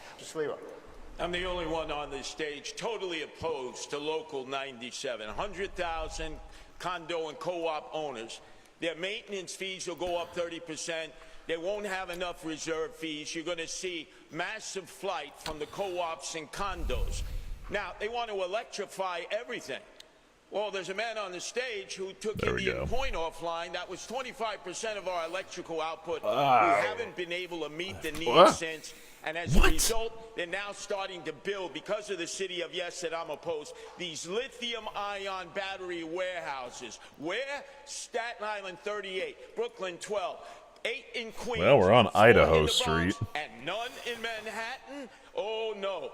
They're going to electrify, and they don't have the electrical output. So I say no to Local 97. And when I'm mayor, I tell all my commissioners, throw a monkey wrench into the process. We slow it down because we want these condo owners and co-op Could be, owners to could not stay. be. Mr. Cuomo, you were name checked. Remains to be seen. It's classified. Sorry, that's the Obama quote. I think Fuck. I was. Indian Point was a danger. It was the nuclear power plant most closely located to the densest population. There was no nuclear plant on the globe that close to a city. There were 20 million people in what was called the kill zone. Before I became Attorney General, there had been a number of lawsuits to stop it. Okay. What we did is we brought cables down from upstate New York down the Hudson River. We have nuclear upstate. We're in rural areas. Oh, sorry. I totally mixed that up. That nuclear power down the cables, and then I got on that mad for basis, nothing. substitute for Indian Point's power. Yes or no? Electricity rates are too high to pay because of you, Andrew Just Cuomo. yes or Yeah, no? like you Would know any what of you're you talking about. support new nuclear power plants to help bring down the rising cost of utilities in New York State? Just yes or no, Mr. Sliwa? Upstate, they're already starting, yes. Mr. Mondani? I think it's something worth exploring. Mr. Cuomo? Is that a yes? Yeah. Oh. Yes. Katie? We're going to move on now to the economy. Ms. Mondani, you're proposing to raise the city's minimum wage to $30 an hour by 2030. How would you get the state legislature to go along with your plan? And do you think it's realistic to feel that a small business owner would have to pay every employee this amount, especially when the city currently doesn't mandate No that figure for fucking way. its own public employees? And I have several questions for Mr. shit. Sliwa and Mr. Cuomo. So this would be something where the city would have to start doing so as well, because any law that we want New Yorkers to follow. Yeah, no, I just should be didn't know where it following was. itself. And the reason that we put forward $30 by 2030 is that that's the minimum that a New Yorker needs to be paid to be able to afford to live in this city. And what we are looking at right now is the possibility of the place that we know and love becoming a museum of where working class people used to be able to live. Our proposal that we've put forward would be phased in over a longer period of time for small business owners to ensure that they could deal with this. And it's also one that we are confident we would be able to accomplish because of the fact that we are seeing from New Yorkers time and time again, the absence of it is pushing them to live in Jersey City, to live in Pennsylvania, to live in Connecticut, because they can't afford to live in New York City. Thank you. Sorry, you can't afford to live in New York, so you move to Connecticut? For Mr. Sliwa and Mr. Cuomo, if you're not in favor of a $30 minimum wage, what are your plans to raise the salaries of workers in New York City? We'll start with you, Mr. Sliwa. First off, Zoran Mandami deals with fantasy, not reality. Look at all the Uber drivers. Look at all the taxi drivers, the Lyft drivers. Yeah, where do they will live? now have driverless cars. Fucking That's what mogged. they're pushing. AI that's going to be You didn't recognize the blurred out orange on the license plate? out so many jobs, No. especially for young men and women who went to school, got their 4 years of college, 2-year degree, and they're making $155,000, and then they get wiped out. You know what the corporate sector is going to do. They're going to bring in robotics. Zoran, stop dealing with fantasy and start dealing with reality. You're pushing businesses out because you want to tax them. I'm the only one here who wants to cut the corporate this is taxes, Washington the Street. income tax, the property tax we can cut in order to keep business here. But if you raise the minimum wage too high, they're going to end up going in a different direction. And So you raise it slowly over time, It's going to be dude. robots and driverless cars and AI, and I'm opposed to that. Thank you, Mr. Cuomo. Also, I don't think I've seen anything convincing that halting industry somewhere, halting advancement, is helpful, even really in the short term, save for like a few people. Again, when we evaluate these things, we have to do the preponderance of it. Not necessarily that like we should just let AI run rampant and have everyone be replaced, but it's kind of impossible to stop some tides, which is not great. But as long as things are done in a responsible and incremental manner, it'll be fine. I am an incrementalist whore. Anyways. Yeah. I half agree with Curtis. There is, Zoran does have socialist theory colliding with practical reality. I went through this. We raised the minimum wage to the highest in the United States of America. New That's still not York much. set the bar. We set it at $15. Every other How many state years said, ago? that's crazy when we did it. People in the state said that was crazy when we did it. But it was calibrated. It was doable. We phased it in different parts of the state. We phased it in with small businesses. We gave them assistance. Because if you raise it too high, and I believe 30 is too high, I would raise it to 20. If you raise it to too high, you do two things. People lose their jobs. You bankrupt the businesses. You're talking about basically doubling payroll. And you can have a negative effect where literally businesses close and people lose their jobs. And overall, again, it's another tax on corporations, another reason No, you to leave didn't. New York. Thanks. Another reason to pack up the family, get on I-95, and go to South Carolina and Florida and Texas. All right. Candidates, we are coming down the home stretch. I want to alert our media partners, especially we're going to go over by 5 minutes, and we're going to have Brian lead a conversation about transit. Right, and we're going to have to do this very briefly to each of you because you each have transit things to answer to. Mr. Cuomo, you say the city should take partial control of New York City transit away from the MTA, which is mostly controlled by the state. Would the city then have to foot more of the bill? And if this is a good idea, why didn't you propose it as governor? The capital thing is, first of all, New York City owns the New York City Transit Authority. Not sure. Not the MTA. It leases the trains and subways to the MTA. And then the question is the division of responsibility. New York City does the safety along with the MTA.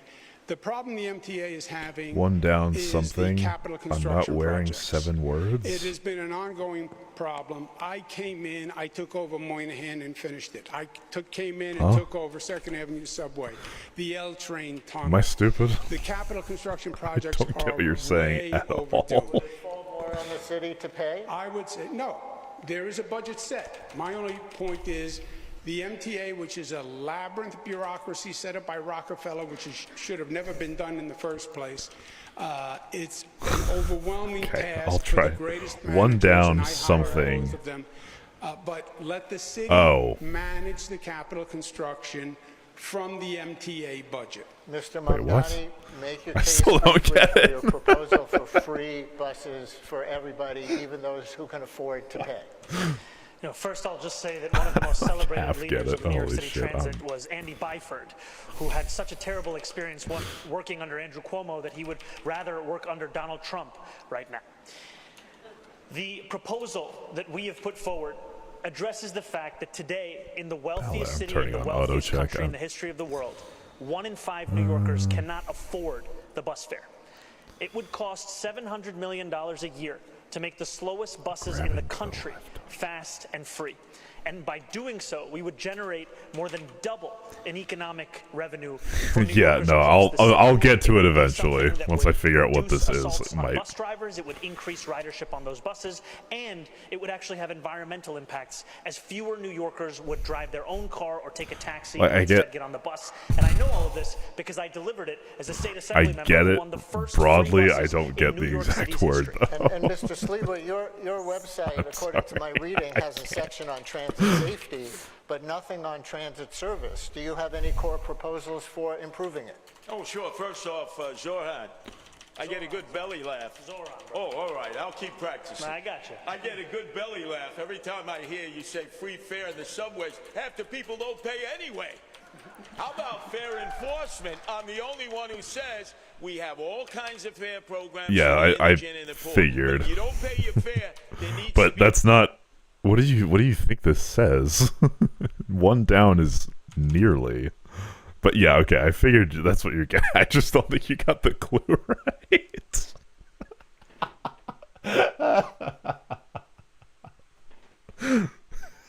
Enforcement. And by the way, I've taken the subway almost every day of my life since I was 5.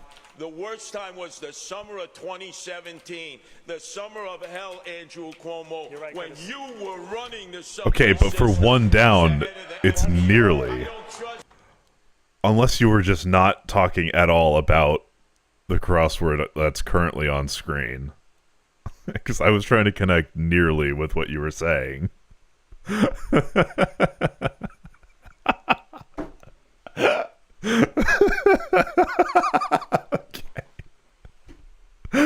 Okay, now I see. Jesus Christ. So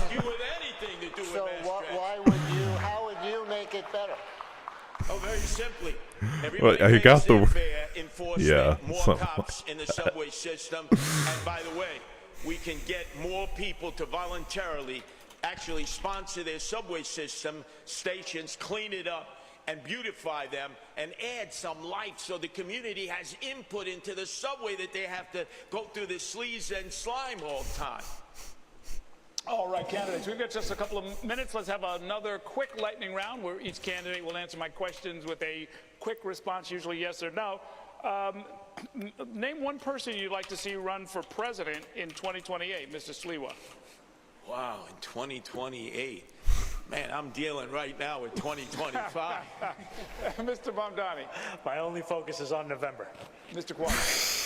I haven't thought it through. Okay.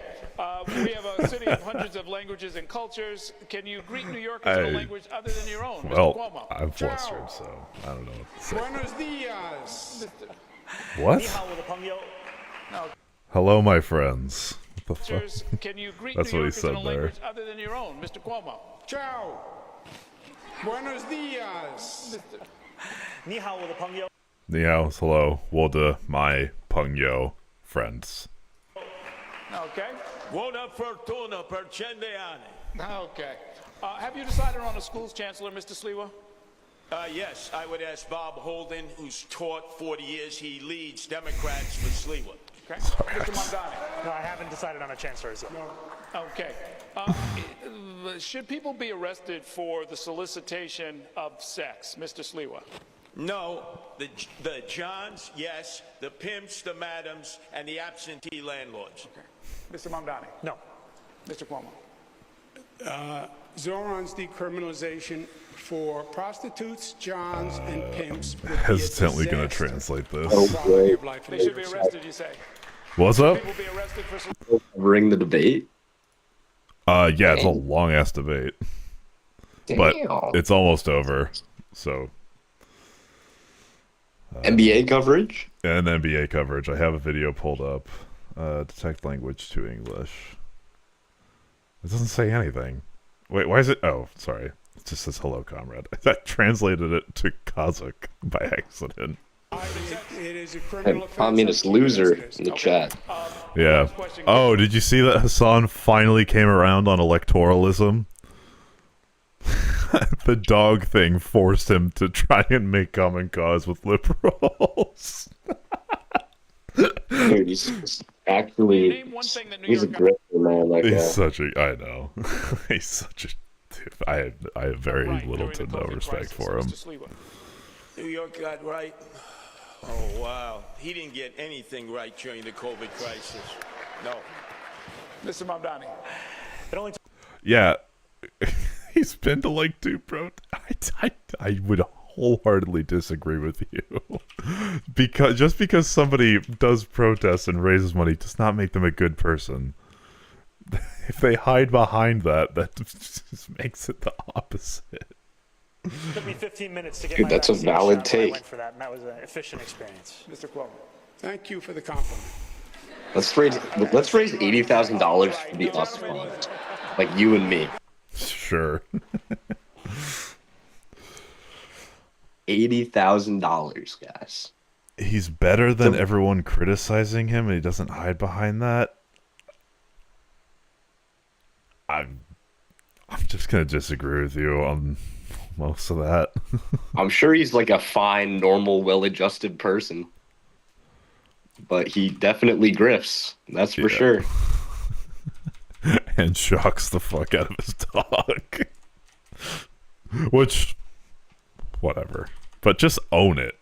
Like, I mean, yeah, God forbid. I mean, yeah. Okay, like, when your everyone has, position like, an is electric fence, when right? your position is fucking nothing, which is it's just anti whatever's happening, and towards the like leftist agenda, whatever the fuck. Like, no shit, he's gonna hold the same position. It doesn't require any change. It's because it's nothing. It's okay though, because he's jacked and like 6'5", probably. Yeah, it's like 6'4". Yeah, built like a fucking tight end. Yeah, exactly. And then that absolves you of all need to like.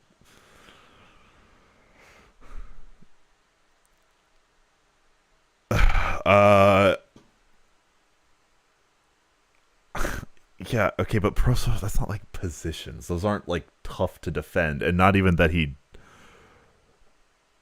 doesn't even make an attempt to defend it because he never puts it to the test because he never debates anybody. Yeah, and they're not like positions. It's saying anti-imperialist yada yada yada. It's not a position. Like West bad. I don't know how you could be pro-socialism in the big 2025 and go to like school. People have very valid reasons to hate him. I'm sorry, dude. Like,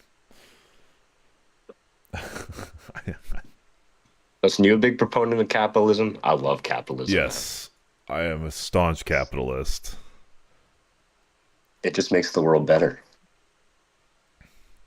But, like, capitalism as in, like, more towards Nordic countries capitalism, where we have strong social programs, fine, like, strong social welfare, like, good spending, making sure people don't get left behind, but also, like, yeah, markets exist. They are more efficient in allocating some resources. Like, I don't think the state should allocate every resource, but I don't think every resource should be allocated by government either. Or by private companies either. Like there's a balance that all falls under capitalism.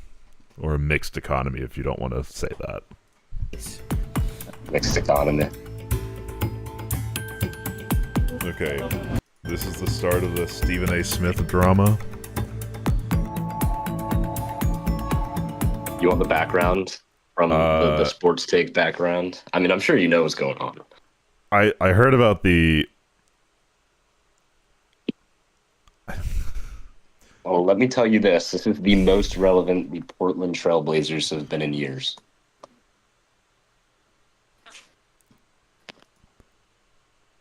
Okay. Sorry, I'm trying to square some messages in chats. Okay. It's okay. I just dropped some elite ball knowledge on him.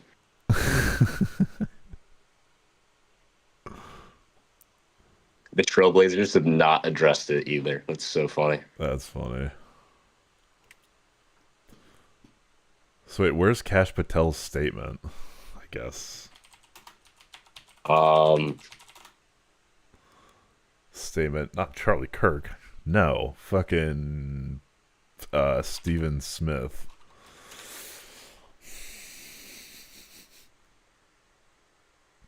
Where's like the clickbaity one? It's probably the clickbaity one. Yeah, I'll just control find, control F, control find. Well, the Stephen A's a dumbass, dude. I hate Stephen A, but I love his like attitude. Smith? So while we're on the topic, Dodgers World Series, you think they go back to back? I think so. Yeah, why not? I mean, it's. Shohei Ohtani is officially the GOAT of baseball. Yeah, by a far. That's not even a question. We're coming for you. Okay, whatever. Here with me exclusively is FBI Watch Director Kash Gremlin. Patel. He was also at that round table. The president held this I'm pro sex work as long as it's safe and regulated.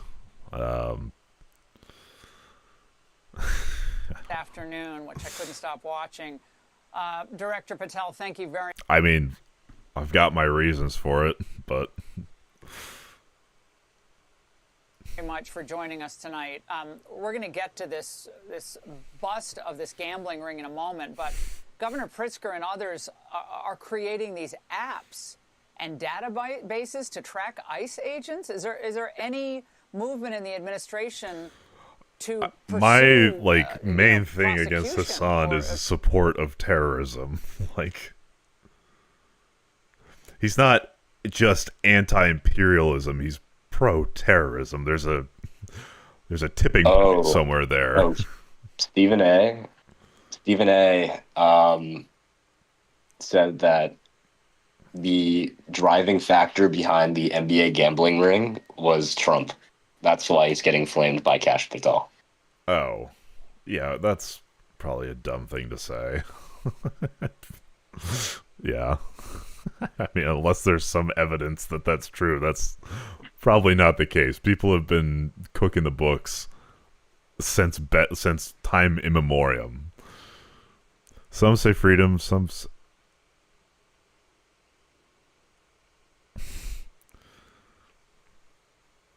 This would never happen if the NBA had a salary cap, by the way. Like the way that football has one.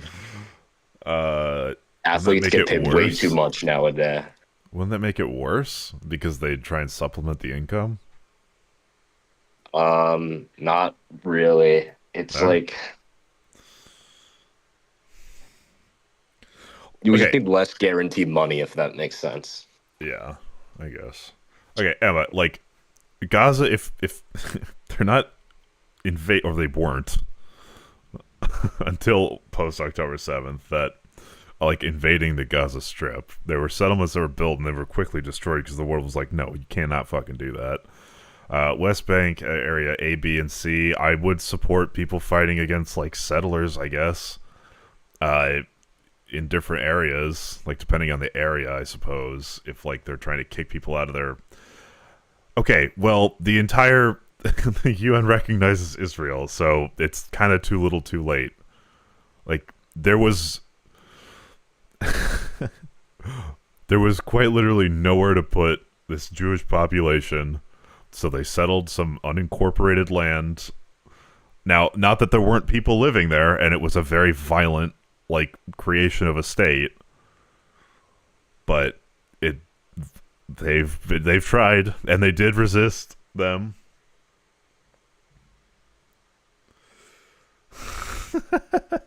Yeah.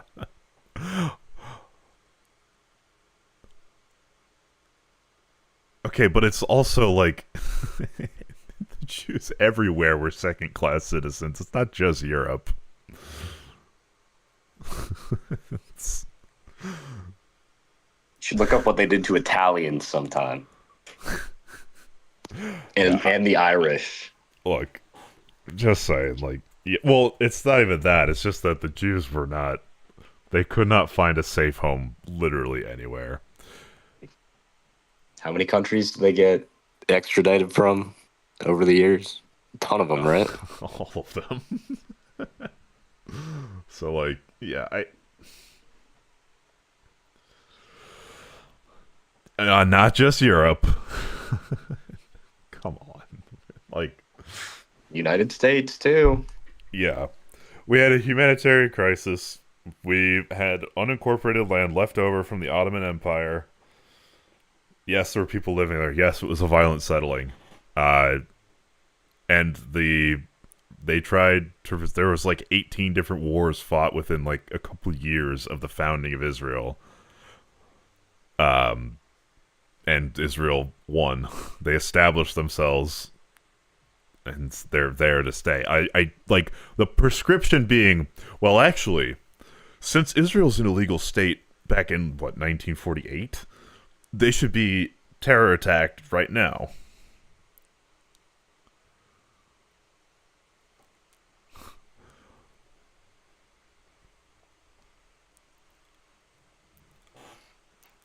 Look, there was... It was one of two unincorporated lands. Like, it was what? It was between somewhere in Ethiopia and somewhere in... like, Palestine? I don't, man. Point is, no matter if you disagree or agree with the, basis of the founding of the state, it doesn't change the fact that it's not going anywhere today.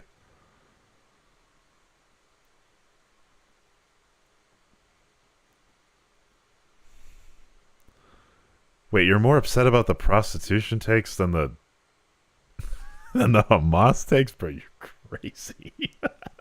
Charges against individuals who are impeding law wild. enforcement to that capacity.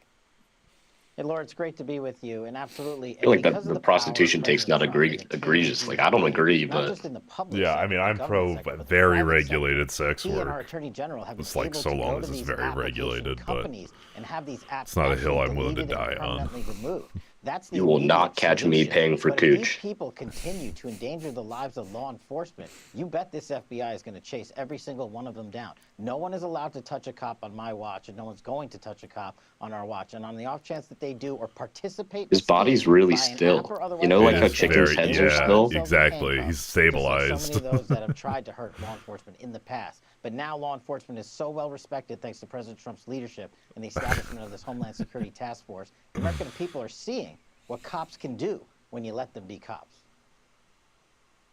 What do you think Governor Pritzker's motivation is here? I mean, he's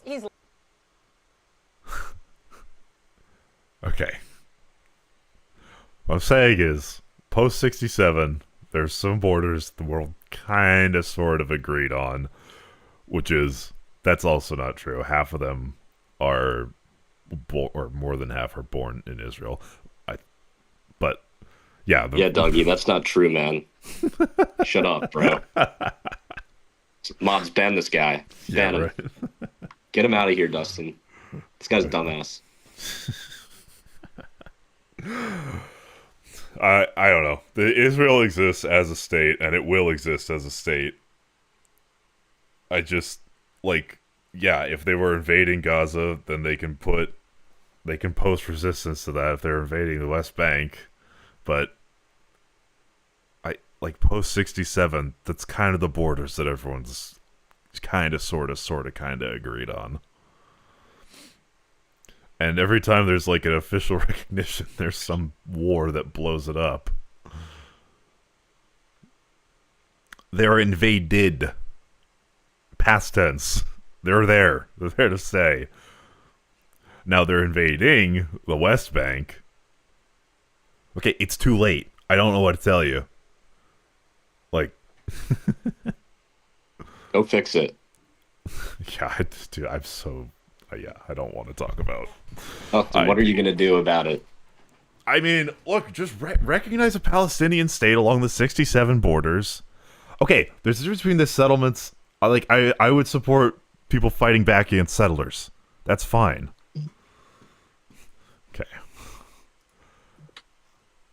Okay, you can hate Israel all you want, but, it exists.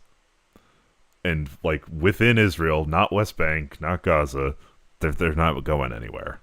Okay. And that still, they're there. They've won, 1 million wars. They're not going anywhere. No one's moving them. What is your prescription? Everyone to just say, no, we're leaving? you guys got to pack up and leave. They'll say no, fuck you. Like they're there to stay. Imagine if the world did like a country territory redraft, like NFL draft style. So like the worst off country gets to pick a new place. Worst off like population. That'd be funny. What would the world look like? It's actually no. The U.S. would be on like Sentinel Island. Like 99% of Palestinians are not terrorists. Like it's literally Hamas at this point. Provocation via October 7th, knowing that the response is going to be as drastic as it is. That's terror. Like it's the killing of civilians, and yes, I understand that Israel is also killing civilians. That is true, and there are lots of war crimes that have been committed. Yes, my freedom fighters shooting into porta potty. Like again, I can understand why Hamas exists, but the people in Gaza are like, yo, let's fucking stop. Like they don't have overwhelming support. And I think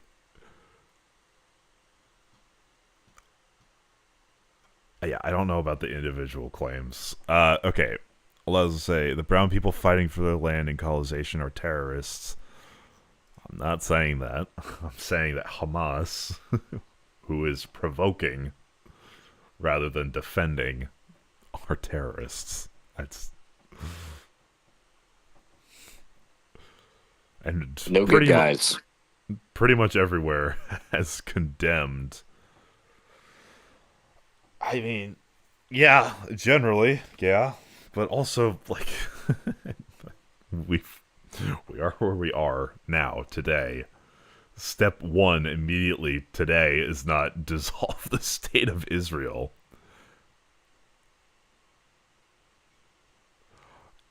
Yeah, we wouldn't be where we are without imperialism, man. Greatest country on earth, the United States of America. Sure. Yeah, and none of us would. Like, the thing of, like, yes, anti-imperialism, but some shit kind of sort of is how it is right now. I feel like a lot of this elevated level of thinking was not taken into consideration for much of human history. And it wasn't necessarily imperialism. It was just kind of how countries operated for a long time, and empires, which is imperialism, but it wasn't like, stop doing that. It was kind of just like, we can take you over because we can. Yeah, yeah, I mean, take that up with the Turks. True. We're the lovers for the Turks. Dude, imperialism is bad. We agree. Like at this point, yes, the lines are drawn. There's no need to imperialize anymore. Yeah. There wasn't really ever, except like it wasn't vilified. Yes, we can we can agree that terrorists are bad, imperialism and genocide are bad. Yes, we agree. Well, blazing hot take, Dustin. Yeah. Okay. Man, I came back for this NBA coverage. Where's this NBA? Sorry. Where's Stephen A? Lying when he says that ICE is just indiscriminately picking up anyone who has brown skin. That's not NBA. Is it tweets? Like, can you just No, find me a tweet or just something? let it go. They're just covering But he before. repeats that over and over again, along with the Hitler and the Holocaust references and so forth. What do you think his goal here is ultimately? They're not okay. Hamas provoking October 7th is not fighting for their right to exist. Like they existed. I don't know. That's. I don't know. You need someone on the Palestinian side. Oh my god. Okay, guys. I don't know. Palestinian statehood should have been a long time ago. We just need Israel and like Hamas to stop blowing up peace deals.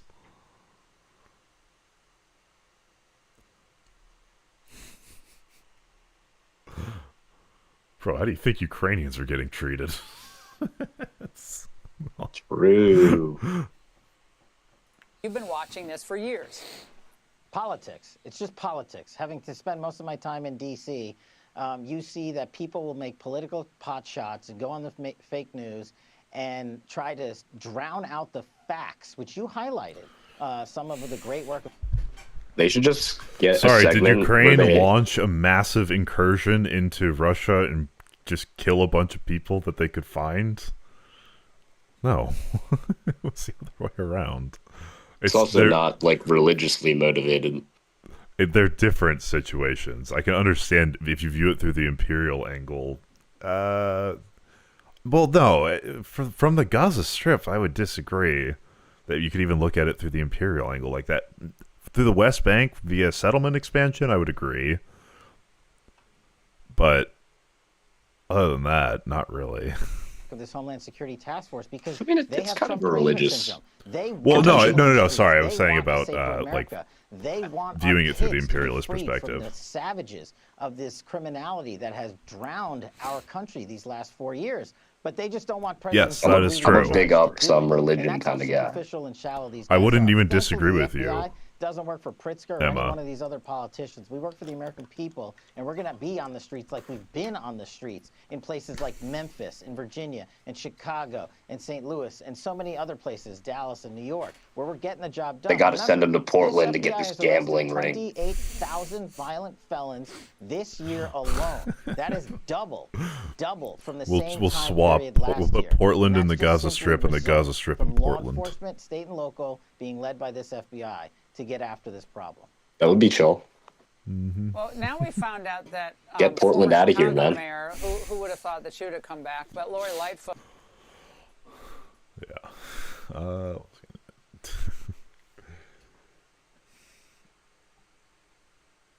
I'm not making it except condemning Israel every step of the way for their actions. But I'm also acknowledging that Israel's not going anywhere. I could do both. I want a Palestinian state. I want Israel to stop being aggressive towards Palestine. I want them to tear down settlements in the West Bank. But it's also, there's like a pragmatic idea to it that they're not going anywhere. You can't force them to go anywhere. As much as people say that the West has levers on Israel, and they do, Israel's, no matter what pressure the West applies, they're not going to leave Israel. Like, nothing short of it all out, like, war. I agree. Not like with Netanyahu's government. Yes, there do need to be war crime trials. I agree. Yeah. Oh, right. I wanted to watch Fox Michelle Obama Garden. I've got to imagine Hannity had something to say.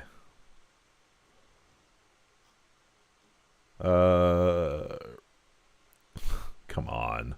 It's got to be an old Fox clip.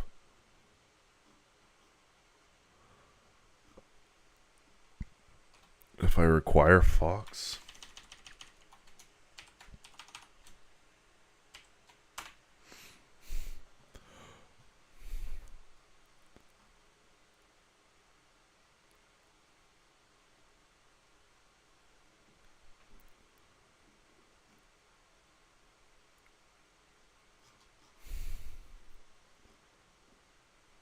Can I search like from channel? Oh. Do the instead of the Rose Garden, I would do the basketball court. I looked for the basketball court. I couldn't find it. 2 days ago, 1 day ago, 6 years ago, 1 day ago, 9 months ago, 6 years ago. I think we were still like decently respectful back then. Wait till you see what Fox News has to say. Let's watch the juice thing. It's kind of nuts.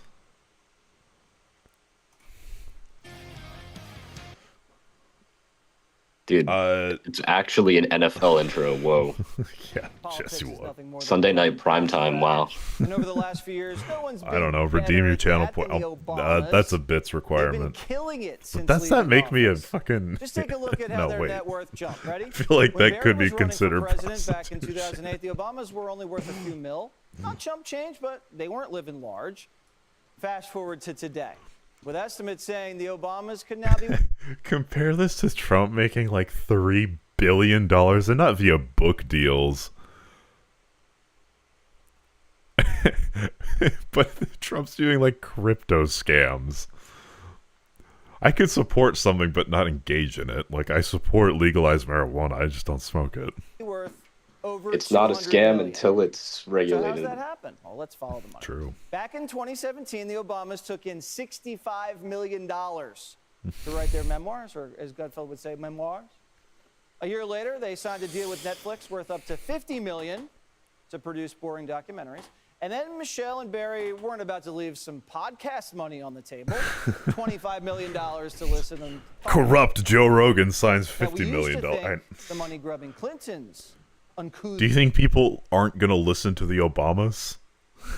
cashed in after leaving the White House. I know Destiny This already guy's, did this this whole guy's bit. kind of epic. Are on pace Jesse to be Watt billionaires. say psych So right that's why now. we weren't surprised when we heard about the Obama's latest venture, teaming up He's funny. with Big Juice. Big Michelle, the juice. business tycoon, has just announced that she's launching a fruit juice brand aimed at kids called Plezzy. I learned the hard way that a lot of those products that were being marketed as healthy weren't actually healthy. And that made This me used to be furious. the controversy of the controversies of the day. Like this big news: Michelle Obama's dropping a juice brand out of office. This was 2 years ago. Oh my god! One more thing we have to protect our kids from. Greed seeps into everything, bro. I think parents are quite capable of figuring out what their children should drink without her help. Holy shit. I mean, that one's valid. Well, okay, yes, sure, but like, But like, it's just crazy. God forbid someone God forbid an entrepreneurial spirit. What do you think is the market cap of Trump's fucking crypto scam is? Crypto? Plural. Probably of his main one, Trump coin, isn't it like a couple billion? Yeah. Like it's 2.5 or something. I don't know if it's 2.5, but it's quite large. I know like it's over 70% of it's like tied up. Well, it becomes less and less tied up every quarter. But the value is just not there. Yeah, Michelle Obama, here's a juice. Trump Bible, make a Bible? cryptocurrency. Yeah, he did. DOJ paying me money. Yeah. Laura Ingram, Michelle Obama enabled the ultimate enabler. What is this? Absolute likely dog shit. Turning boys into men Gotta have in a them ribs. politically correct world. And pussy too. That's tonight's angle. Huh? At the first annual Obama Foundation Summit in Chicago, former First Lady Michelle Obama I can't help assumed it. the role of social scientist as she warned women not to spoil the men in their lives. It's like the problem in the world today is Yeah, I agree. we love our boys and we raise our girls. Although I don't think your bar is we very raise them to high. be strong, and sometimes we take care not to hurt men. And it's powerful to have strong men, but what does that strength mean? You know, does it mean respect? Does it mean responsibility? Does it mean compassion?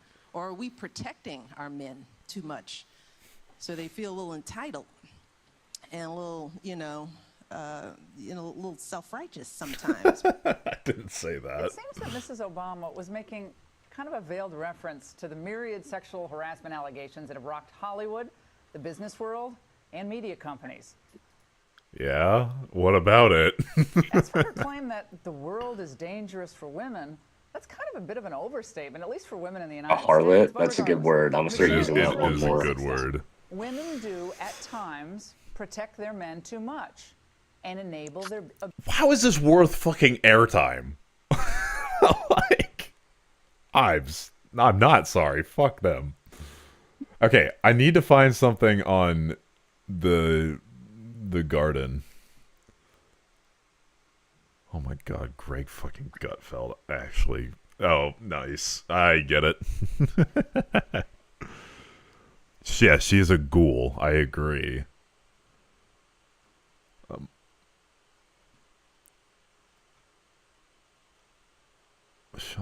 Turns out the heat. I bet you if you just look up Michelle Obama garden. Well, yeah, like the fox, it'll be something. Yeah, I don't know. I was hoping to Michelle see Obama using wokeness to take over the military. That's real. Michelle Obama garden. Like, there's an interview here. USA Today, The Telegraph, CNN, Chicago Tribune. Trying to find like what's AFP?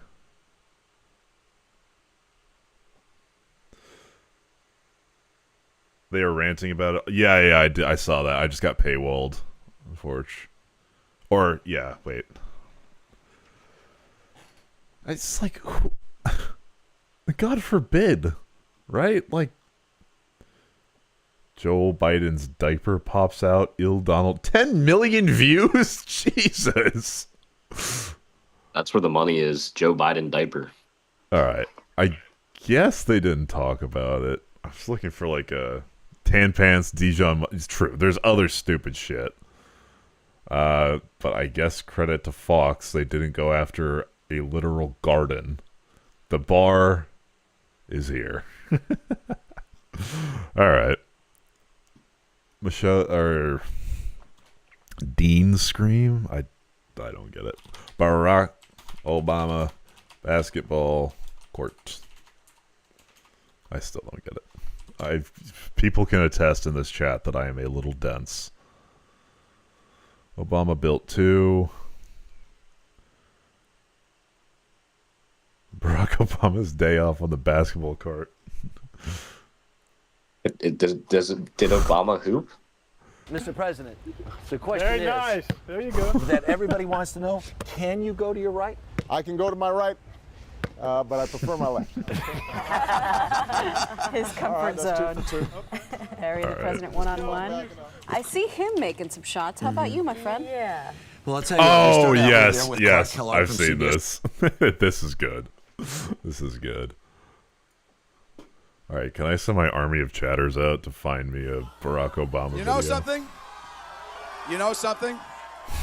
If you had told us 1 year ago that we were going to come in third in It's like, Iowa, we would "Ah!" have given anything for that. And you know something? It's like Elon Musk You know scream. something? Not only are we going to New Hampshire, Tom Harkin, we're going to South Carolina and Oklahoma and Arizona and North Dakota and New Mexico. And we're going to California and Texas and New York. Say we're it. going to South Dakota and Oregon and Washington and Michigan. And then we're going to Washington, D.C. to take back the White House. Oh, no. You did not win. He was on such a roll, too. He had, like, the gravel in his voice. We're going to Washington. We're going to Colorado. We're da-da-da-da-da. Ha!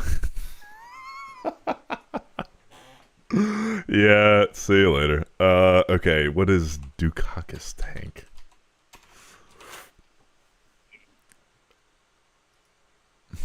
Michael Dukakis has opposed virtually every defense system we developed.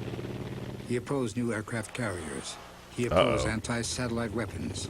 He opposed 4 missile systems, including the Pershing II missile deployment. Dukakis opposed the stealth bomber and a ground emergency Is this warning it? system against nuclear attack. He even criticized our rescue mission to Grenada and our strike on Libya. And now he wants to be our commander-in-chief. America can't afford that risk. Mike Dukakis is a goat. Was it just because the video froze? Is that the meme?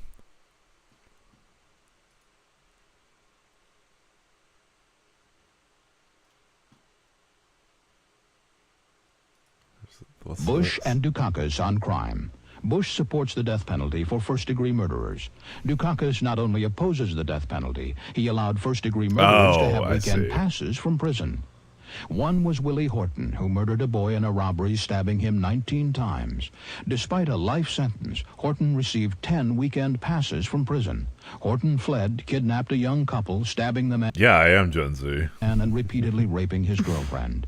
Weekend prison passes. Dukakis on crime. I'm also a streamer, so it's easier to present something in a video form rather than like text.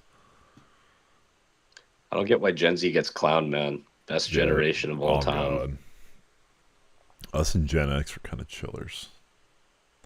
Sports, and we started playing a game of Pig, P-I-G. It turned into a game of POTUS. Right. Oh, President of the United States. Exactly right. And so I get my chance to shoot, and I'm back in the corner. I'm going to shoot this three-point shot, right? Total air ball. I mean, I am not even in the neighborhood. Look at this. Oh, that's embarrassing. Now, here's what's interesting, because Robert Gibbs and some of the other guys, hear from Obama the White House talking, are and I don't standing know there, where it's coming from. President proceeds to shoot 2 consecutive air balls. Oh, he showed you up. From 3-point, 2 consecutive from 3-point range.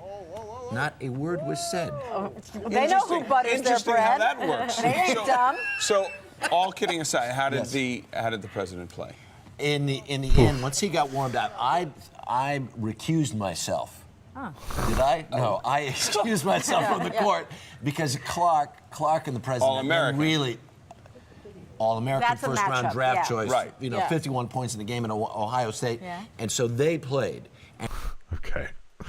Yeah, it's like, I gotta say, it's just shit was. I think he was missing. I'm not sure though. Fox defends Trump demolishing. And this isn't the first time that the White House has had work done. Go back to 1902. Teddy Roosevelt added the whole West Wing. Oh, they're doing the dumb shit now. I didn't even look from years ago. 33, FDR installed a swimming pool. 52, Truman gutted the entire inside of the White House. And Dude, I wish I was good at basketball. In 2009, outside President Obama Same. added a basketball court. I can almost dunk. With this project, his That's sick. Robin does not believe me.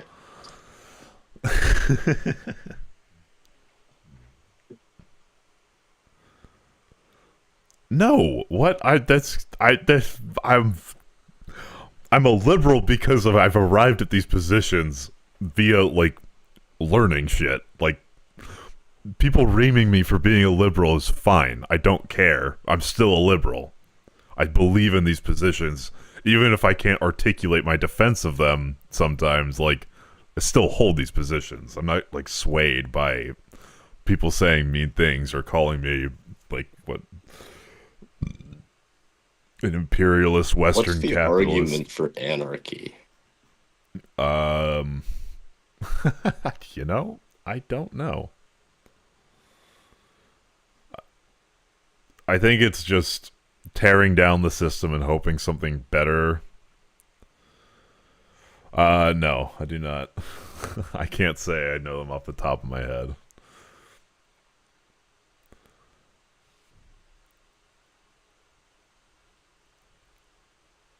We could watch some Steve Bannon. I don't know how relevant Bannon is currently in the campaign. Open-minded, tolerant for free enterprise. Okay, then yeah. Thank you. Then yes. Yeah, I usually say like, you know, freedom of individualism, like, you know, open markets, voting, all that shit. But yeah, 3 pillars sounds like a good way to condense it. Okay, Canada cheated and got caught. Fraudulently took a big buy ad saying that Ronald Reagan did not like tariffs when he actually loved tariffs for our country and its national security. Canada is trying to illegally influence the United States Supreme Court in one of the most important rulings for our country. Canada has long cheated on the tariffs, charging our farmers as much as 400%. Now they and other countries can't take advantage. So the Ronald Reagan Foundation, did they just lie? Like, I know that this is going to be the one of the most Googled things today. Ronald Reagan on tariffs. Yeah. If I can find something on this from 8 years ago. Okay, we'll watch this. I'm going to take a quick piss. I'll be right back.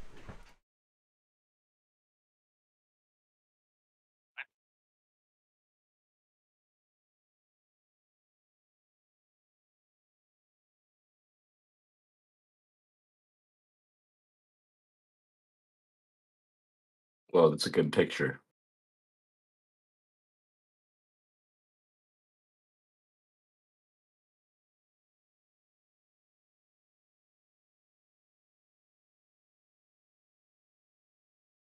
Dukakis. Great man for the state of Massachusetts.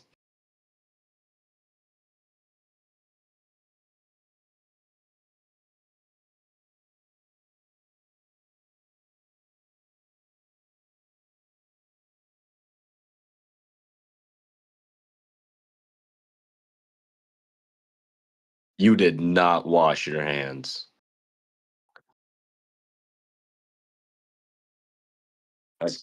That's gross, man. That's grody.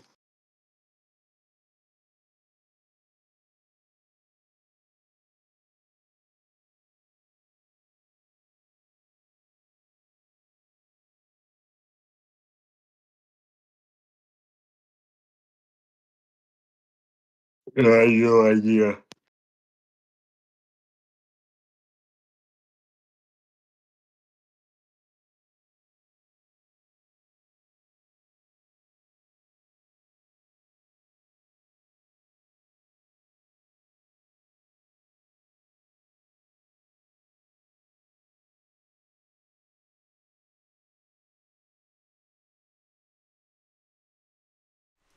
There we go. This is the right scene. Holy shit.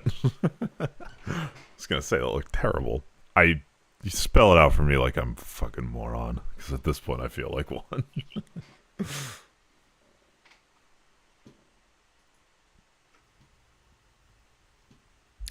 My fellow Americans, Prime Minister Nakasone of Japan will be visiting me here at the White House next week. It's an important visit because this is 8 years ago. 8 years ago. Expect to take up our relations with our good friend Japan. It looks fucky, I will say. Remain excellent. Recent disagreements between our two countries on the issue of trade will also be high on our agenda. As perhaps you've heard, last week I placed new duties on some Japanese products in response to Japan's inability to enforce their trade agreement with us on electronic devices called semiconductors.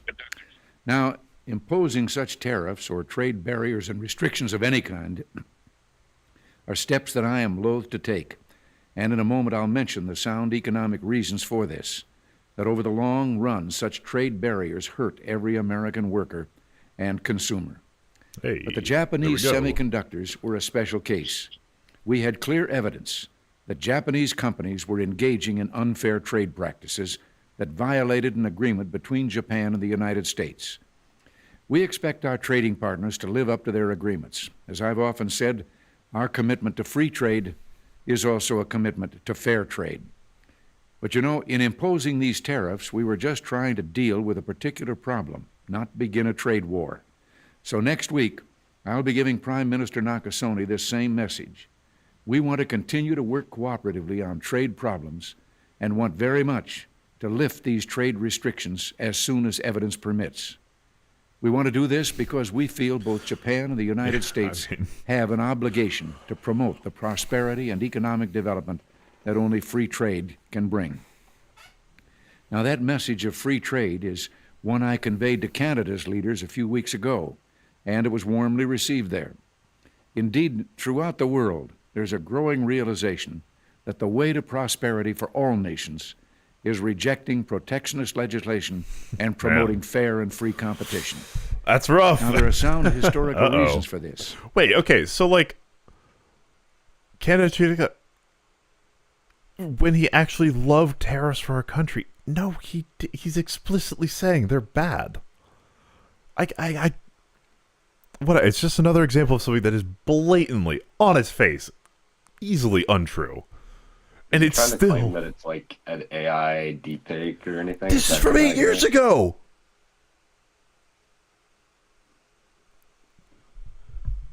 Yeah, people be stupid. Yeah. Holy fuck. 8 years ago. What the fuck? What year was that? 2018? Jesus. 2017, yeah. Was AI any good? Like, no. For those of us who lived through the Great Depression, the Something memory from of the Reagan suffering it Library, caused is like- deep and searing. And today, many I economic guess, but, analysts like- and historians argue that high tariff legislation passed back in that period, called the Smoot-Hawley Tariff, greatly deepened the Depression and prevented economic recovery. Wow! You see, at first, when someone says, let's impose tariffs on foreign imports, it looks like they're doing the patriotic thing by protecting American products and jobs. And sometimes for a short while it works, but only for a short time. What eventually occurs is, first, homegrown industries start relying on government protection in Reagan. the form of high tariffs. They stop competing. My lack of support for Hamas is bad enough for the lefties in here. If I start saying W. Reagan, I'm going to get shot. And stop making I don't the know. innovative It's management like and technological. when Darth Vader at the end of Return of the Jedi like turns on the Emperor. That's like what Reagan's doing posthumously. Yeah, it actually is. Because this right here is Republican Jesus. All right? Every single Republican invokes Reagan's name.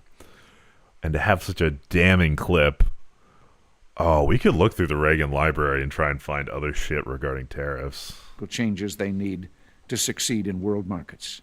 And then, while all this is going on, something even worse occurs. High tariffs inevitably lead to retaliation by foreign countries and the triggering W of fierce Canada trade for wars. finding this? The result is more and more tariffs, higher and higher trade barriers, and less competition. So soon, because of the prices made artificial. That's why we got to go back to Reaganomics. Nope.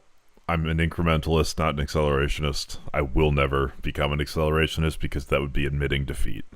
On the day I become an accelerationist, I just won't pay attention to politics. If I do truly think it's hopeless, and I truly think the only option is to accelerate things into the ground, I'll take my hands away, just go focus on other shit. But right Just now, driving an SUV and taking flights. What? environmentalism. Oh boy, do I know a thing or two about the environment, and I guarantee you the issue is not driving an SUV.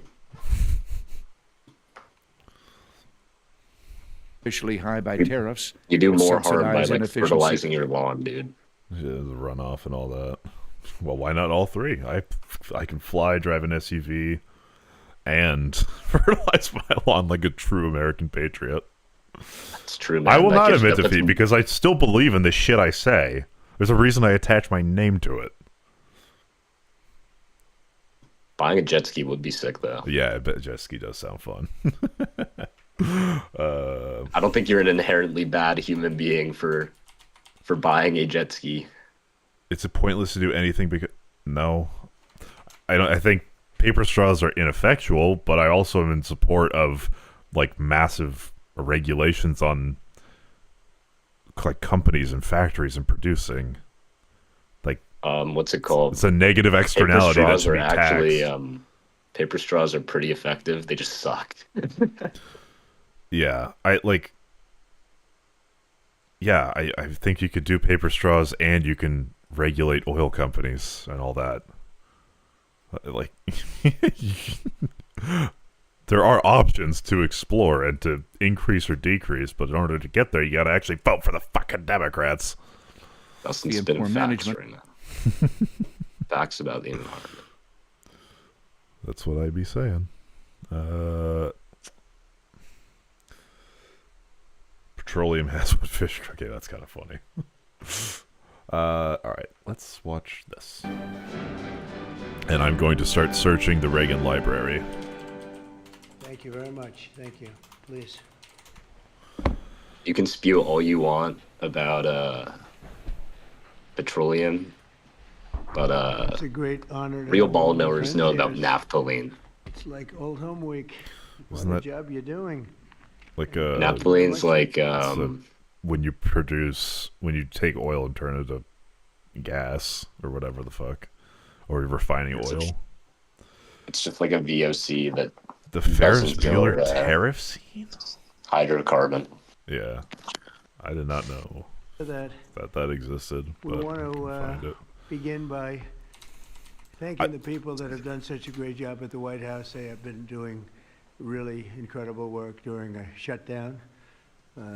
I don't even know if they're supposed to be working, but they wouldn't miss a day. So I just want to thank everybody for that very much. Up with the gold tie. And we're It's here corny. today to discuss a sweeping, unprecedented, Oh, and I see, historically okay. successful operation that my administration has carried out in recent weeks to arrest, prosecute, and permanently remove members of foreign drug cartels from American soil. And the people gathered around this table are the ones that are doing it, and in this room. Some of them sitting a little behind. In fact, some of them I'm surprised are not actually at the table. You people should be very insulted by that.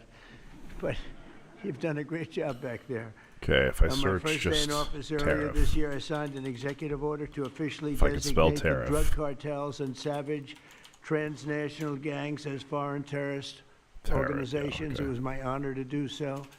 And on that same day, I also signed an order directing the creation of the Homeland Security Task Force to bring together all federal, state, and local partners to achieve the national policy goal of eliminating the cartel presence in America once and for all. And the results are, and it's early, and the results are this isn't- spectacular. Led by ICE and the FBI, this task force includes the Okay, Department of this sucks. Justice, the Department of War, DHS, the intelligence community, All right, ATF, enjoy. the DEA, the U.S. Marshals, and the state and local agencies in every part of our country. Other than that, we don't include too many people. That's a hell of a group, isn't it, huh? When you think of it, that's not a group you want against you. Certainly not at one time. In addition to the task force members, we're pleased to be joined by representatives of law I enforcement love at launching missiles every level, at the highest level, fishermen. actually, but every level, including National President of the Fraternal Order of Police, Patrick Yos. Where's Patrick? Patrick, thank you, Patrick. Thank you for the endorsement, too. That really hit it off. I would have gotten 98% Oh, my God. anyway, but it was still good to have your endorsement. Thank you, Patrick. I don't forget those things. Thank you, Patrick. President of the National Sheriff's Association, Chris West. Chris? Thank you, Chris, very much. Great, good job. Major Cities Chief Association Executive Director, Laura Cooper. Laura? Thank you, Laura, very much. Government of Romania has implemented a decree requiring any Romanian citizen wishing to emigrate to repay. This decree conflicts with the spirit forward to the Trade Act of 1974, which is intended to remove the barriers of freedom, the barriers to freedom of immigration. I therefore declare my intention to terminate Romania's most favored nation tariff status and other benefits effective. Okay. Major County Sheriffs of America Executive Director Megan Noland. Oh, fuck, I Megan, closed thank the... you. Thank you very much. And Get him President at of the FBI. National This Reagan Border stuff's Patrol got him tied Council, up. my friend. I And don't a think very he good really shit speaker, by talking. the way. Whenever he gets up and No, he speaks, I can't. say, that guy can really speak. I don't know. I don't want him to run for office. I want him to stay where he is. Paul Perez. Paul. Thank you, Paul. Where is Paul? Hi, Paul. What are you doing over there, Paul? Good job. Good speaker you are, though, Paul. I mean, He is so tired and sleepy. God, talk about fucking Sleepy Joe. Bro, this guy's like rotting. some incredible speeches, some, and all from the heart, too, right? Some great ones. Today, you'll hear details from my national security and homeland security teams about the extraordinary historic achievements of this new Homeland Security Task Force since it became fully operational last month in all 50 states. The job they're doing. What we inherited from this past administration is like disgraceful. In a matter of weeks, the task force has made the largest number of arrests of cartel leaders, operatives, and gang members in American history, more than 3,000 and counting. That includes members of the ultra-violent New Generation Cartel, the Sinaloa Cartel, the LNFM Cartel, MS-13 God, he Cartel, and you know MS-13, the gang, and Tren de Aragua, another beauty. That's a group of real garbage we have to deal with, that we shouldn't have to deal with. These are, in addition to the God, this massive is numbers of dry. dangerous criminals my administration arrested nationwide since January 20th, numbering over 120,000. It's a record. and 120,000 criminal arrests. Thank you very much.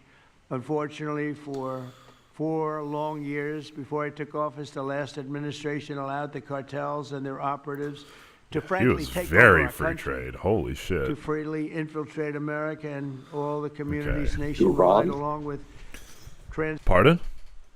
Ron?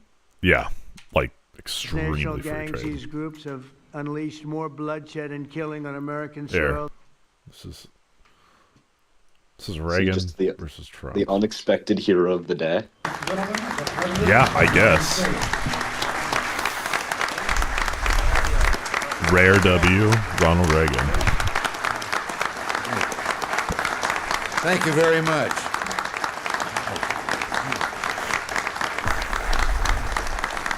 Please. Good morning, and welcome to the White House for the signing of this bill that Bill has been telling you about, the Trade and Tariff Act of 1984. A crucial piece of legislation and a triumph not just for freer and fairer trade, but for the legislative process itself. I believe this bill represents the most important trade law approved by the Congress in a decade. In its first form, the bill was strongly protectionist and would have sharply limited our trade with other nations. I'm not campaigning. In the transcript, it said he was interrupted by a loud noise. They were not fucking kidding. Holy shit. But I couldn't in good conscience have signed a bill containing those provisions, and I don't believe that many members of the Congress could have supported it either. Then the bill went into a conference committee, and together, senators, representatives, and Bill Brock, our United States Trade Representative, rolled up their sleeves and went to work. In the words of an... Ronald Reagan killed a bill because it had too many protectionist policies in it. And forced them to rewrite the thing, making it more like free and liberal trade. Like, come on. Fucking based, first of all.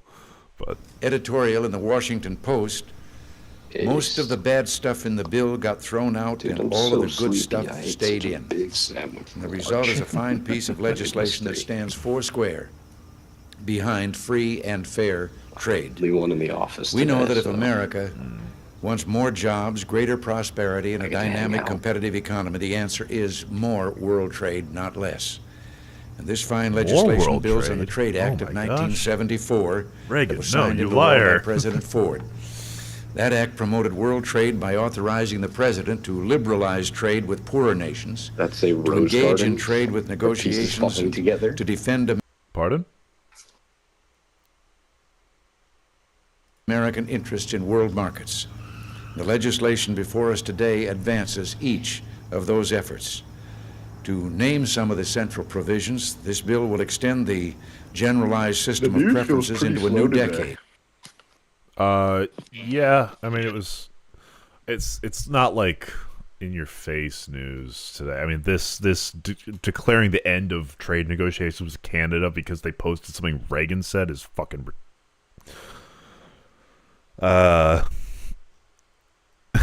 not the best move. And they're boosting Social Security. Yeah. There's something in this. Okay, so we get the idea of Ronald Reagan, right? Very free trade. Points being communicated. Than all other Meanwhile, let's terrorist go groups back to this combined. These are the rotting worst fuck. of the worst. It should now be clear to the entire world that the cartels are the ISIS of the Western Hemisphere, in addition to their monstrous violence, such as cutting Is sending off an aircraft carrier to Latin America. Why? burning their enemies alive and burning innocent people alive, too, by the way. As we can. The cartels 'Cause control we large fucking swaths can. of territory. They maintain I wonder how vast much money it arsenals takes of to, like, weapons and move that. soldiers, and they use extortion, I know murder, boats are, like, kidnapping pretty to efficient exercise political fuel-wise, and but that's a economic control. big Thank you very boat. much, Joe Biden, for allowing that to happen. Biden surrendered he just surrendered our country. That makes to me think of the cartels. tweet. Don't worry, we're taking That's Millions like- of dollars We're per taking it day back. per operations. What's There the was like a tweet? CNN headline that was like, new technology with giant like parachutes can carry boats across the Atlantic Ocean. I remember that. And then the quote tweet is just like a sailboat. Yeah. that was a good moment. It's really fast at levels that nobody's ever seen before, but Millions of dollars a day. To put up with what we inherited was just... The thing is, I don't have like what I do on stream is a lot of like reasoning through things to try and arrive at like a more refined position. Like I have a moral start and I have like some factual information on things, but I kind of reason through, bounce it off chat, and then kind of arrive at a position at the end. But I'm not just going to sit here and scream and like proselytize saying, or not like. Okay. I'm still trying to figure out what makes the most sense for who to be where. Okay. Deafen for a sec. Yeah, well, no, it's not. I mean, I can scream at the TV if that's what, like, I know that's more entertaining.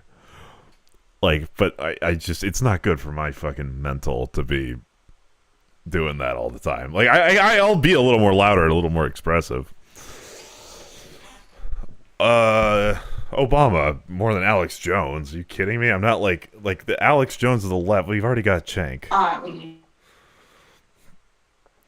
Not like I'll take Cenk over Alex Jones any day, but like, I suppose I could be a little. I'll try and be a little more entertaining. Just a disgrace. And while Biden was president, if he was president, I think the auto pen was president, not Biden. Nearly 100% of those who infiltrated our southern border did so because they were personally approved.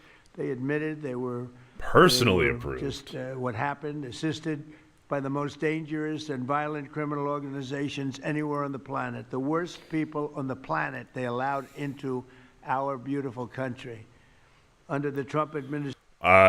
Colbert? No, I never used to watch Colbert. We're finally treating the cartels as the core national security threat that they really are. The cartels are waging war on America, and just as I promised in the campaign, we're waging war on them like they've never seen before. All you have to do is turn on your television and you'll see what's happening to them. Past administrations have tried to mitigate this threat, and our objective is to eliminate it. We're not mitigating, we're eliminating. We're getting them out. The bad ones were... We're getting them out, but when we miss, we just extradite them back to their countries and said, please don't talk. Please don't say anybody. Don't tell anybody that you're just fishermen. The Colombian president said, hey, one of the guys who blew up was a fucking fisherman. What the hell? And then another guy was...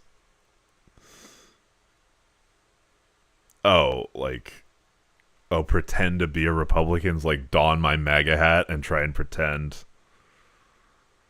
instead of a white respecter. I do wear a collared shirt sometimes. That is... a white respecter. That's putting in prison. We hate to do that because that means we're stuck with them for 50 years or more. In recent weeks, our Homeland Security Task Force has seized more than 70 tons of deadly narcotics. I actually need to 2X him because he sounds so 1,000 fucking illegal slow guns. now. That's just recently. This is already the most successful anti-cartel and anti-gang operation in American history, and it's just getting started. We have incredible people. A lot of them are in this room with us today, and it's an honor to have them. But we're going to not stop until the threat has been fully and completely eradicated. I want to thank Task Force members with us today, including a person who's doing a fantastic job. Attorney General Sounds like Sam Bondi. 2016 Trump. Secretary of War Pete Hegseth. Sounds so much better than Secretary of Defense. I don't know. Do you guys agree with that? I don't know. It sounds, we won the First World War, the Second World War. I would say everything before and everything. Well, you came from like, yeah, I'm not disagreeing with your advice. And also, I can't afford a social media manager. Also, I'm not coming from the Young Turks. In between, and then we got woke, and we said, well, let's call it defense. I think we like it this way better. You know, it's funny, that's something I thought would be maybe controversial, and it's only controversial that we changed the name in the first place. It's not controversial at all. It's been unbelievably well accepted, Pete. Hasn't it? It's been pretty amazing. I thought it would be controversial. People want to have our country back. People want to do exactly what we're doing right now, and we're getting a lot of credit for it, and we should. I want to thank Pete. You're doing a great job. It's so amazing to me that it's like nothing we're doing is controversial at all, where it's... I'm wondering who brings the polls to him, because I'm pretty sure it's like... I'm not doing a suit and tie every stream. Like, it's still a streamer. Like, my takes are my takes. You can listen to them whether I'm in a suit or in a wife beater. Like, Pete Hegseth. Secretary of Wife Homeland Security, respecter, Christy Noem. sorry. Thank you very much. Director of National Intelligence, Tulsi Gabbard. Tulsi, good job. And the heads of all of the law enforcement agencies all throughout the room, you're really amazing the job you've done. To provide additional details on our mission, I would like also to ask General Bondi to say a few words, followed by Secretary Noem, Secretary Hegseth. I like the whiplash of sometimes wearing a suit jacket and sometimes wearing a tank. Yeah, no, that's fair. I really enjoy the whiplash. Homeland Security Advisor Stephen Miller. Stephen, you're such a superstar, Stephen. They called Stephen the other day, a very bad name, and I said, you should sue them, Stephen. I think he will. I hope he does. FBI Director Cash Patel and Deputy Attorney General Todd Blanche. And I just want to say it's an honor, the job we're doing, and these people are doing absolutely incredible. I'll just add a couple of things. In Memphis, as you know, where the numbers are down in half already. It's only been about 2 weeks. You're doing a fantastic job there. Thank you. Incredible. Nobody thought it was possible. It was really it was a very sick city. It was horrible what happened there. People would go from, if you're on the board of FedEx, they would ride you 1 block to the hotel. They said you couldn't walk it because it was too dangerous, and they're already feeling better about it. But the best example right now is Washington, D.C. We went from one of the most unsafe places in the planet, I hate to say, but in this country. It's the same to a totally safe talking city. points every single Nothing time. fancy, I guess, but this is about as close And as he just possibly tacks can. more onto the end. Incredible job with that. Every one of you have worked so hard on this one, and it's our nation's capital. And people would go to the nation. Oh they go my from God. Jersey, Iowa, Indiana. They go from Florida. They come up. They want to see the monument. I want to see the Lincoln Memorial. I want to see one of the monuments, any one of them, and they go home in a coffin. But not anymore. It's not happening anymore. We haven't had that happen in a long time. It was averaging more than one a week, one person a week. Who would think that's possible? And it hasn't happened anymore. And we have a safe city. We have a city where the restaurants are booming. People are going out. Nobody's being mugged, hit over the head with a baseball bat. None of that stuff is gone. We took out 1,700 criminals, many of them career criminals, many of them given to us by Joe Biden. There we His go. ridiculous open borders policy. They came in from jails. Let's do the all over soundboard. world, not Let just South that do America, the from all over the work. world. Jails. They came in from mental institutions and insane asylums all over the world. Drug dealers. And we got them the hell out of here. They're either that or if they're so bad, as I said before, we put them in jail because we can't take a chance that they come back. But I want to just say that Washington, D.C. is such an example of what could be done. And now the same thing's happening in Memphis. We're just halfway through the process, and already the numbers are far superior, far better than what we would have thought at this time. And Chicago, I just saw the number. Last weekend, 4 were murdered, 11 were shot. And then I have this guy Pritzker, who's a very weak governor. Let me be nice. I'm going to be very nice. He's extremely weak. He's pathetic. I have Pritzker get up and say how great they're doing in Chicago. They're doing very poorly. So 4 were murdered, 11 were shot. I would say, and that was not a bad week for him. Okay, that was not a bad week. He said somewhere 18 or 19 were murdered. And you know Same what? talking points again. Okay, Oh and you my believe me? He said that was a long weekend. He's bad, and then the mayor is worse. I mean, that mayor is It's worse. been 12 Low minutes IQ, of very low this. IQ. And we don't need low IQ people. We need people that are going to take care. And I love Chicago, and I love those beautiful women. Black women, beautiful women wearing MAGA hats. And they're all over the place in I Chicago. love They want this. protection. They don't care if it's the National Guard, if it's the Army, Navy, Coast Guard, Marines. They'll take Space Force, okay? Space Force, send them in. They couldn't. They just don't want to be mugged, killed, raped, shot in the head, and we stopped it. So we're going to be given a very special. We're going to give Chicago very special care. As you probably know, maybe you heard, we were going to do a big surge in San Francisco, but got a great call from some incredible people, some friends of mine, very successful people. Mark, who's everybody knows him, and Jensen, everybody knows Jensen, NVIDIA, and others called me from San Francisco. And they said, we're working really, really hard with the mayor, and we're making progress. Would it be possible for you to hold off the surge? In reality, he doesn't want to get sued by Newsom. And I had 4 or 5 calls, and I think they're making progress. That would be the greatest. I mean, if they could do that, that'd be great. And they have great confidence in those people. I mean, incredible confidence. Some of the smartest business leaders, and they're working very well with the police department. They're doing a good job. Nothing like my business leaders taking care of crime. So we are holding off that surge, everybody, and we're going to let them see if they can do it. I said, I think we can do it much faster. I know we can do it faster. I think we can do it better than anybody. We can take criminals out that they're not going to know about, and probably they don't have the legal authority maybe to do what we can. But I'm okay with it, and we're going to let San Francisco has the potential to be. It was a great, great city. Has the potential very quickly to be a great city again. And these are the companies that are there that are all working. And those are the people that asked me, could you do away with the surge? Got this backwards. The local police have more authority over the people than you do. And let's see how it works. At least with like We need to, we'll the do it, National but it's Guard. possible that we won't need to, and we will be focusing on other places like Chicago, and we'll have Chicago taken care of very quickly. But just remember, 11 people shot, 4 people murdered. Okay, and that was this weekend. And Straight that was Chicago. bad. Steve Pritzker get up and talk about, well, we have it under control. They don't have it under control. Jesse Oppett's getting worse. So we'll take care of it as soon as we give the go-ahead, which is all I have to do is give the go-ahead. We won the big court case the other day on the National Guard. That was a good case. Same thing with Portland. Speaking of that, because that's where we won it. But I mean, I looked the other night, Saturday night. Portland is like burning to the ground, and these people are saying it's just friendly stuff. The whole place is burning to the ground. So we'll he's seen the frogs. we'll take care of that one. That's like an insurrection more than it is anything else. That's crazy. Portland's crazy. And then you listen to these radical left people talking about it's really okay. You're seeing things. You're really seeing things. So we're going to take care of Chicago. We're going to take care of Portland. We're going to take care of Memphis. We're proud of D.C. There's nothing to take care of anymore, but we're not going to let it ever go bad. It's never going to happen again. Our nation's capital. And with that, I'm just going to tell you that Pam Bondi has done a fantastic job. And Pam, would you say a few words, please? Thank you, President Trump, and thank you for your leadership. And this is all about collaboration. And around this table, I'm looking around this table, we all work so well together. I don't think another... Also, I still don't fully understand why all these Republicans hate Pam Bondi. I've heard that it's because she's not doing enough quick enough.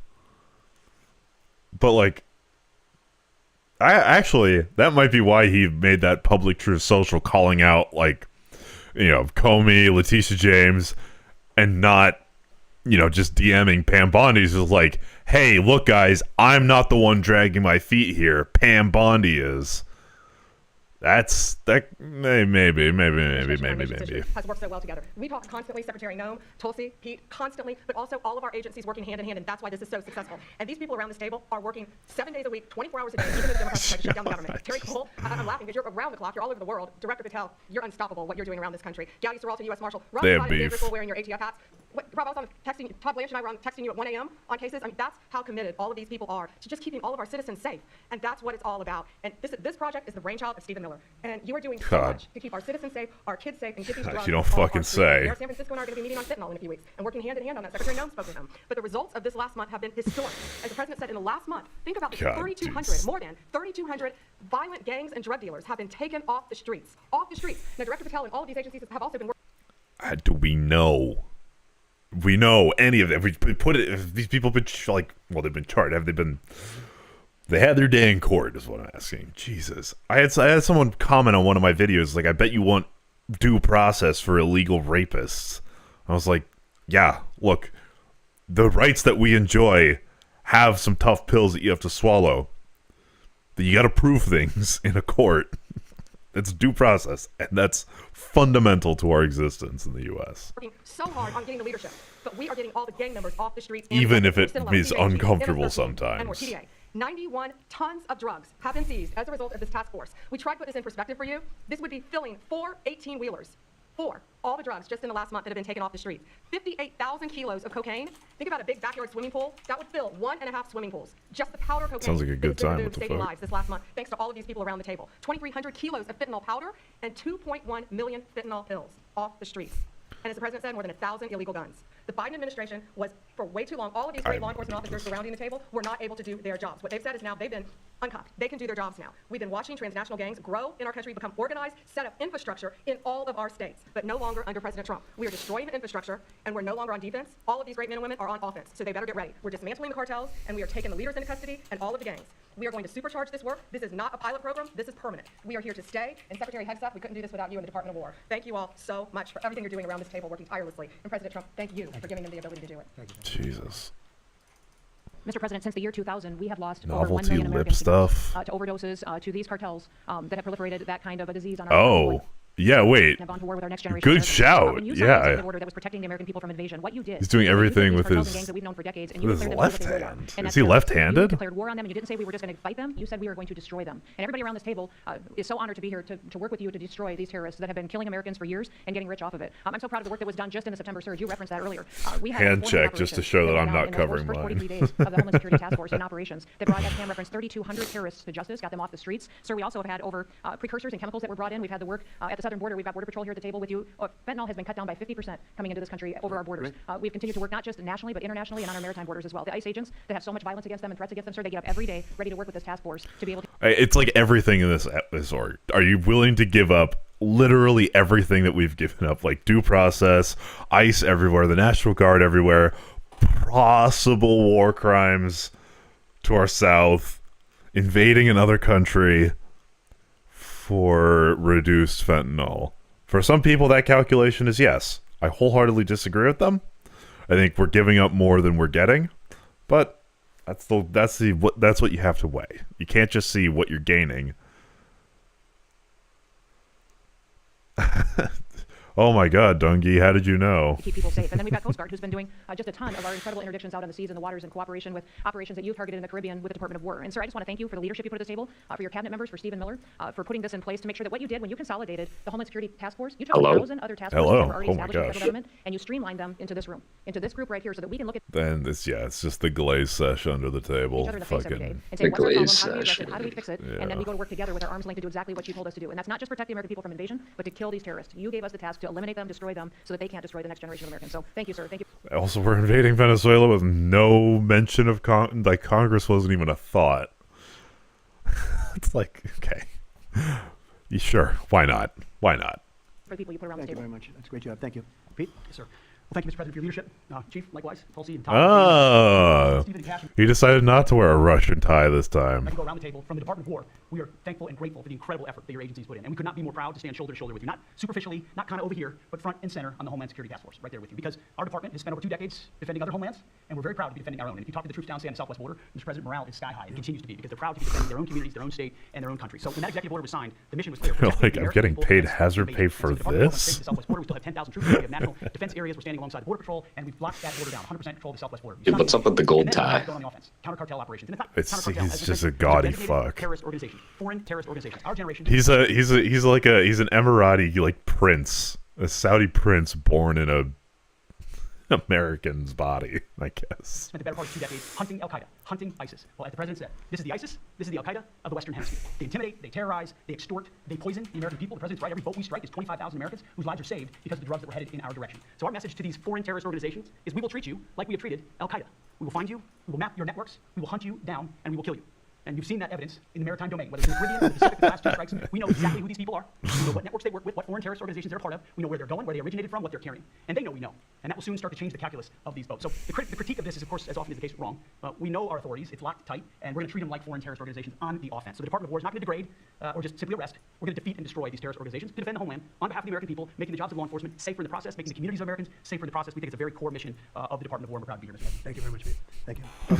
Yes, thank you, Mr. President. The key reason that you are hearing about these incredible effects is, number one, the team that you've assembled here and the leadership and the tone that you have set, first and foremost, about keeping the American people safe. The intelligence community plays a critical role in being able to support our law enforcement at the federal, state, and local level to make sure that they're armed with actionable intelligence to be able to actually go after those who threaten the safety and security of the American people. Mr. President, under your leadership, for the first time, there is... When it was Obama, when it was Biden, when it was, like, Bush even, did their cabinet members go around and just suck them off for, like, 5 minutes apiece? Is this normal? A newly created National Intelligence Fusion Cell at the Office of the Director of... Oh, and not saying, yes, I, with the power that has been bestowed on me by the president, have done this. It's, you did this, you did this, you did this, you did this. Intelligence, national counterterrorism. That is a very simple purpose, to make sure Engagement that we have farm, hell yeah. information between the intelligence community and law enforcement. I want to talk briefly about 3 successes that we've had just here in the last few weeks, Mr. President, through the success of this interagency fusion cell. Just this last week, our National Counterterrorism Center supported through actionable intelligence to both U.S. law enforcement as well as Mexican law enforcement the arrest of a Sinaloa cartel boss, El Plato, in Juarez, Mexico, as well as his top 3 money launderers. In a separate and recent successful interagency operation, NCTC worked closely with the U.S. Marshal Service that led to the arrest of another dangerous Sinaloa cartel member responsible for tracking a huge amounts of cocaine and hundreds of thousands of dollars in this single incident with drug proceeds through his network. And I'll say the last example I'll share is probably the most insidious, was providing intelligence to the Mexican law enforcement that led to the arrest of a CJNG cartel-affiliated baby trafficker called La Diabla. Her whole money-making operation was centered around luring pregnant women, performing illegal C-sections, harvesting organs. The Oval Office is supposed to be, and has traditionally been, kind of held by those with a little bit more class. But we're at the bottom of the barrel now, so here we are. The influencer president. Mr. President, it's your leadership that has made all of this possible. I can tell you, in the midst of this government shutdown, our folks, like everyone around this table, are working 24/7 without pay and eager to get after this because they believe in your leadership and the mission that you have presented to them. Thank you, Mr. President. I'll hand this off to Homeland Security Advisor Stephen Miller, the leader of this task force. Let me just say, Mr. President, that this country was going to die without you. This country was going to actually die without you. I hate this fucking guy. Like, of all these people, this is just... That's what we were facing in 2024. We've been invaded for 4 years. Our communities were sinking. Our public safety had gone to zero. Cartels were running entire communities. Sex trafficking, child trafficking, labor trafficking was out of control. Overdoses were out of control. The cartels were claiming more and more territory. City services were buckling. This was a country on the verge of dying. And you alone saved it. And when you stepped forward, originally in 2016, you started the movement to make America great. Yeah. Yeah, this does. Like, yeah, I'm not... Great again. And that means make America great again for everyone. And that means safety and prosperity and peace and freedom from cartels and crime. This just feels like chat. Well, on, like, certain streams. My chat bullies me more than they glaze me, but that's fine. And your vision and your leadership in declaring war on drug cartels is the single most successful public safety initiative in American history. And I need the media to understand what President Trump has done. People have been talking about drug cartels for longer than I've been alive. And everyone has just taken for granted that they can't be touched or stopped. They're too big, they're too powerful, they're too evil, they're too murderous. They can operate. That's not true. Didn't we do an entire war on drugs? Excuse me? Fight to the drug cartels to actually seek their eradication, and it's happening. And so while the Democrats are down that's your to view. Aliens, look at what President Trump has assembled here. He's assembled a team under his vision, direction, and leadership that is saving hundreds of thousands of lives. Hundreds of thousands of lives. And only President Trump could have done this. And I'll say one last thing, which is that his courage has been inspiration to everyone else in this room. There are people in this room, looking, for example, at Todd Lyons, who have been relentlessly doxxed and harassed and threatened. But when they see President Trump's courage, what he's been through for 10 years to save America, when they came after his family, his businesses, his... Guys, no docs, but I think President Trump lives at the White House. Okay. I'm getting this from some inside. Safety, his freedom. Everyone just takes Sorry, I don't know. Was that funny? President Trump, thank you for your leadership, your boldness, your courage, and your vision. We're honored to serve underneath you. Well, I want to thank you, Stephen. And I have to say that I've been making the rounds. I'm leaving tomorrow for some very big meetings, including with the president of China, where I think we're going to come out very well, and everyone's going to be very happy. But everybody said the same thing. A year ago, we had a dead country. We were a dead country. We really were, in a lot of ways. Not just this. We were dead as doornails on this, but we were in serious trouble. I don't know. The basement. She gets wheeled out for press events. That's why she doesn't move or say anything. They stick her up like a lamppost. And beyond that. And we have the hottest country anywhere in the world right now. The whole world is talking about it. We have the hottest country anywhere in the world. We're going to clear up this crime in our cities. We can do it quickly, too. They showed how quickly we could do it in D.C. It was a real bad place. It was a real mess. Dirty, filthy, disgusting, graffiti all over the place. Tents on every ounce of parks that we had. Just disgusting. And I rode around last weekend. I rode around the city. I felt very safe in that car. Okay, well, the solution to homelessness isn't bulldozers and just making people leave. It just moves the homelessness to some other city that you haven't gone into yet. There's zero work to actually address the issues that, one, lead to homelessness, and two, keep people homeless. There's no effort on that. That's not even a thought that crosses mind. I wish I linked the fucking clip, because I remember the day before all of this shit got launched, somebody said to a reporter, he was fielding questions like outside of the White House. A reporter asked him, "Hey, I saw a lot of homeless people on my way here. What are you going to do about that?" And he's like, You've seen them? They're around here? Well, let's see. We should probably get them out. Let's kick them out. I'll talk to, I think it was Stephen Miller about it. I'll try and find that clip because it was like the day before any of this started. Yeah, I would have done it without it. I wouldn't need that car so much anymore, I will tell you. But the place was clean. We've started that also, not only law and order, but the cleanliness is important. I think cleanliness is almost a part of law and order. If you see dirty, disgusting streets and potholes all over the place and railings falling down and graffiti all over the beautiful statuary marble columns, those gorgeous columns where they had graffiti, it's all gone. And I think it's a part of it. I really do. I think it's a big part of it. But we have a city that we can be proud of. We're going to be that way with every city we have. That's why we're San Francisco. I wish them luck, but we could do it so much faster. I told them, I love what you're doing. I respect it, and I respect the people that are doing it. They're the biggest people in the country. They're the biggest people in the world. A lot of the high tech. Some people like them, some people don't, but they're smart, and they want to do it. And I said, I am so honored to let you do it. And if it doesn't work out, we'll do it for you very quickly. But I just want to thank the people around this table are amazing. Cash, please go ahead. Mr. President, I'll just keep it short, but I think what the media should realize is the amount of courage it takes to do this. And you led that mission. You led it during your campaign. And you brought it to the American Bro, that's why you on the edge.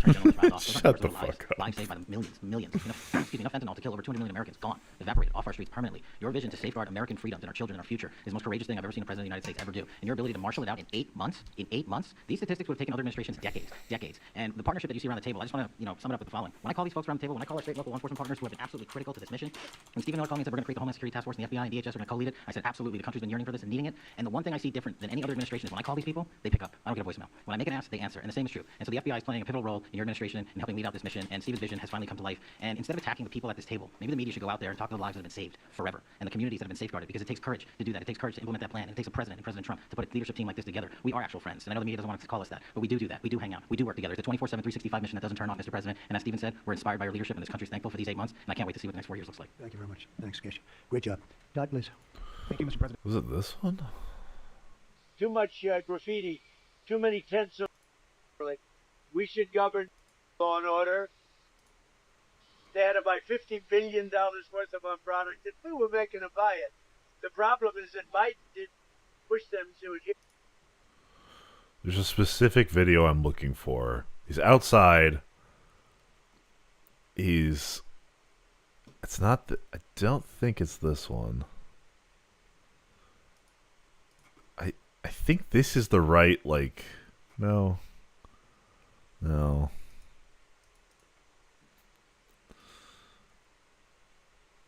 Hey guys, how are you? Well, look, had a final productive day. Jesus. I was wondering what the fuck was playing. The number that I think matters, over 3,266 terrorists have been taken off the streets in 2 months. And for each of those arrests, there's anywhere from between 4 to 20 law enforcement agents, federal, state, and local, executing those arrests. And that means every one of them are putting their lives on the line to make these arrests. God, okay, so don't what I will say to them is autoplay. thank you. What the fuck? But also what I will say to them is that to the extent that there are politicians, as recently as today, suggesting they are doing something wrong. We have governors, district attorneys, mayors, and even congresswomen suggesting that our federal law enforcement and the state and local law enforcement that are helping them are doing something wrong. That is disgusting and something that we will not tolerate. That every day, Attorney General Bondi and I talk with all of our partners, making sure that they know that if any one of our federal agents, our state or local agents working under the HSTF banner, are even touched by any of these terrorists or rioters, they will be prosecuted to the full force of the law. When politicians aid these terrorists by trying to give them comfort or protection or suggesting that somehow our men and women are doing the wrong thing? Hey guys, how are you? Stop talking, look, JD Vance. Why does this Men and women that are autoplay? helping us and our federal law enforcement officers that are literally putting their lives on the line every single day. We will always protect you. Thank you. Okay, this is just nothing. It's the same nothing it's always been. Any questions, maybe pertaining? How about pertaining to this for a little while? Oh, fuck. If I could remember the quote. Yeah, go ahead, please. Go ahead. Thank you, Mr. President. Thank you. Good to see you. If I could just ask both of you, including Secretary Hexet, there's reporting that the U.S. just sent B-1 bombers near Venezuela to ramp up some military pressure there. Is that accurate? And can you tell us more about that No, mission? it's not accurate. No, it's false. But This was true, by the way. we're not happy with Venezuela for a lot of reasons, drugs being one of them, but also they've been sending their prisoners into our country for years under the Biden administration. Not anymore. We have a closed border. We had actually nobody for the last 4 months, I guess 5 months. They say they report nothing. They report zero. I don't know if that can be possible, but we'll accept it, right, fellas? But we have closed borders. We have people coming into our country, but they only come in legally. We have the strongest borders we've ever had. We might have the strongest borders of almost any nation right now, and that's a big difference from what it was 2 years ago when everybody was pouring in. But we're very unhappy with Venezuela because of what they've done. They've emptied their prisons into our country. Nobody can do that. Only a stupid person would have accepted it. How many of my essays? Do I have essays?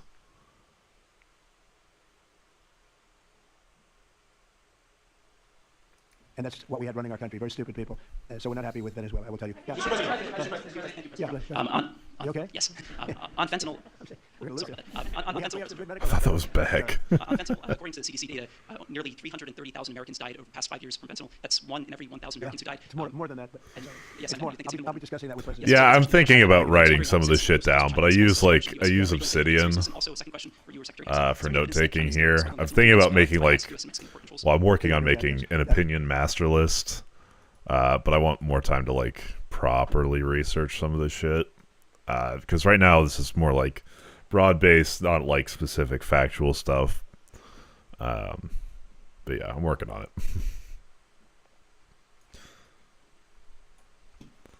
But they are paying right now 20% tariff because of fentanyl. That's billions and billions of dollars that they're paying. We're actually, on November 1st, the tariff on China goes to 157%, which is record-setting territory. And we don't want that because it's not sustainable for them. They can't sustain that. We don't want to have to go through that. So, yeah. Well, I'm usually open to debate, yeah. I mean, it depends what the subject is, But yeah, generally. Alright, I gotta go get ready for work. Ciao, bella, everybody.